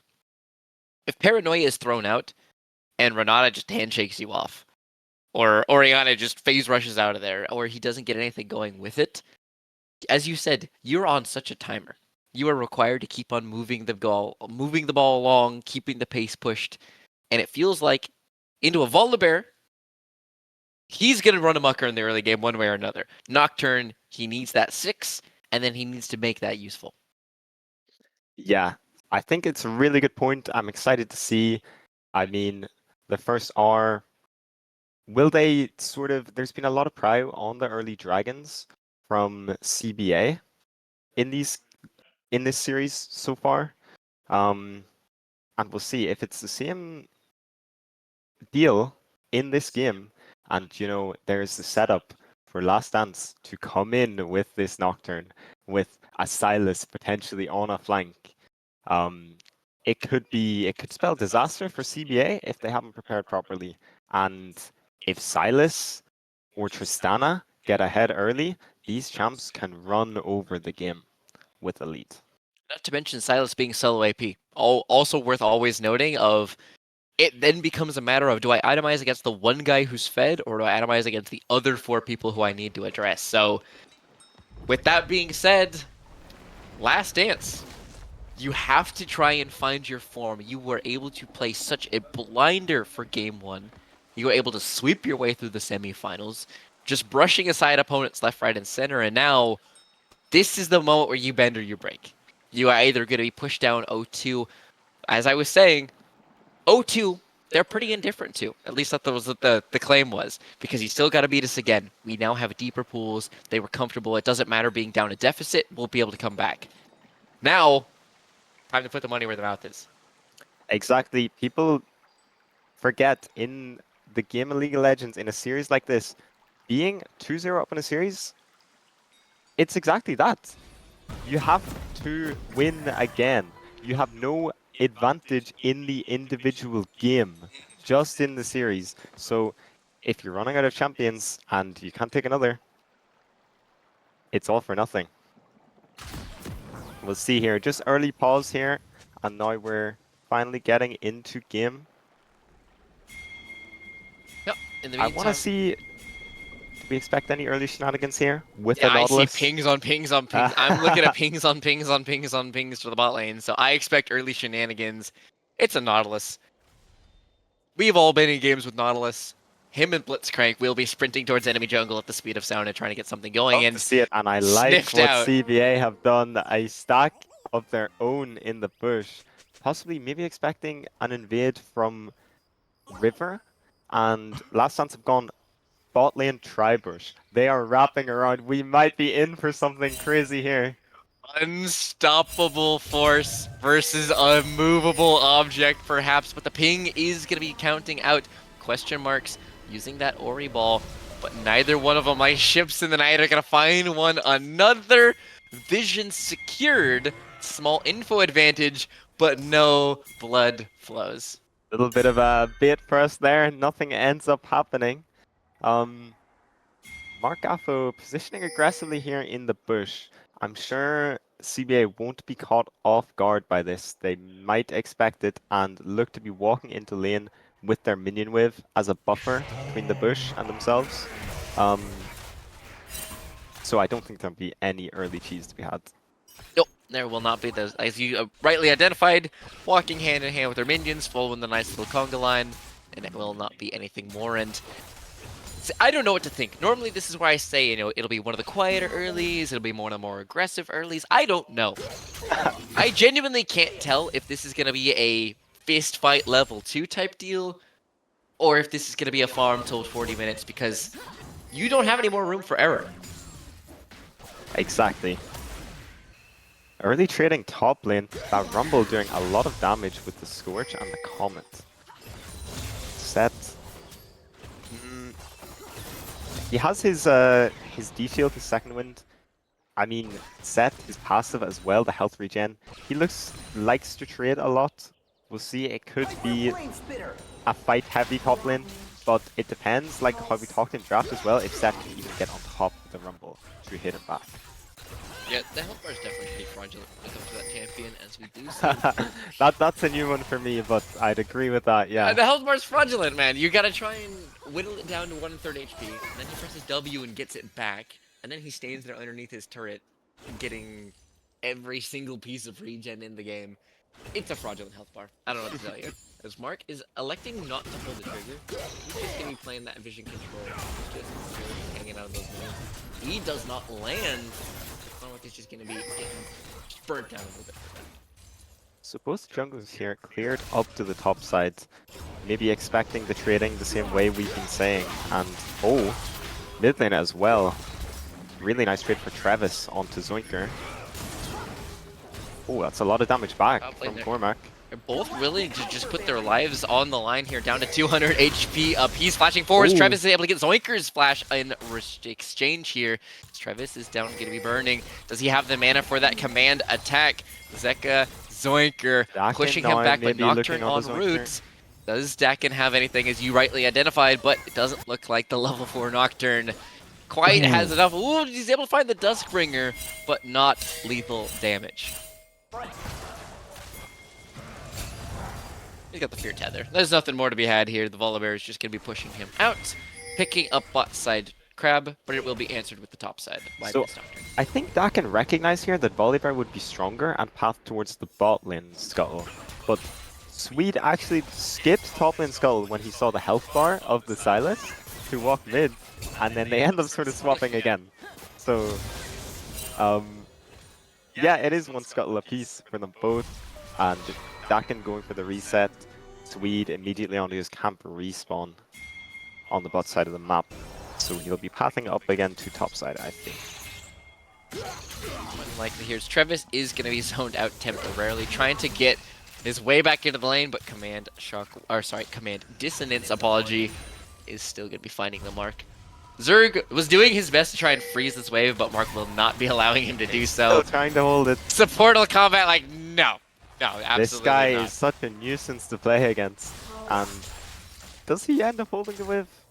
I think Nautilus was able to get enough of them towards the bot side that it shouldn't. I'd love to be able to flash vision back down there at some point, but yeah, so annoying, as you said. Absolutely obnoxious. And in the meantime, 14 CS lead here for this Tristana. Oh, that's a big one for this early in the game. Yeah, Icy Rick playing well to just gain an early advantage for himself in bot lane. Once the wave, you see the wave is heading back the other way now, so it actually wasn't quite so bad. It's maybe about 10, you know, a wave and change, but it's still something and worth keeping your eyes on later on down the line. As Travis is just getting harassed down constantly, you know, ranged into melee, your health bar is your resource. It's an annoying matchup. But Mark Gaffo coming in on Zoinkers here. Zerg is here to match though, so Shockwave is available if they try and throw it out onto this level 4 Nautilus. That's so funny. Zerg was expecting that. He was hovering just behind Zoinkers for about 15 seconds now. He was waiting. And yeah, he was there right on time to answer it, and Zoinkers is just fine. So hoping that he could bait Gaffo into hooking forwards and immediately handshaking him even further, but instead Mark understands, dredge lines over the wall, and ends up walking on back. So bot lanes will reconvene, and mid lanes will go unharassed. So I think this is exactly what you want from CBA. Just give, whenever Last Stand or Last Dance are bringing another person into mid lane to pressure Orianna, you're matching that.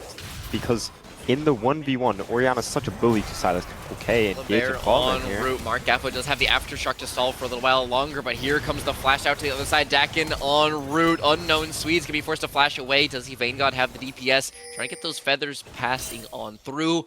Mark Gaffo living and will not be Nautilus giving up his first blood. You can tell it's nervy here. No one wants to be the one to give over the first blood. Spinning flames of fury. Yep, and he will absolutely not do so. In the meantime, Cormac has been taking a beating up the top lane, trying to keep his health as high as possible, but it is 20 CS top. It's another 10 or so in the mid lane, and it is only Icy Rick with a lead in his lane. And that is slowly starting to show. Meanwhile, Paranoia is being thrown out here. Orianna. Does not have flash, but does have the Shockwave. Does that have enough in it to try and dissuade? Flashing in for the bailout. The damage is not in time, and first blood goes away the Nocturne. Here comes the Volibear ultimate. Goomba stomp out to the other side. Travis with the hijack. Fleet fingers here from the mid laner of Last Dance. Silas lives, and that is a very needed play here for the mid laner. Wow, that was so well played.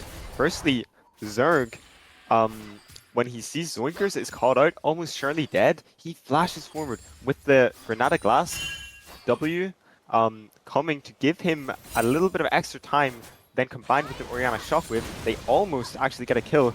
I see Rick jumping in. The hook connects. Line, no mana buster shot is a smidge too early. I feel like if that was optimal play, Icy Rick actually has lethal.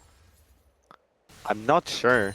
Gengar had his ultimate, but I don't think he had the mana for it. But maybe Icy Rick just wasn't certain and didn't want to risk it. Had his own flash, so did Vanguard. So it could have been a trade if they went for it. Ends up not flashing for the other. I feel like it could have been, but in the meantime, Zek is Zoinkers, remember, Flash is just now available. The Shockwave isn't this time. He can only ever have one or the other flashing the other side. Here comes Unknown Sweet trying to put the damage into Dakin. He's down to half really HP, strong in these sorts of trying to get fights. those passive autos on in. Dredgeline connecting onto the Rumble. The Equalizer is only going to find one so far, as Travis has a Shockwave. Does he throw this out onto a pair of members? He does get both solo laners on in it, flashing onto the left-hand side of your screen. Here comes Cormac with re-engage Haymaker, but not enough behind it, flashing into re-secure. Cormac has arrived, picking up a pair of kills for his team. Dakin gets the cleanup at the very end. 4 for 1, last dance, or living up to the name, and they will go down swinging if at all. Exactly what they needed. These sorts of early fights that we talked about, just going their way. Orianna's flash just comes back up, instantly has to use it again. And now it's going to be another rough 5 minutes for Zoinkers. I'm sure he'll be targeted quite a bit. Icy Rick jumping in the bot lane as well. These sorts of matchups in the mid lane just end up with 2-3 people like for each team there constantly, because they're so volatile and it's so hard for Orianna to play when she doesn't have her flash. So yeah, Last Dance doing a really good job of just pressuring her as much as they can right now. Absolutely. And while it is a 30 CS lead up in the top lane, there will be a handful of creeps to be mopped up. Courageous. When it comes to these fights, they tell a very different story to the CS, and as a result, it ends up being, what, 1,000 gold roughly in the difference up towards this red side.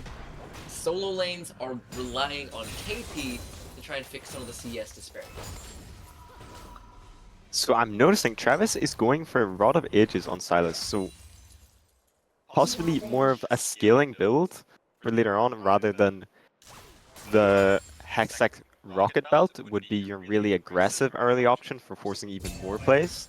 So we'll see how it pans out. For him, the Rod of Ages does take a little while to stack, but he's potentially thinking he wants to be stronger in the side lane 1v1 later on in the game. Yeah, definitely an investment type of pickup. It is something that you're looking to later on into the game here, as you have Rangus continuing to barbecue that wave. Unknown Swede once again lurking both junglers in the mid vicinity, as everyone seems to be turned up here trying to get a piece of the action. So it was the early dragon for CBA, possibly against the run of play. We'll see. I think dragons are a really good opportunity for Last Dance to force them to fight. Oh, we're gonna see something now. Lane's been up, support and jungle combination. The bailout's only gonna be able to stall. Here comes the hostile takeover onto a pair of people, but now it is Zerg possibly paying for the sins of their jungle. Rocket jump on the wall. Icy Rick jumping. Tristana's gonna be jumping melee range. Icy Rick, 2 more kills. Go the way of Last Dance. Phase rush, able to get him out, but he walks back in and ends up on the abductive stun. Dredgeline soon. Passive auto on route, 300 HP. They have the stats behind it. E-Shield doesn't have it. The Q from Silas's final tick gets a kill. 7-1, the kill lead, and this is racing out to a lead here for the rest of the Last Dance. It's going all their way at the minute, Sandbag. This is exactly what they needed, being 0-2 down in the series. And Dakin has been on point with his Nocturne Rs so far. see here, I see Rick getting his recall cancelled there. Oh. It's 2.5 minutes to the next dragon, 2 minutes till Rift Herald. Possibly see a bit of a lull, but I'm not certain on that based on what we've seen so far.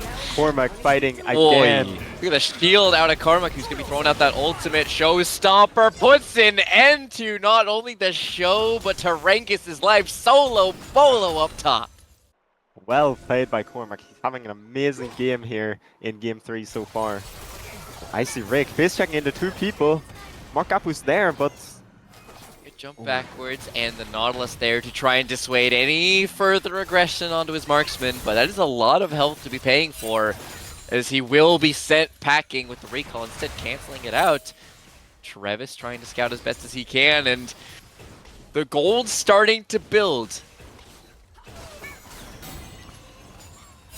We'll see here. I think surely we're just waiting until the next objective spawn here. I think Dakin's R is back up, the Nocturne R.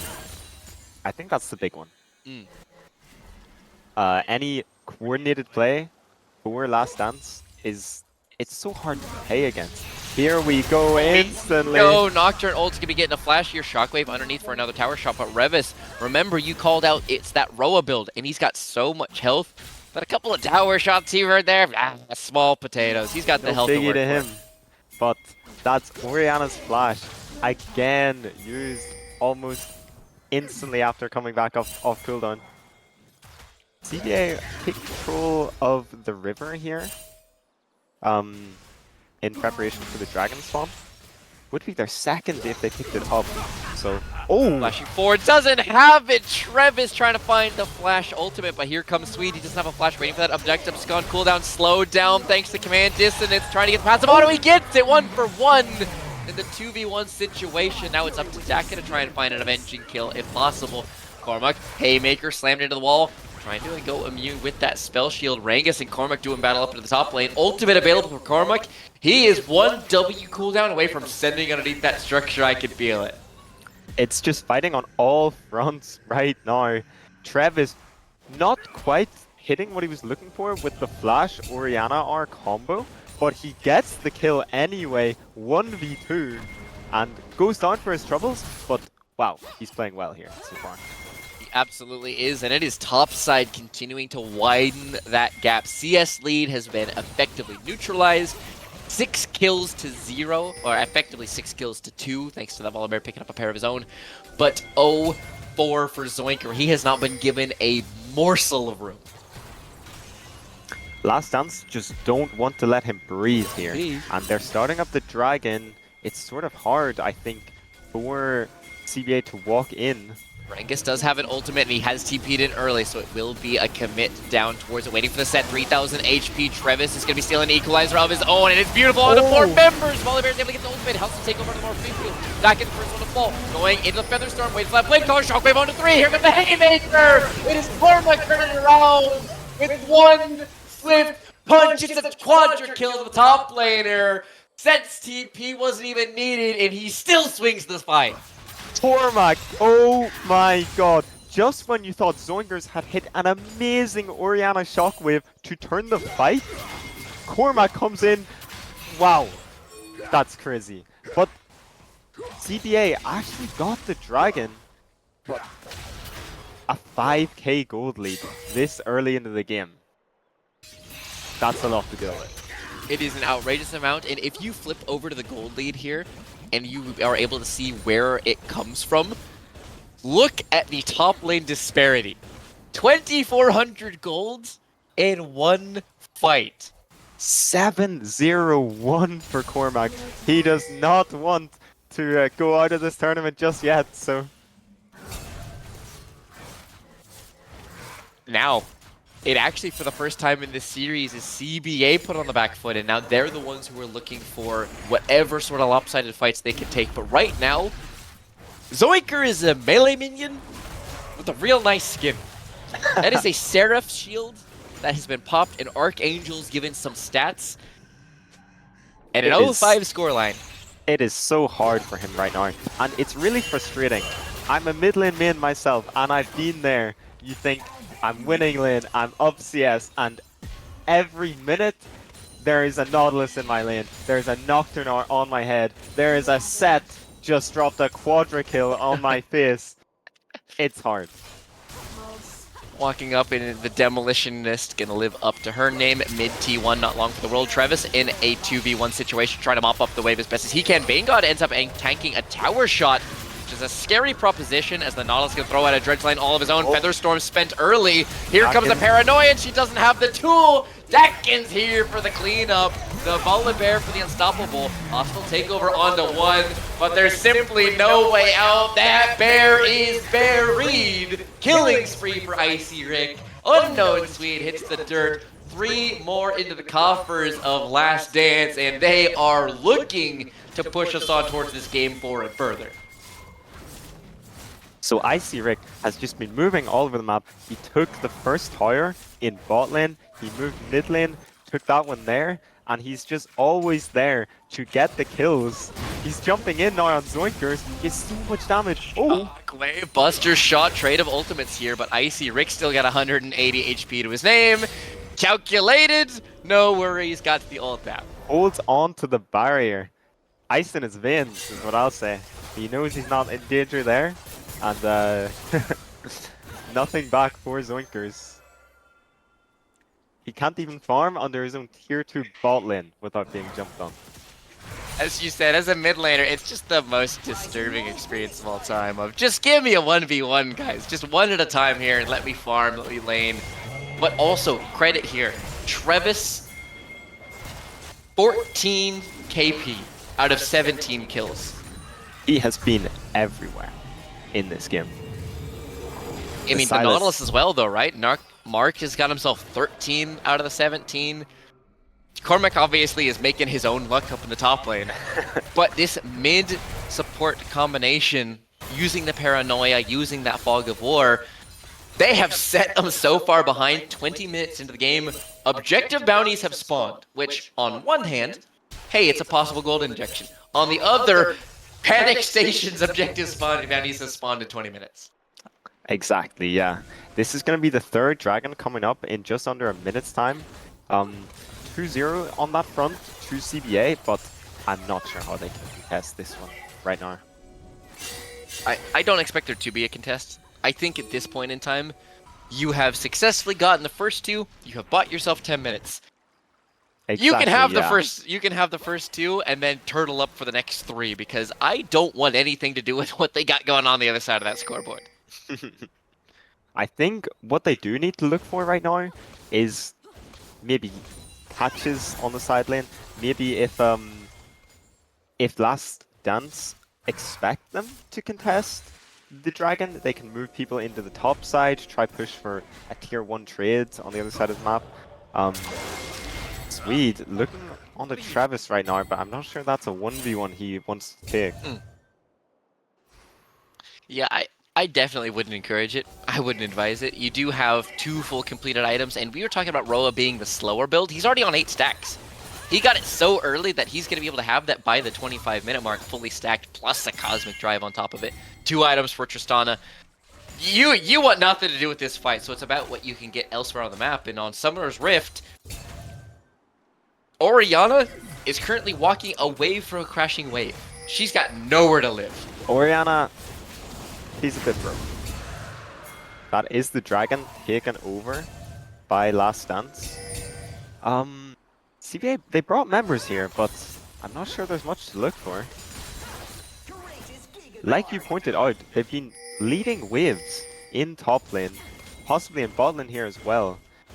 I think they're desperate. I think they're just looking for a force or something, anything, to try to get back into the game.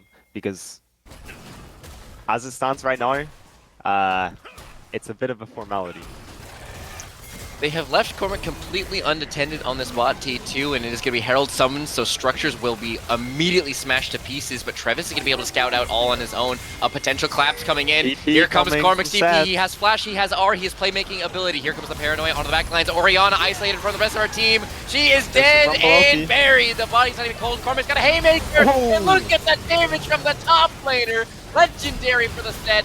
There's no fight left in him. It's a 5-0. TY for Leash. Ace is going to be taken here for the rest of the last dance. It's really hard, I think, if you're CBA, because you recognize that you need to do something. The way it's going right now, you're not going to get back into the game, and you're going to need to do something outside the box. Try force something and, you know, catch them off guard. So they went for it. It did not work. Last Dance were ready. They got their TP. They had the paranoia coming in, and yeah, when everyone's there and it's a 5v5, CBA just don't have the gold to stand on equal footing right now. You're talking about not having the gold. I'm looking at 13,000 gold in the difference between these two teams. I don't even translate that into items because at the bottom of my screen, I'm looking at 3 items set to 1 item rumble. It's such a contrast between game 1 in our series. CBA marched into the base of Last Dance with only about a 4k gold lead. And yeah, I'm not even sure what you do or what you say right now, other than talk about the next game. Yeah, right now is absolutely Last Dances to lose, and this is absolutely the time when which you start talking about Fearless, because then the pools start beginning to matter. It's about what do you have left in the tank. Sure, you might be a Jinx merchant, you might be able to pilot these champions, but now what do you have down the line? Because this one, as you said, formality is looking like the absolutely operative word. Yeah. We might see another desperation force from CBA, because to be honest, it's really the only way. You need a miracle. You need a 5-man Orianna R, a 5-man Renata R, a 5-man Equalizer. The tools are there, but that's a lot to ask.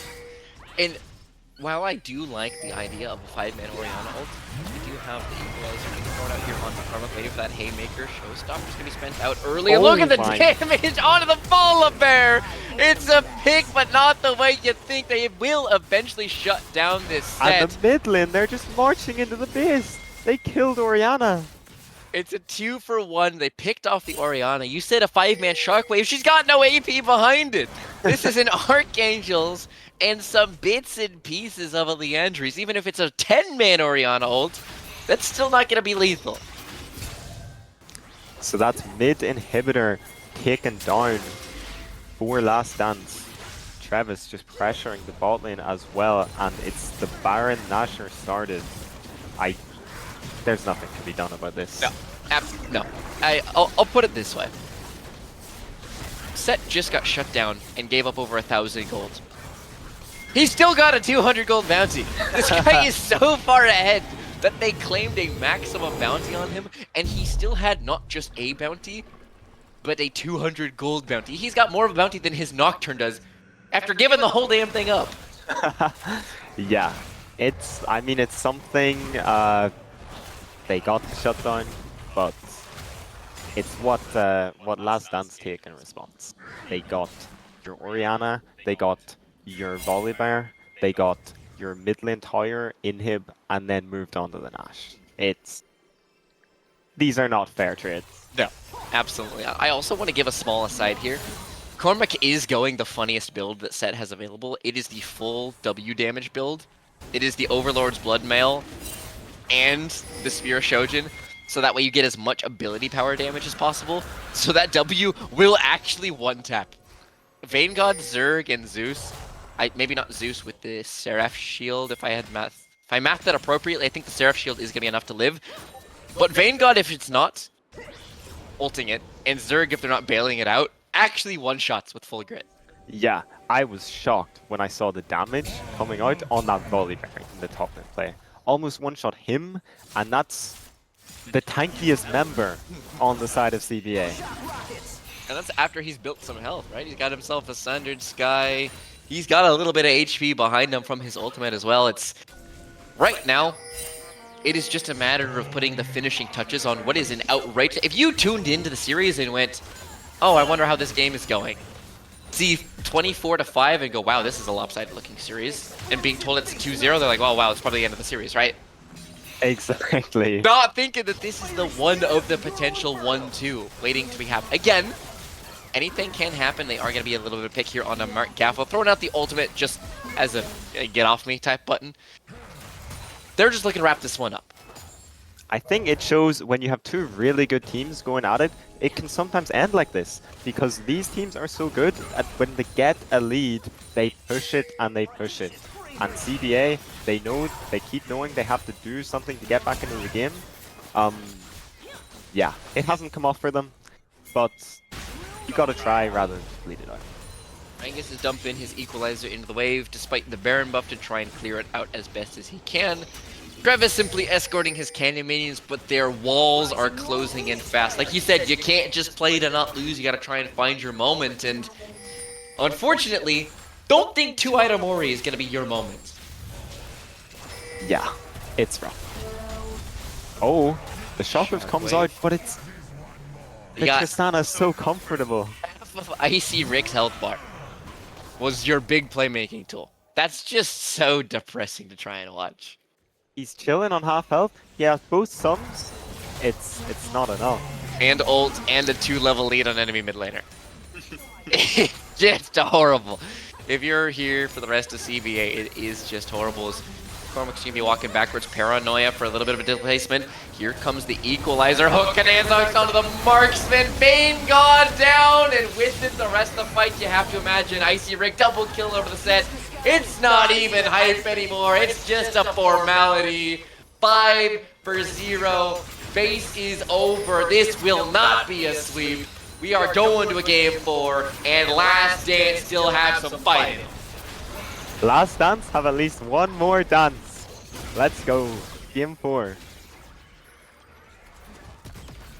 And just like that, you see what happens when it goes their way. We had such a knife's edge game 1, a stompy game 2. Game 3 felt like the mental was shifting. It felt like the frustration might have been getting to them, and all of a sudden, 29-5. This game approached the mythical 20,000 gold lead by the time that base ended. We are I don't know what the Flame Horizon equivalent of a team gold lead is, but we almost hit it. I think this is it. That's gotta be like it. Just like that, game 4 en route, Last Dance, CBA. It's a 2-1 situation. The reverse sweep has begun. CBA is looking to wrap it up. Don't you dare go anywhere. Game 4, CBA, Last Dance, right after this.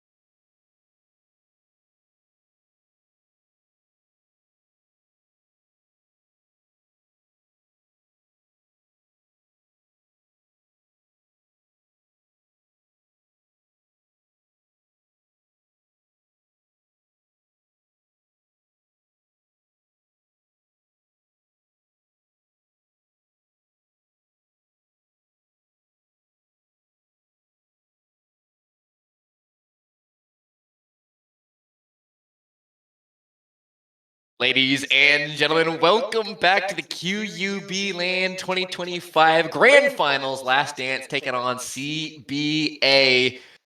What a game we just had. Cormac set putting the team on his back and getting it done, pushing us into a game 4. Sandbag, joined by Wiggler. How are we doing with this one? I'm so hyped for this because what a way to win after being 0-2 down in a series. Like, that is a statement. They are not done just yet. So, You can't name your team Last Dance and then get swept, right? Like, surely you can't be Last Dance and then just get blown out of the water at the end of the grand finals, as we have bans on screen. Zach, Azir, and Sion going to be taken away for the blue team alongside this LeBlanc Fiddlesticks. Kazante locked in blue 1. Sorry, I'm just going to disregard bans for a moment. Kazante just taken away here. this is some interesting adaptation.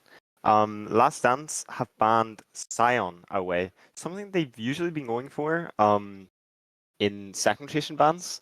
And yeah, the B1 Kisante, surprising, but it's a really strong champ. It's a Yeah, really it's just strong broken. blind. Champ is just broken. Someone get the copy pasta ready to go. I want to see some Kazante gaming here. On the opposite side, Aurora Maokai, the tree, is going to be taken here for the first time. And Last Dance's marksman is a Kog'Maw, so take away picks. It's a Kog'Maw. There's no Lulu in the pool. True, true. So you don't have that pairing. Do we see the Yumi? Yes or no? I'm not sure. I'd be very surprised. It What may not be enchanters? support here. I mean, Melio, right? That's more than likely to be case here for Kog'Maw. Okay. There we go. Yeah. Kog'Maw Melio, because it makes sense in terms of the Maokai ultimate that you're able to cleanse, and also the Exactly. range advantage thanks to the Bara Arcane Barrage. Melio does make a lot of sense You're here. already getting a lot of value here with the Milio R. And yeah, we didn't really speak Aurora Maokai. I mean, clearly just looking for a very strong 5v5 teamfight comp. With a Bard. I like it. Talk to me, because there's just a Bard in my game. I think Bard is really good in gauge into these sorts of champs. Like, Milio is sort of traditional anti-engage against what? Your Alistairs, your Nautiluses, these sorts of engaged champs. Bard, he drops an R on your head. What is your Milio going to do about that? You drop an R on Milio's head. What is he going to do about that? I really like it. He can be strong in lane, can bully. Yeah, I think it's just a really nice option. Can't cleanse the Bard ult, I suppose. That does actually make a lot of sense here. Breath of Life is not going to do anything about that Bard ultimate as the bans start to trickle in. Slow bans, I'm noticing. Remember, this was the two teams that were just slamming back and forth. You know, you have the Xin Zhao, we have the Sedge, we have the answer to this. They're taking the full 30 seconds now here. Annie picked with the full 30. Definitely, as we get later in the Fearless, more champs are gone. They haven't planned this far. They were trying to make it a quick 3-0 and get out of here, head back in to the celebratory drinks as the Ivern band away, trying to find another cover here for the Kog'Maw and all of the Void Puppies basket. So we'll see. ADC bans coming out from Last Dance. Well, the virus at least might be another. I'm not really sure what CBA might look for here. To pair with the Bard. I really don't know. Sivir has been taken, Jinx has been taken. Ashe banned. Ashe Misfortune, locked. Yeah. maybe? I guess is the only thing that really The springs to my Misfortune mind. would combo well with the Maokai, the Aurora, what these champs are trying to do. It's kind of the only thing off the top of my mind, unless you're trying to get Oh. really freaky. Don't get baited. Chat, don't get baited. We do not trust. We do not trust. We do not trust. I'm still expecting it to be something. You're such a rat. The We're going to switch from Malphite Fiora to for Rangus. Malphite. We're switching from Fiora to Malphite. Well, this is another champion that Milio cannot do much about. Yeah, I like it. It's smart. The Silas is out of the pool. There's none of these hard counters. Sante has already been showed top. Yeah, I'm a fan. But the R5 ADC? We'll see. R5 ADC, and it's not like they were going to take the Malphite away from you. I'm not sure I completely fathom, but I will trust that CBA have a plan here. So Vi is going to be the jungle pick up here for Last Dance. Alongside what kind of AP threat you're looking for. Something like a Rise would make I think something it's probably just standard control mage. Rise fits the bill Victor as in well, my something in mind. that vein. Will it be locked here? There it is. So yeah, what are CBA planning here? Misfortune, right? It's the Wow. Slam! Vanguard on Vin. That suddenly makes sense. R5 Marksman is justified. Vanguard gets his moment. Well, yeah. I am not sure how this one plays out. Vayne, I mean, outranged by the Kog'Maw, especially a Kog'Maw buffed with Milio. Mm. But Vayne obviously has a lot of self-peel tools to deal with K'Sante. Well, Vi is harder. Right. The Vi button, you can go invisible, try not take as much damage while you're not able to do anything, Mm. but you're not able to do anything still. We'll see. It's very. It doesn't really fit into what we were sort of expecting with this like heavy team fight comp for CBA. Lots of AoE damage. Obviously, we were throwing out Misfortune. I'm not sure what other options. Smolder, lots of AoE damage as well. It's a Vayne. So it's completely different.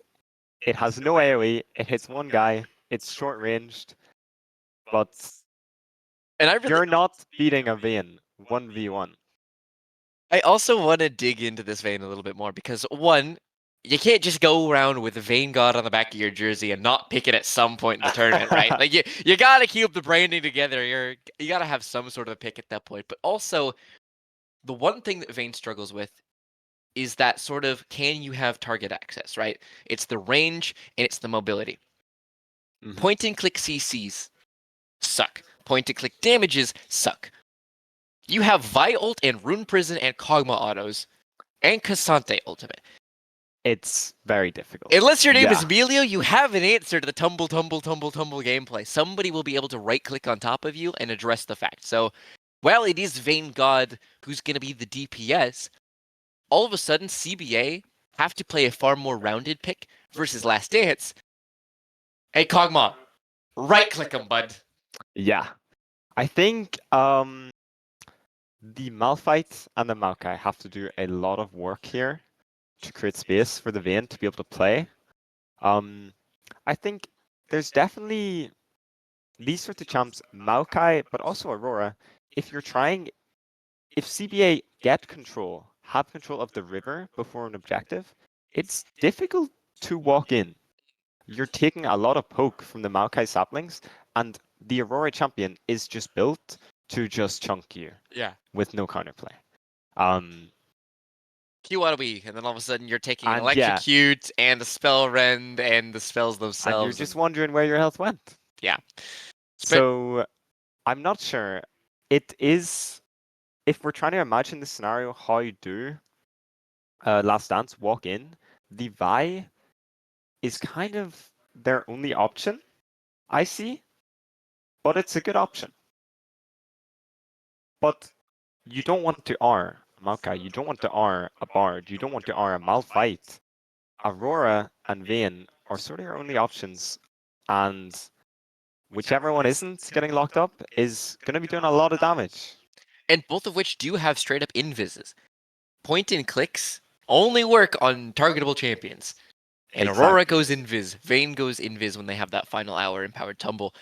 So not only are you playing a game of if you are caught, you are just dead, there is no outplaying, but you can bait in, if Vi Q's in and you tumble in time, she's not quick enough on her trigger finger, all of a sudden there's a Vi who's queued in to the middle of three people who all have very bad intentions. And your dive buddy is kind of K'Sante, right? Because a lot of times you want to go in pairs. Galio Camille, Nocturne Ori, J4 plus name a bruiser who's jumping into the herd of wildebeest with him. But Vi's kinda got K'Sante. Rise is able to mix it up as a battle mage style champion, but she doesn't really have an immediate follow-up. if Kasante's not there to try and alley-oop with her. It's hard because I think Sante really needs like some sort of flank, like possibly with TP, but that's how he's functioning in these fights. You have your Vi to funnel the Vayne, the Aurora into your Kasante. So I think vision control will be really important. And like obviously we've seen this series, these teams are not afraid to commit early TPs to sack their top waves to get 5 people to that dragon objective. I think the wards and the options these guys have to TP to could make a big difference. Absolutely. Vision control. The wards, also worth saying, is what you called out. It's saplings. If you're trying to go for a sneaky little flank, if you're trying to play vision, you're trying to slip around, you know they have vision here, you've pinged it, you've J-pinged it, whatever, and you just hear the little as the little thing starts running and biting on your ankles, that can just blow a flank completely open, and that information can be way more than any amount of damage ever is. I'm really excited to see Zerg on Bard because we've watched this guy. And we've said so many times how this is so infuriating to play against. Bard is the champion for that. This guy is built to just annoy you. He runs around with 10 billion move speed, throws a little chime, a meep, I don't know what they even are, at your head, and I don't know, he just... His karma was annoying, his thresh was intimidating, and now he's on the Bard, which I think, as you called out, this is Electrocute Ignite Bard. This isn't an irritating Bard. This is a life-threatening Bard if he is given his opportunities. I think the way I see it, looking just at the entire team comps, I think Last Dance, it's easier to play. You look, you know what they're doing. But I think CBA have more flexibility. I think Bard is such a versatile champ. I think like the Maokai, it's really nice. Zone control plus non-committal engage. I think that's so nice to have. And then they also have the Malphite, which that's a different type of engage altogether. That's a yeah, you're dead engage. And he also does break the rule of the dive buddy because it's a Malphite ult. It needs no introduction. Unstoppable AoE knockup. Exactly, and you pair this with the other abilities they have, this Aurora RQE combo coming in on all these knocked up targets. It's so much damage that then possibly the Vayne is the perfect champion to just clean it all up. Once those key cooldowns have been spent and you have the space to do it, that can be such an absolute montage moment waiting to happen here. And in the terms of the bot lane dynamics, I expect to see the Bard to be able to do exactly this. And just marching forwards with the Cosmic Bind and 1/3 of Icy Rick's HP just goes by the way of the dodo. We'll see once again, lots of early trading in bot lane. These guys love going at it. Another bind. One more auto is going to be an Electrocute proc, and he does get it. Icy Rick, the recipient of a warm welcome, as the Bard will... Vanguard, I don't feel like has autoed him yet. And he is through his first pot already. No, you think? Like, obviously, the standard opinion is ADC does damage, support protects them. The early game, this Bard is doing a lot more damage than this Vayne. The Electrocute is so much base damage. And yeah, Icy Rick is he's getting punished. And granted, you expect to be a decent amount of this early on in the game. Tumble, dash forwards, Icy Rick will flash out himself. Zerg continuing to put some pressure on. No Biscuit, no health pot. And I want to keep your eyes on these junglers. Maokai is moving down. I don't expect there to be a dive from the Maokai, but it's not off the table yet. I would love to see it, well, if it works. I don't want to see a team Jint. But Vi is here. I doubt we're going to get much action. I think Dakin will just be here to cover any potential Maokai play after their full clears. But one thing, Icy Rick, he's taking a lot of poke. He is keeping well up in farm. Yep, he's sitting pretty comfortable in terms of the CS and health bars. are definitely taking a beating. You do see another biscuit in the inventory, so Cormac not as low as he appears. But with the crab soon to be cleared up into the top lane, I expect this just to be some TPs soon. Everybody trying to get their buys, everyone trying to get their gold, turned into something a little bit more tangible. So that's a first reset out for Rise as well. I think he's walking back on map. There's not a lot to be said about this. I think it's probably possibly one of the slowest. Oh, Dakin is en route, Wing forwards. No more mana to work with here for Cormac, so it's going to be up to Dakin to put the damage in. But Rengus stuck around with the wave in an awkward spot, trying to find any sort of auto attacks. But it is by picking up first blood. Rengus falling to the onslaught. nice pathing from Dakin. Rengus not respecting that Dakin had lost bottom Scuttle Crab and had probably moved up with the top one, and he gets caught out by that gank and taken down. That bind made a right turn. That was a 90-degree turn here between the Cosmic Binding snapping onto somebody else. So Rengus and Cormac continue to do battle, but remember, TPs have already been expended, so this HP will actually stick. I'm just laughing at they both have just the opposite buys. Invest versus They know exactly what they're going to be dealing with, because it is also double AD topside, double armor topside. 3-man on mid lane. Flash expended from Travis. Travis in so much trouble. Bard Q not connected, but here comes the Sapling Ignite. Ticking Zerg's got the summoner spell damage. Rengus is down to 200 HP. Wing forwards in the minion wave. Rengus flashing away to the other side of it. Footwork able to get this Cormac escape going as well. The health and mana aggregate ended up at about single digits between the two of them. That's crazy. Yeah, if Rengus died there, his wave was really bad. His lane was probably over. So yeah, he gets the flash, he lives. Cormac keeps his own flash, also lives. Not the end of the world for either of them. I really like that play from CBA onto Travis in mid lane. Just like double gank from both angles. Travis has his flash, but it's just not enough with the Maokai Q sending him back towards the Aurora.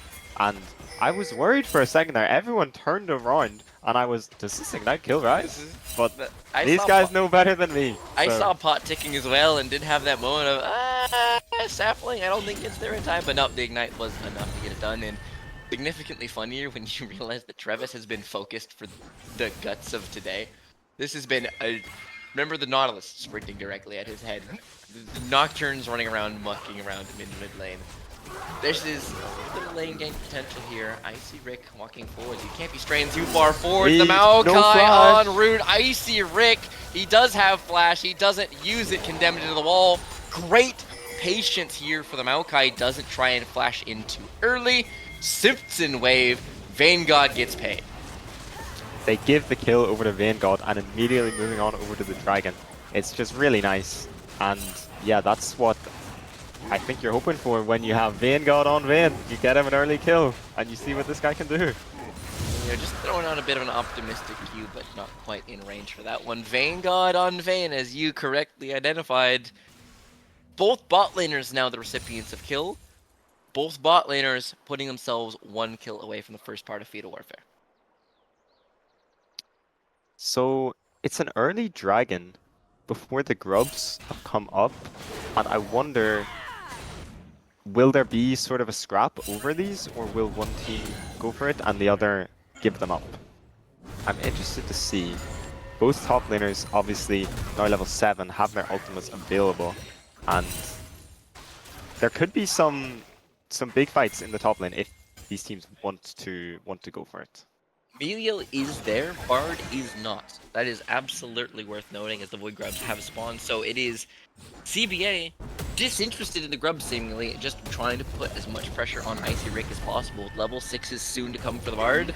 Potential aggression is on the cards. It's Cormac and Rengus just trading a little bit. Cormac gets his wave crashed. It is just going to be the Grubs, so one objective each. And 2 kills to 1 in terms of the feats. Grubs can be traded out for this Drake. Zoinker is able to get the sidestep on that Q. Bard not quite in time to try and find Trevis once more, who wisely moved his aggression back towards the refuge of his tower, and meanwhile up at the top lane, a whole lot ado about nothing. Yeah. The camera keeps panning here, and I keep trying to find something to say, and I don't know what to say. It's a Malphite and a Cassandra. Cassandra They're is hitting going each all other. out though. Maybe there is a little bit something to say here, but Rengus can always just ult out. This will be lethal in exactly 0% of the worlds. It's just a matter of will he be forced to use it. Throwing out that Maokai ultimate in the meantime, Rengus does eventually commit the ultimate to escape. Cormac going 1-for-1 on ults. Forced to eat my own words there, as Cormac almost gets a solo kill on Rengus. Rengus forced to use his Malphite R to safety, and yeah, Cormac just seems to be getting the better of Rengus in the top lane in this game, and obviously with the help from Dakin to get that kill. It's nice. Your Cassandra is looking strong. Cassandra is absolutely looking strong and justifying the blue one pick. It makes a bit more sense that Cormac wanted to take it, and not only take it, but take it away from Rengus, who has been playing it repeatedly over the course of this tournament. Of course, yeah. It's definitely like fearless as well. You can take each other's picks. Well, Zerg, he can be so obnoxious here. He's just gonna walk up and force a smite out just for the sake of being able to do so. He's got himself a winged moonblade. He's working towards that deadman's, to my memory. So we do have, again, as you said, camera loves to be drawn up here. It's never worth its while. Well, last time we complained about that, something happened. Something so did happen, exactly. So maybe the more we grumble about it, the more likely it is that we're able to get something going here, but with no ults. Less than likely. In the meantime, 90 seconds towards next Drake. Gold leads bang on even, all things considered. Like 500 gold in 10 minutes is effectively nothing. It's maybe a little bit of something here in terms of the bot lane advantage, but it's still Kog'Maw. He's still looking towards to get those items. it's definitely a slower game so far in this one. I'm not sure if this favors either team really. They both sort of have comps that come online in the mid game, so they're just sort of happy to handshake a lot of it in this game. I want to see what happens with the next dragon in 1 minute's time. CBA already picked up the first one, so will they try just stack up another? They seem to keep having cryo in this bot lane, so they might just try to start it instantly. We'll see. When you have the push, you may as well. You know, stats are stats here, as we do have Vanguard and Zerg off the back of the Bard primarily, continuing to get some push in, but waiting on item completions. Me and the Kog'Maw effectively only need one. As soon as Bork comes through, then they're going to be feeling pretty comfortable down in the bot lane. Yeah, exactly. Kragenslayer picked up for Vayne. I can't lie. I don't know Vayne builds. I never see this jump. But when you have a guy named Vanguard playing in your tournament, you want to see it. So You also tend to trust the judgment, right? 3-hit passive, 3-hit passive. It does make sense. exactly. It makes sense in terms of the synergy, and I'm with you on this one. I'm going to plead ignorance. I don't know. I don't see this game. It just feels like you can put so much in for so little return on investment here. Rengus is just walking forwards to get the ward. Cassandra going all out in the meantime. It's just going to be the same trade, if at all, but instead he gives up half his health bar to retain that cooldown. So movement to the dragon from Zerg and Vanguard. Sweet there starting it. Dakin was in base, moving to his top side, so it's just going to be a second dragon for CBA. I think I would love to see a fight and judge the strength of like what we're talking about this Kragenslayer Vayne, but I don't think Last Dance are going to give it to us until they have their item on their call. I think I agree with that assessment. I think they're just expecting to continue to hit the minions, continue to get as much gold into their carries as possible, right? 116 to 112, not even a wave to separate them, mid effectively the same story. We need them to both opt into a fight that they like, both opt into a fight that they think they can win before we get a real eye test on these two comps. Because right now, there's not a whole lot to split the two. Yeah. Oh, some trading here. I see Rick. Are doing battle here. Ultimate lands, and it's a Kog'Maw pick here. Bane God slain in Kog'Maw. just gets him with the sneaky auto. Icy Rick, before he even has his Bork, he gets that solo kill. I think Vanguard thought he was out of range, out of the circle of that Kog'Maw ultimate, and it just clipped him, and the last auto is enough to take him down. It absolutely was, because Vanguard still had barrier. He didn't think that he was going to die to it. He didn't realize that it was going to tag him, so he thought he could just walk forward, get his last minion, no big deal. But that's 300 gold. Zerkers plus Bork. This Kog'Maw suddenly just got a real meaningful gold injection. Yeah, that's big, and it's just nicely done from Icy Rick. More trading in the top lane that will probably not amount to much. I refuse. I refuse. I'm not playing by playing this anymore. Rangus and Cormac, you guys can slap each other over the head for the next 10 minutes, and I'm good. Oh, Meanwhile, engage from Travis, Zoinker. far more intimidating, flashing to the other side, E wide. One more auto attack will do it. Burn gets it done. Leandries. That's a solo kill. That's and the meaningful. flash from Travis. So that is nice from Zoinkers. And I want to see now 3 minutes on the next dragon, 10 seconds on the Rift Herald. Will this just be pings coming out on the Rift Herald? They might just start it up ASAP. It's hard when your mid laner is dead to contest. Walking back up towards his lane, pings on pings towards Vanguard. You have the Vi descending and the Bard isn't there. If they have the information scattered out and you look at the minimap, Vi is looking to jump Vanguard as soon as they step underneath the structure. I like this. There it is. Goes in so much damage. Ultimate Ooh, not the in sun. time. Living artillery, waiting for one more ultimate. Daka trying to get in range with the cease and assist. Gap closes and Vanguard's down. Able to vault breaker their way on out of there as well. That is going to be wave denied. Kill picked up in exchange for Rift Herald. That's a huge punish. I really like that play from Last Dance, and they have the 3 grubs. That Kog'Maw is doing a lot of damage. I think he just takes his tower and no one is coming to defend it. Tower plates are down. And with it, look at the wave that is lost. He is slowly autoing the turret to make sure that he's able to kill off all of those creeps. Every single one of those caster minions dying, and all of a sudden 147 to 128. 20 CS manufactured off a single pick. Yeah, that's huge. Crucially, with getting the Rift Herald, CBA picked up the feats of strength for themselves. So a little bit of gold value for themselves just with those boot upgrades. I am excited to see this next dragon now, because I wonder if CBA think they can contest it, because this Kog'Maw is strong. The other thing is, you can make the argument that you're not on a timer yet. You can still buy yourself another 5 minutes if another Drake goes through. If you want to just try and wait until you have a 2-item, Roa completion, Seraph's completion, because this is still quite a trough. Your Ryze is not in a position to really fight. He wants his 2nd item. He wants to try and be able to complete those 2, and then that is a huge leap in damage. Unless you think Kog'Maw can be lent on solely, and I would argue in the face of Zonker, probably not. Yeah, this Aurora is very strong. A lot of burst damage right now.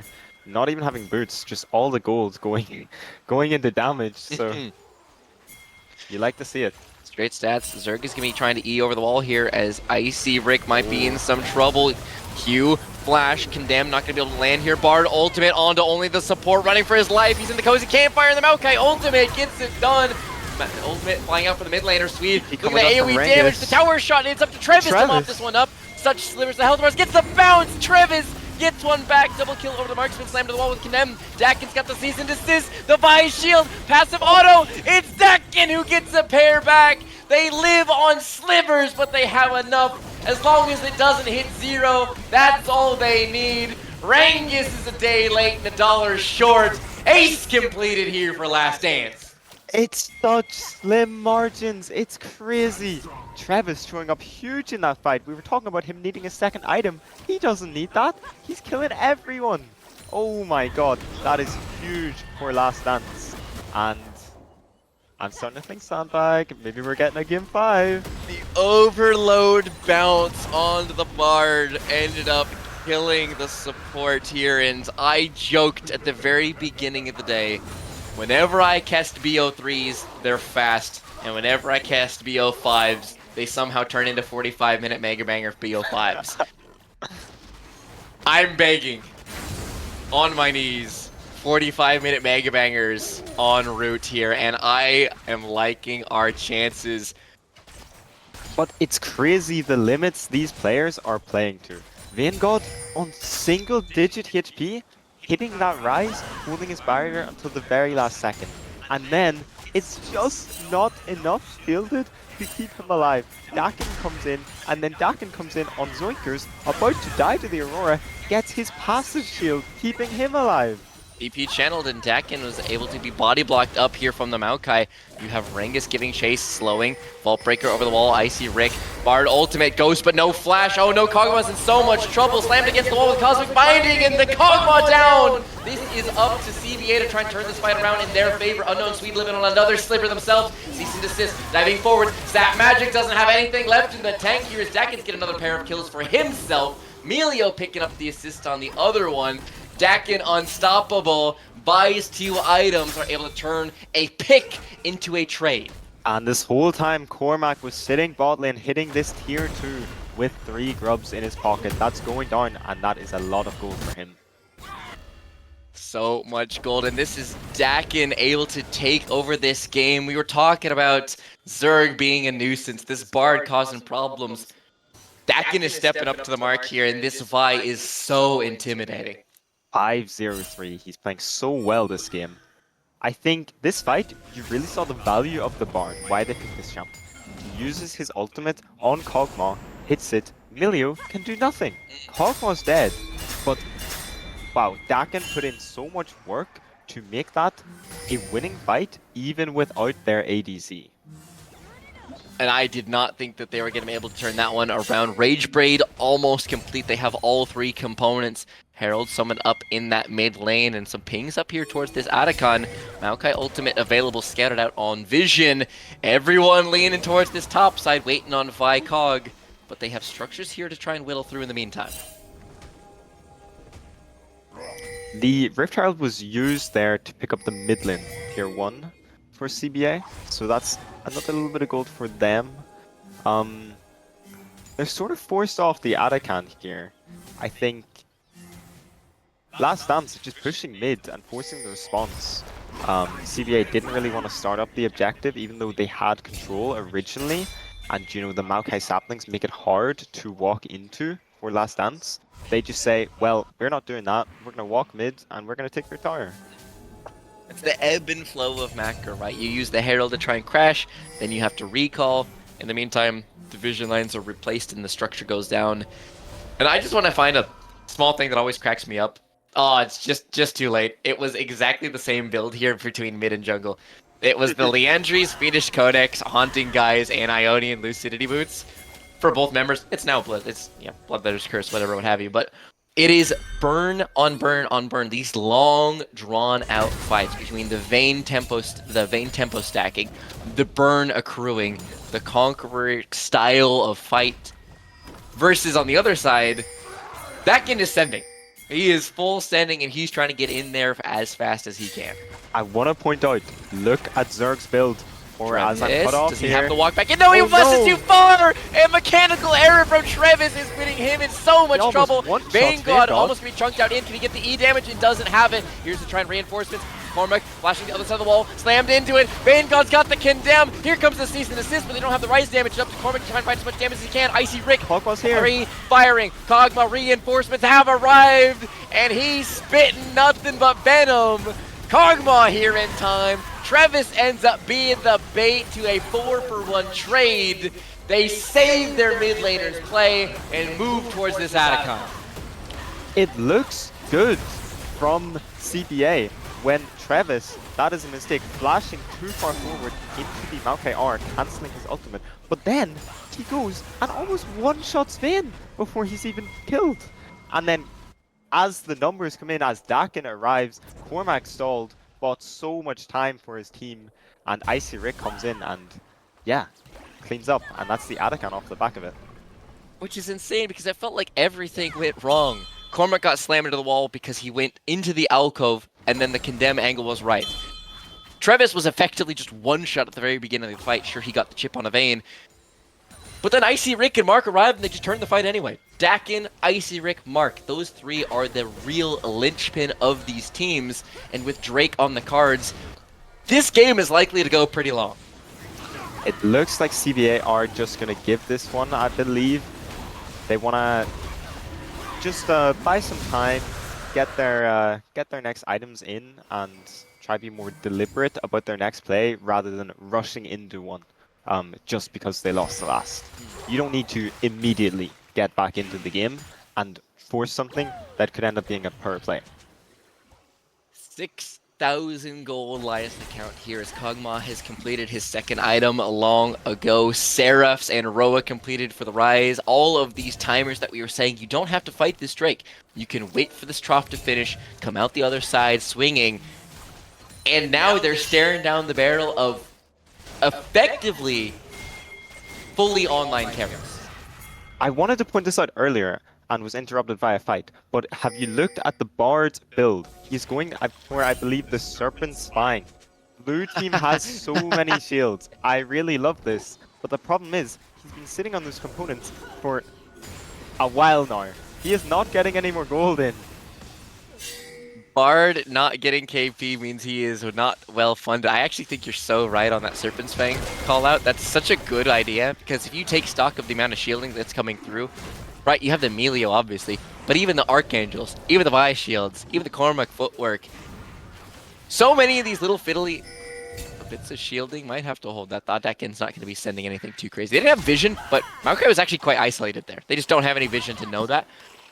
I actually love, Serpent's Fang completed. That's such a good call out, Wing. It makes sense. And Bard is one of these champions that, I mean, every time I see Bard, he just seems to build random items, so he can get away with this, and I just love the value, but I don't know.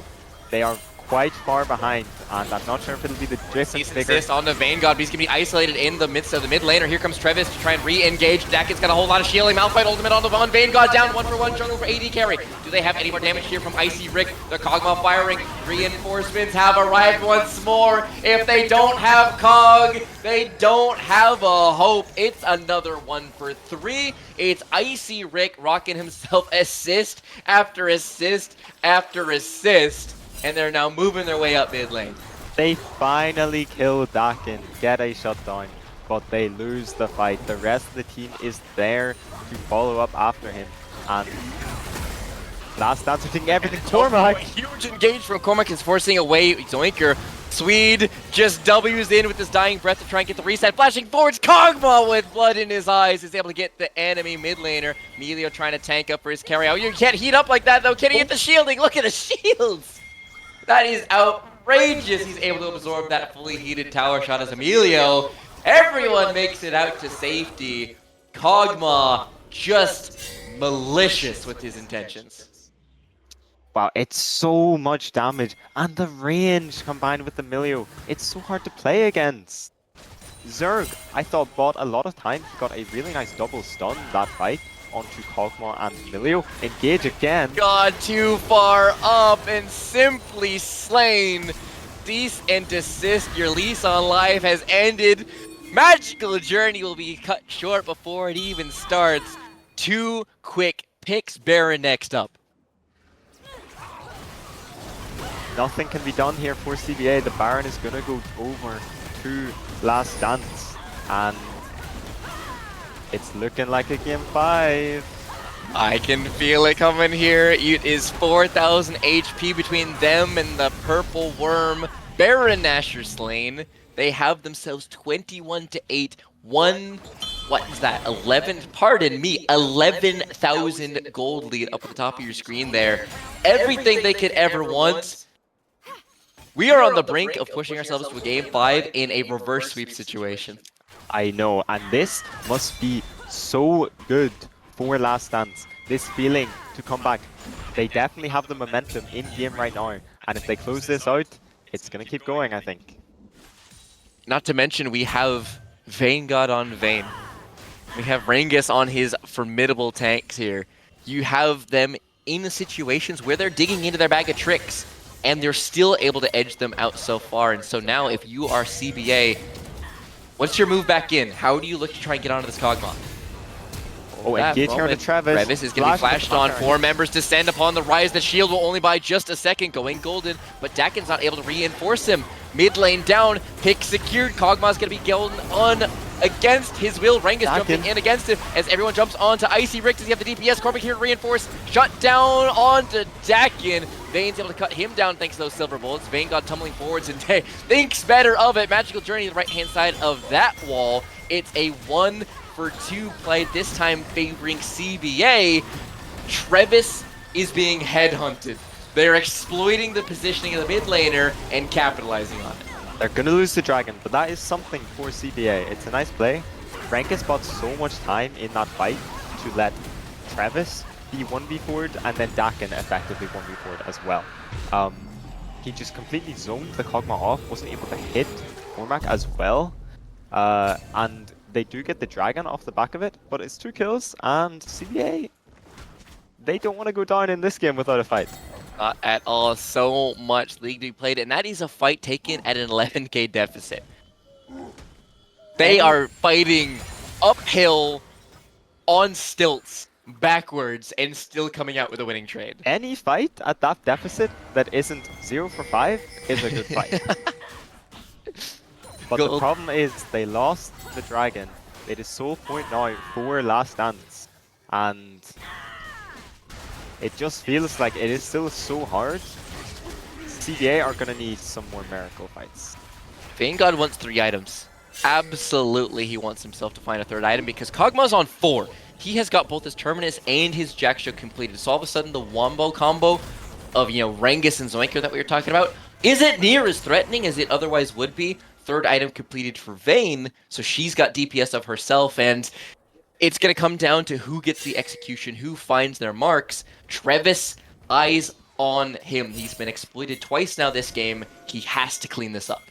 This is so annoying to play against Kog'Maw when he gets this Jackshow. He's so annoyingly tanky. I'll fight ultimate, unstoppable force here, but where's the rest of the DPS? Ghost is going to be procced here, and Bard's just dead. He's able to reposition thanks to the move speed. Bard's going to be in so much trouble, though. Here comes the engage onto the Emilio. Kog'Maw firing. His support is dead. With the reinforcements on the left-hand side of your street. Travis slammed into the wall with a condemn. Vanguard down. Dakin leads the charge, and Swede is forced to flash away. Living Artillery not able to close the gap here. Just out of range. 1-for-3 trade on the other side once again, but Kog'Maw and Rise both stand. Base will soon not be so fortunate. We're looking at a Game 5 situation. 25-11. Do you have anything left of the tank trying to clear the wave? The Leandry's burn doesn't do it. They're going to be hitting the structures thanks to the mites, thanks to the creep, and with 1 ranged minion at their back, queue up the Silver Scrapes. We're going to Game 5. Let's go! I'm so hyped. I can't wait to see this Game 5. This has been such an amazing series so far. Wow. Sometimes caster curses end up breaking your way. You make a joke about every game, every BO5 going to Game 5 when I'm on the broadcast, and we ain't breaking that streak Well, today, that's why Wiggy. you're here, Sandbach. All right, Lemon and Honey will be required. Voices has got 1 more in us. Don't you dare go anywhere. Game 5, CBA, Last Dance, right after this.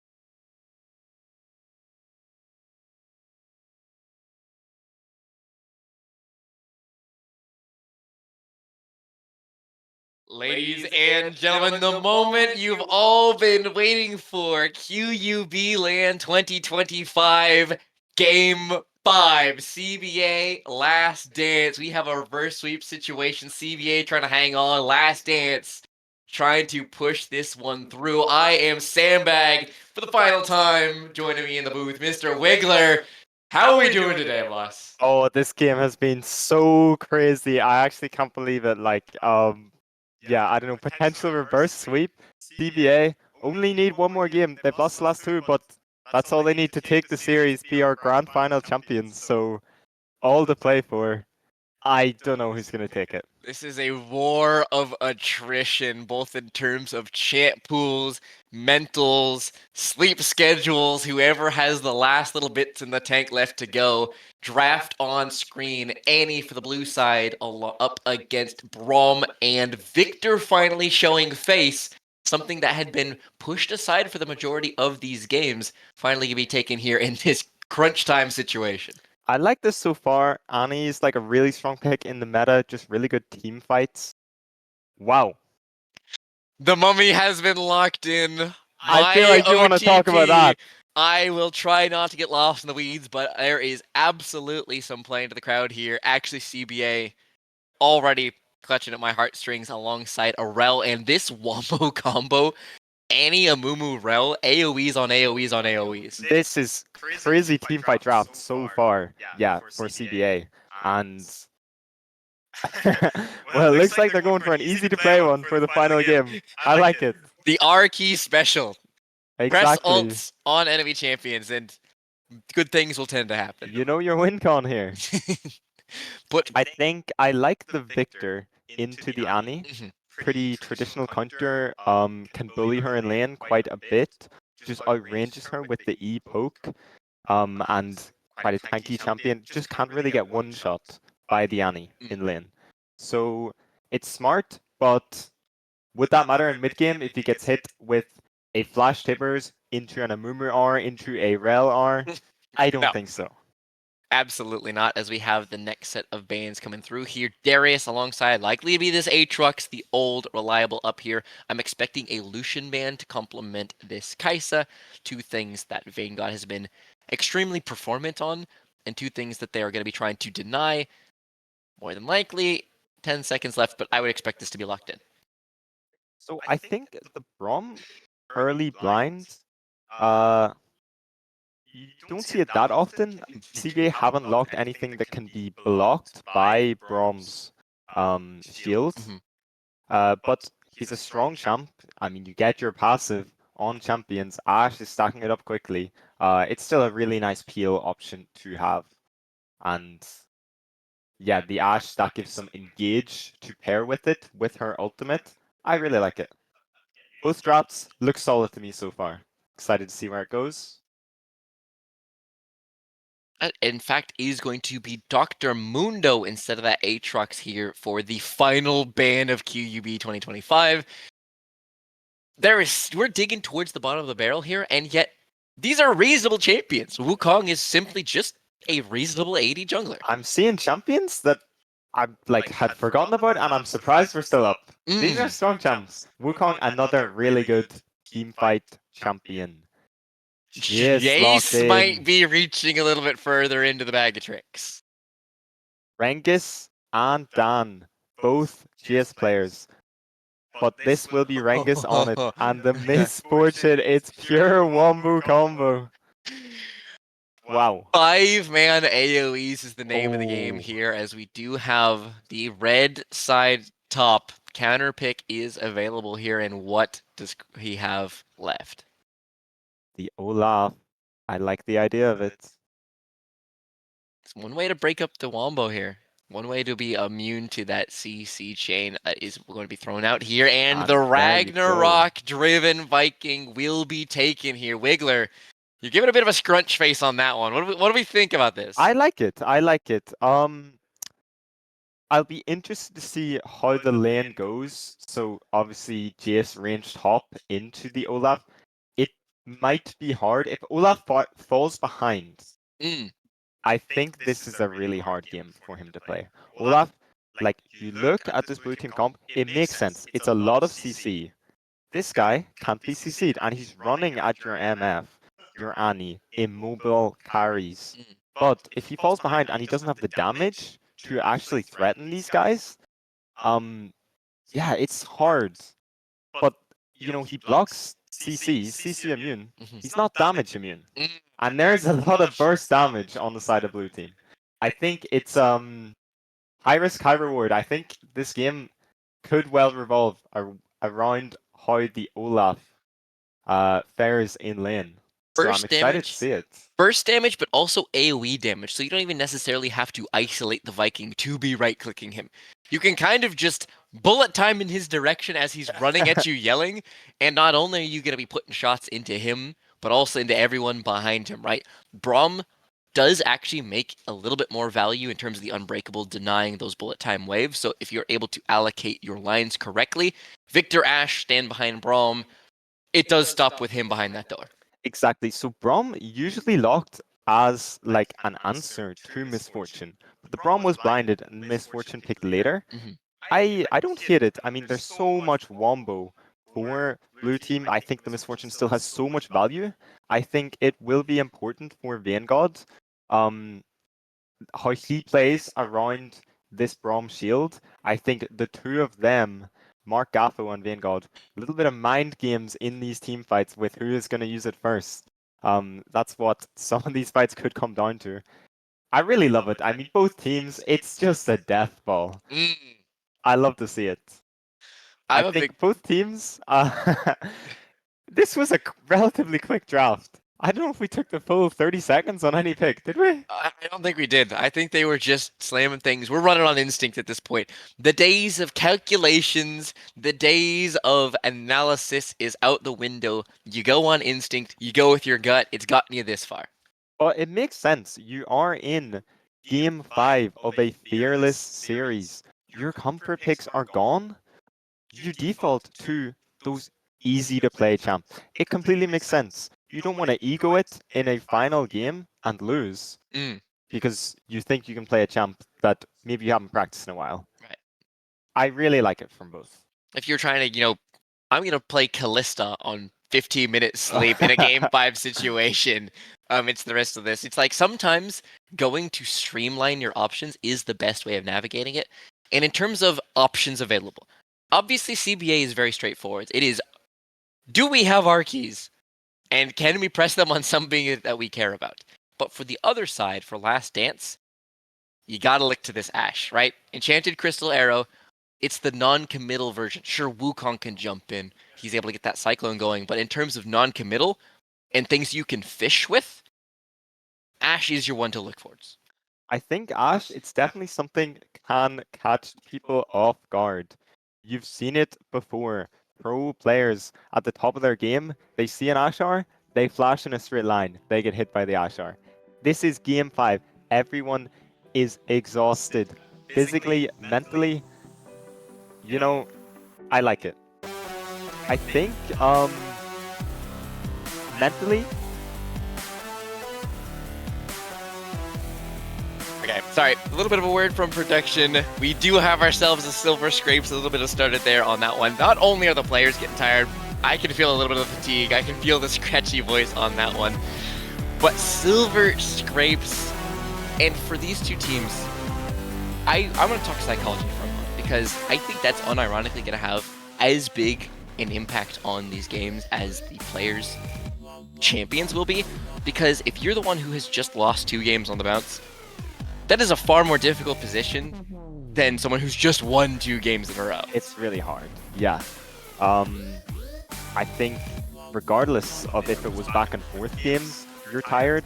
But yeah, it makes me think back to the quote you mentioned, I think after game 1. Repeat it for me? It was Last Dance saying that even if we go down 0-2, they still have to beat us again. That was a member of Last Dance saying even if we're down 0-2, they still have to beat us again. And then they quite literally went down 0-2 and refused to give it up. So maybe this was a shot called. Maybe this was playing to the cameras a little bit. And this was all just part of the plan. Or can actually CBA rally? Can they come back and say, all right, this is all our cards on the table. We have drafted a streamlined draft. We have nothing left to give. Use all your energy here, and then you're out the door. You're good. You've got nothing left to give. So there's nothing left to be said. We're just going to be able to ride this one out and simply sit back and watch. Yeah, I'm expecting once we get in here that it's just gonna be every dragon, 5 people.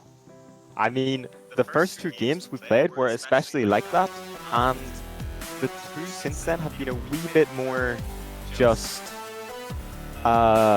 individual skirmish advantages picked up. So I think we're gonna be more similar to the first 2 games, and it's just gonna be proper 5v5 scraps, and I am here for it. I am absolutely excited. So this is where I get to throw you under the bus here as color caster, as the analysis. Call your shot. Oh, Who do you as a professional? This is not Wiggler, the QUB member. This is Wiggler, the caster. You get your opinion. Who are you favoring? You've been able to see and take this all in. Give us your call here. this is a tough one because I like both teams, but I'm gonna say I talked about the Olaf, high risk, high reward. I think this Olaf is gonna pop off, Sandbag.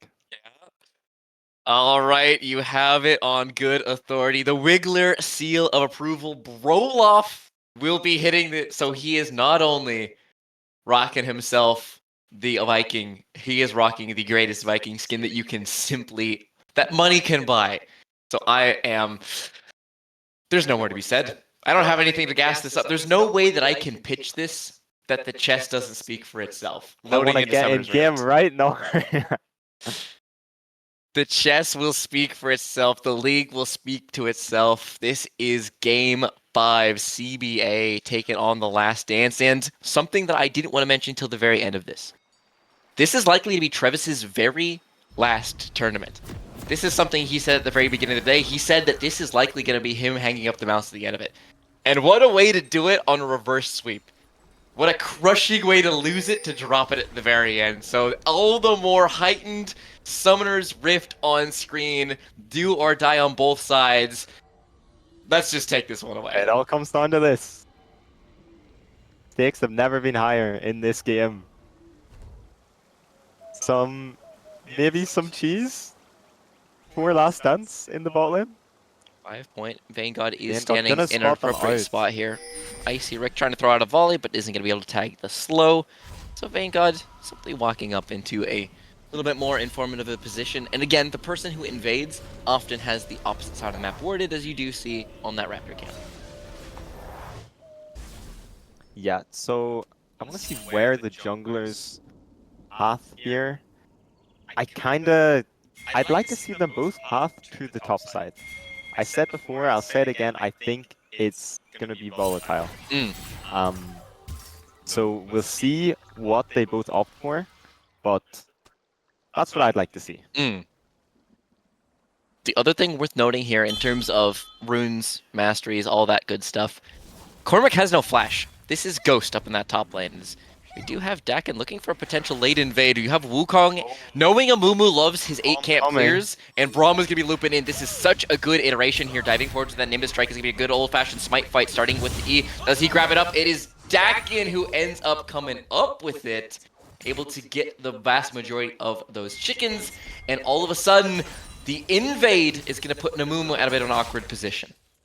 Well, that's one way to throw the enemy team off their game in Game 5. I really like that adaptation from Last Dance and Dakin. And now you see, it is a split map type of situation. Amumu runs straight towards these enemy raptors. He's going to be clearing the top side, meaning Olaf actually might find himself the recipient of a little bit more pressure than he'd be expecting. Yeah. We'll see. Icy Rick had to back off there. Obviously, Mark Gaffo, his Braum, was there for the invade. Travis has spotted out Swede here. Dakin has come to his own top side. Swede is not going to be able to get Dakin's red buff. Dakin, is he moving towards the Amumu's blue buff? Swede is in so much trouble if he ends up face-checking this because the Wukong most definitely winning out on this fight. I think the blue buff has been started, so the information will be given away. And you do see pings on in. Jace is going to be able to lean over, forcing Wukong out. And the tension is crazy. These junglers are trying to squeeze every single scrap of advantage they can. Then the mid lanes move over. Rangus and Dakin on a collision course here as the Wukong is going to be slowed out. He does continue to put a couple more shots in, flashing over the wall, but Rangus is likely to be able to get this one done into the pit. It's not blocked. First blood going over to Rangus, and the Jace slaying the enemy Monkey King. Dakin too aggressive, not respecting that Rangus has the move there, and Rangus gets a first blood and a red buff for himself. That's a really big early advantage. And if you're Cormac, you must be distraught. And meanwhile, in the bot lane, Zerg is going to be taking a whole heap of damage of himself. The Braum CC going to go the other way here as he throws out the Ignite. Double up, heal spent, the heal cut on the other side as Vanguard's now going to be slowed out thanks to Icy Rick. Lethal tempo stacking. Zerg's going to be slowed, flashing forwards. Does he have one more auto in him? Vanguard is not quite so fortunate, flashing himself. He does have a cleanse if he chooses to cleanse off one of those slows. Zoinker's down to 200 HP. Everyone on Blinken health bars here for the whole side of CBA, but nobody else is getting buried.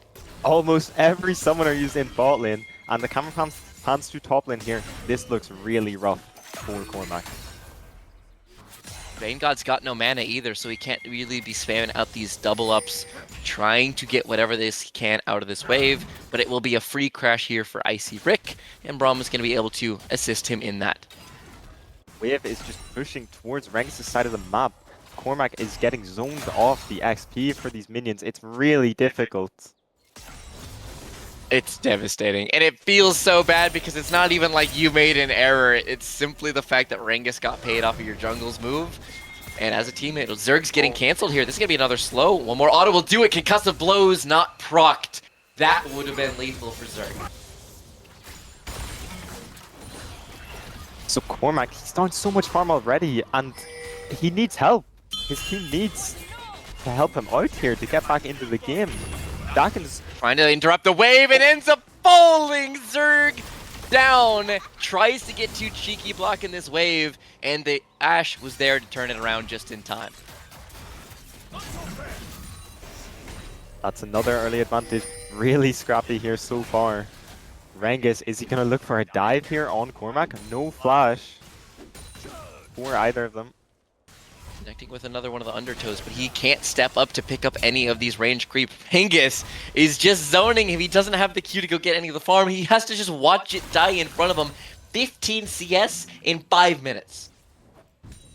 It's so difficult for Cormac. He's TPing back now.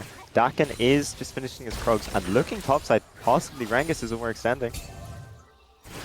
Wisely backing off though. Dakin is just going to channel a recall of his own, and as we take a moment, kill gold's going the way of the Ashe and going the way of the Jace. So on either one of these side lanes, Cormac actually able to hold his wave in a good position and might be able to do a little bit of the inverse to deny it, but Rangus, his TP not available. He's got to stick around, and he's calling his Mumu to fix it. Goes. Oh no, this is bait, this is bait, this is bait. Swede is going to be walking forwards here. Bandage toss. It is maybe a 1-for-1 kill. Ooh. Cormac gets him. He gets something back and salvages a horrible situation. Cormac just barely making something happen there. Wow. Cormac needed to get something there, and he gets one kill, but he is still missing so much farm.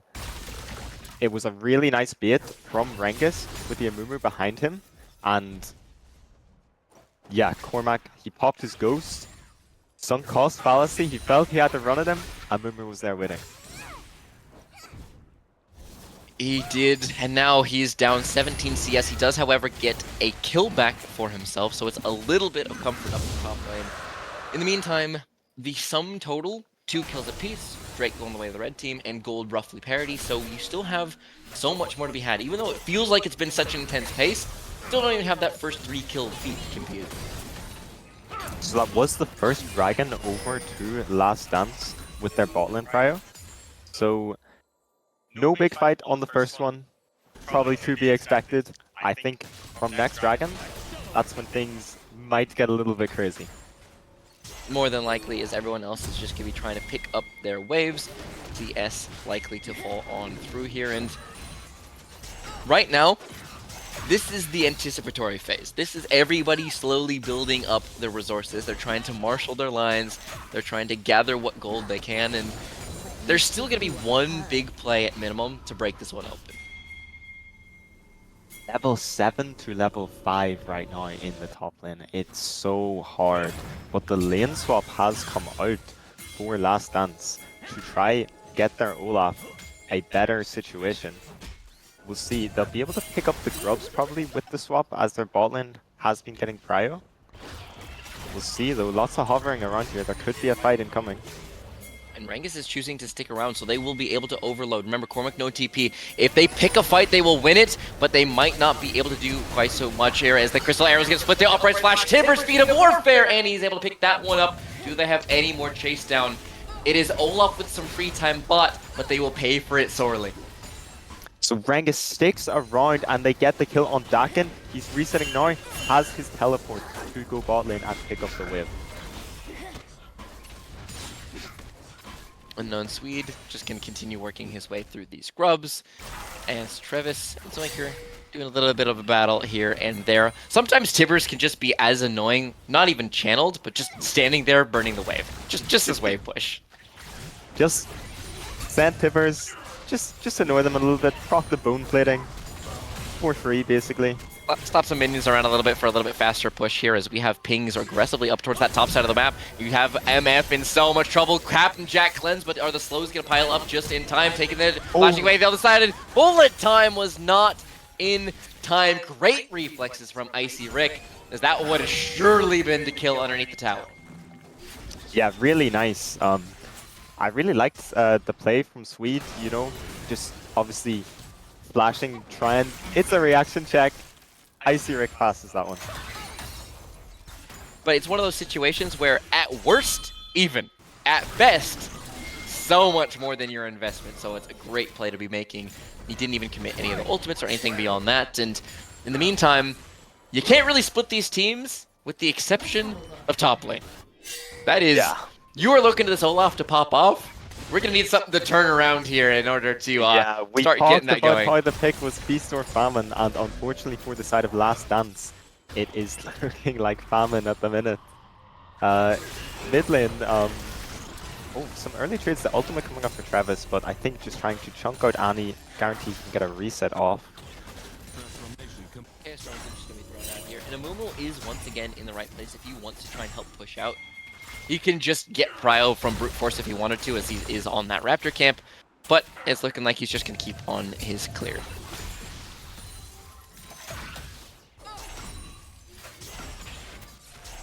So the bot lane's opting to step here for now. The dragon spawning in 1 minute 10 seconds. So I'm expecting we'll probably see resets coming out as teams want to look for that. But if not, I mean, it's CBA favored. Obviously, the GS a lot stronger than the Olaf right now.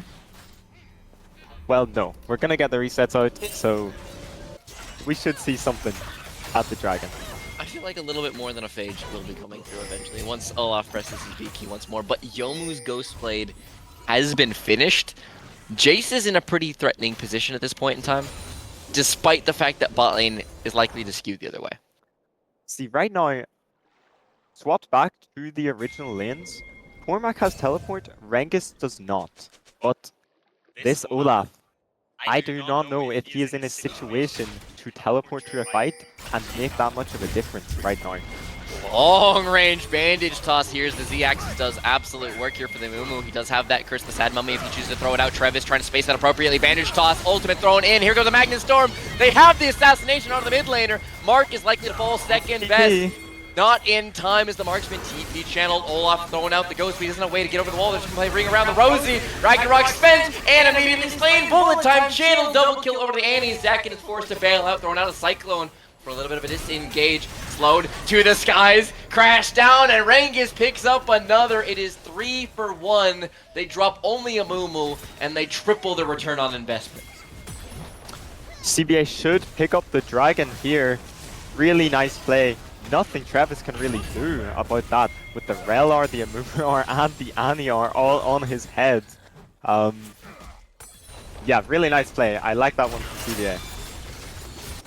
Absolutely beautiful here. It is Travis, unfortunately, receiving the one-man wombo combo. They spent it all, and they ended up only needing that first Drake of the game for this blue side, as CBA is going to grab that. With the exception of anything silly going out, Chaos Storm's going to be throwing out stand up in the gravity well. Vanguard's in so much trouble. One more auto attack for the concussive blow. Stunned and killed Travis, able to pick up Vanguard.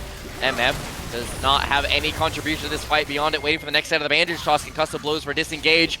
Remember, no ultimate thrown out. That Cyclone was already used. Victor is able to pick up a Mumu from no ult previous. Nobody had the ults as we were just off of a previous fight. Now we're looking for a little bit more of a slow from that green smite.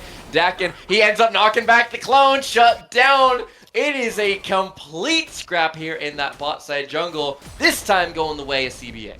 Wow. Last stand, really punishing CBA there. They get too greedy, they get the dragon, but they stick around. That's 3-0 for last stand, while Olaf, alone top lane, Rengus is losing waves, Cormac gets 2 plates for himself. This is huge, and they are actually in the lead gold-wise right now after that.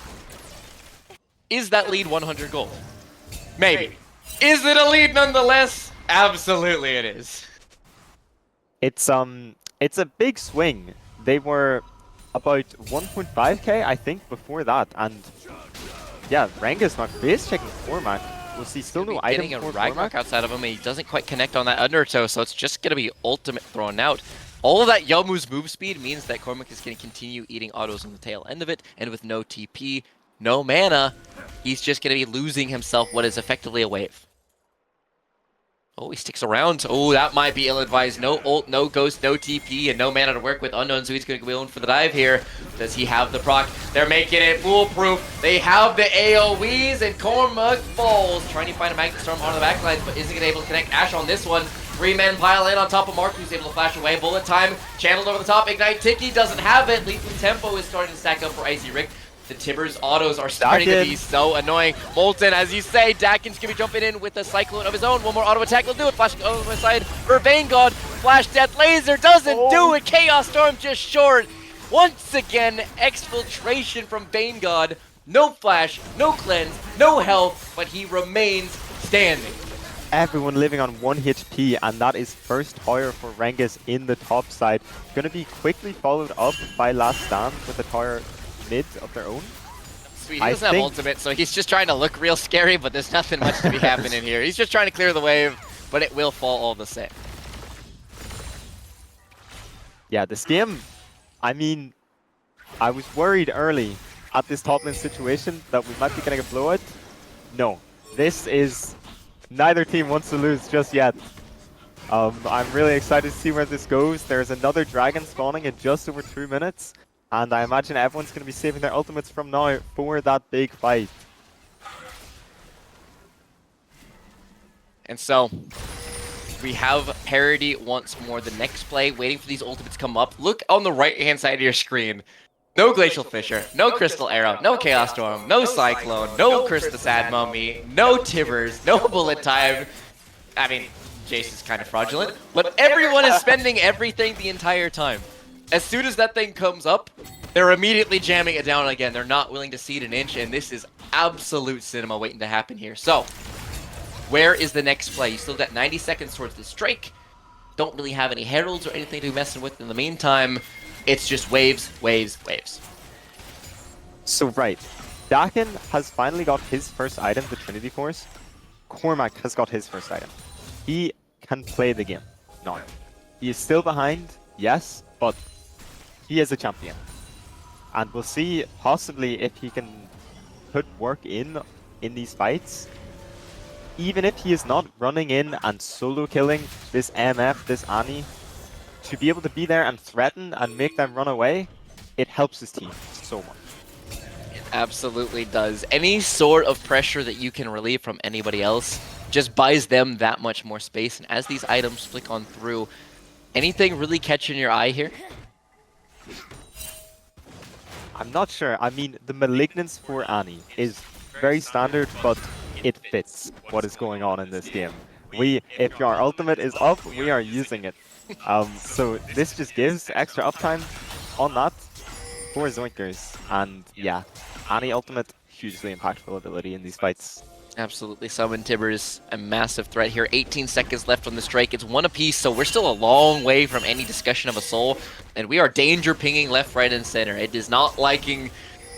If you're Last Dance, this is not exactly the type of world you want to try and face check into, as you don't have to be able to isolate out the Annie. However, in a 2v1 situation, Tibbers going to be thrown out here, forced to flash away defensively. First, the Sad Mummy available. If he gets down to the back lines, he does get onto Dakin and Travis both burning down so far. Trying to get the Leandri's tick full of time, and the Tibbers does it! First arrow landing, Magnustorm spending, Vanguard down, not able to cleanse in time. It's not quite there for the CD. Double kill over the Ashe. Throwing out the Ghost. Ragnarok expended underneath the tower shot. Cormac falls. This can be traded for this Amumu. Rangus is still very healthy in this situation. Triple kill over to Icy Risk, and they continue to march forward. 3 for 2, but it's a slight skew here towards this red team. Last Dance set their sights on the Dragon.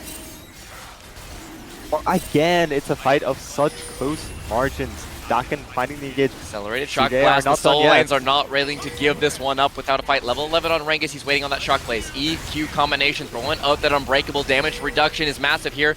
To this guy's spent. Knockback used. We have fully stacked here for Annie. She does not have that flash from the previous play, but as a team wipe for Leisha, snipe out from Rangus. So much damage from lethality. Trying to get an auto back in, bursted out, auto attack from the Ashe, and she steals it! It's stolen here from Icy Rig. This Ashe can do no wrong. The Kraken Slayer proc giving enough burst to secure the dragon for himself.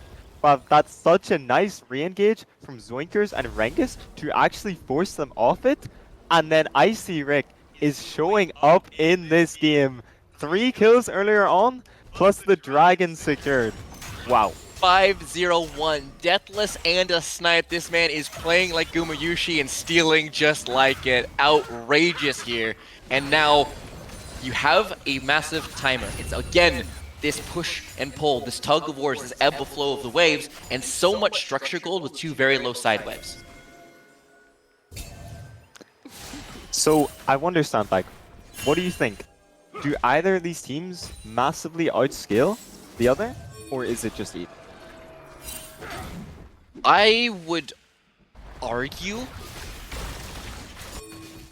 that Ashe, Olaf, Victor do outscale, not by an outrageous amount, but I would say that they have the more streamlined. Ashe held that thought. Crystal Arrow, Wukong, alley-oop. Tibbers doesn't have a stun, and Tibbers can only watch his owner fall to pieces. Nice pick in the mid lane. To answer your question, considering we are at a kill-a-minute territory, certified mega banger territory, I would argue that red team outscales slightly. It's just easier for you to be able to space, and it means that you're far less reliant on a snap engage, right? You need to go for Rel, you need to go for a Mumu. They need to be able to get in and close the gap, versus you can play slower, and as a result, play more resilient here, waiting for a drama. Nice little stand together over the wall. Icy Rick identifying his support was in need of a bailout. Instant Atacon start. They have no idea. And they don't sweep the right direction. They don't have the information, it looks like. It is simply going to be from autoing this down. Anything? Swede might be there in time. 3k HP. It's going to be a burger flip. Here comes the Amumu. 2k HP. Who's going to be able to come up with this? It's Wukong. He's able to get a 3-man ultimate out of this map. This Amumu. Icy Rick free firing. Terry's the right-hand side. Trying to get some damage in, but there was no ultimate here from Andy. Double kill to the Monkey King. 2 for 2. Atacon slain. What a great heads-up call as Travis is looking for a little bit more. You see Rangus bailing out on the left-hand side of your screen, but now he's cut off from the rest of his team. Icy Rick is going to be retreating. One more. Dakin waiting for Warrior Trickster. Nimbus Strike available. Here comes an arrow. Cleansed instantly. Vanguard. Quick fingers on that one, but it is a tool he will not have in a far longer cooldown than Enchanted Crystal Arrow.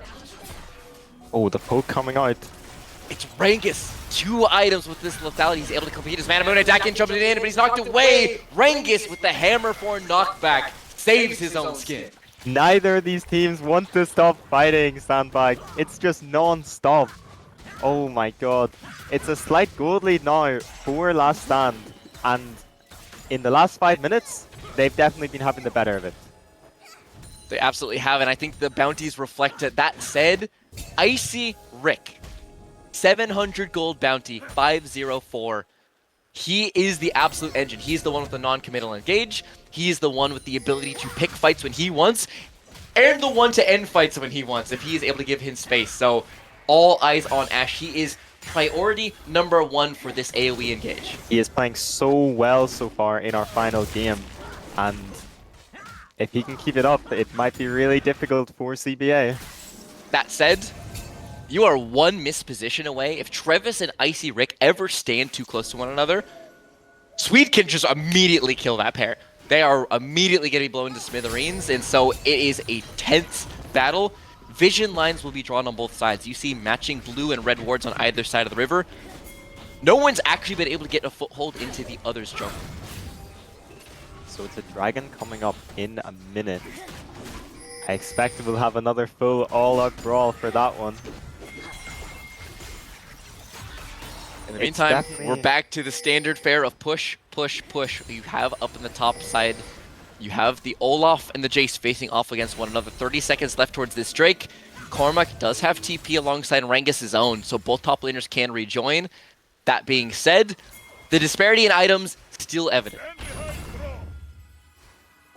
Yeah, this is, I think this next team fight will be a lot. We're just getting later into the game, and the later you go, the more one team fight can blow it open.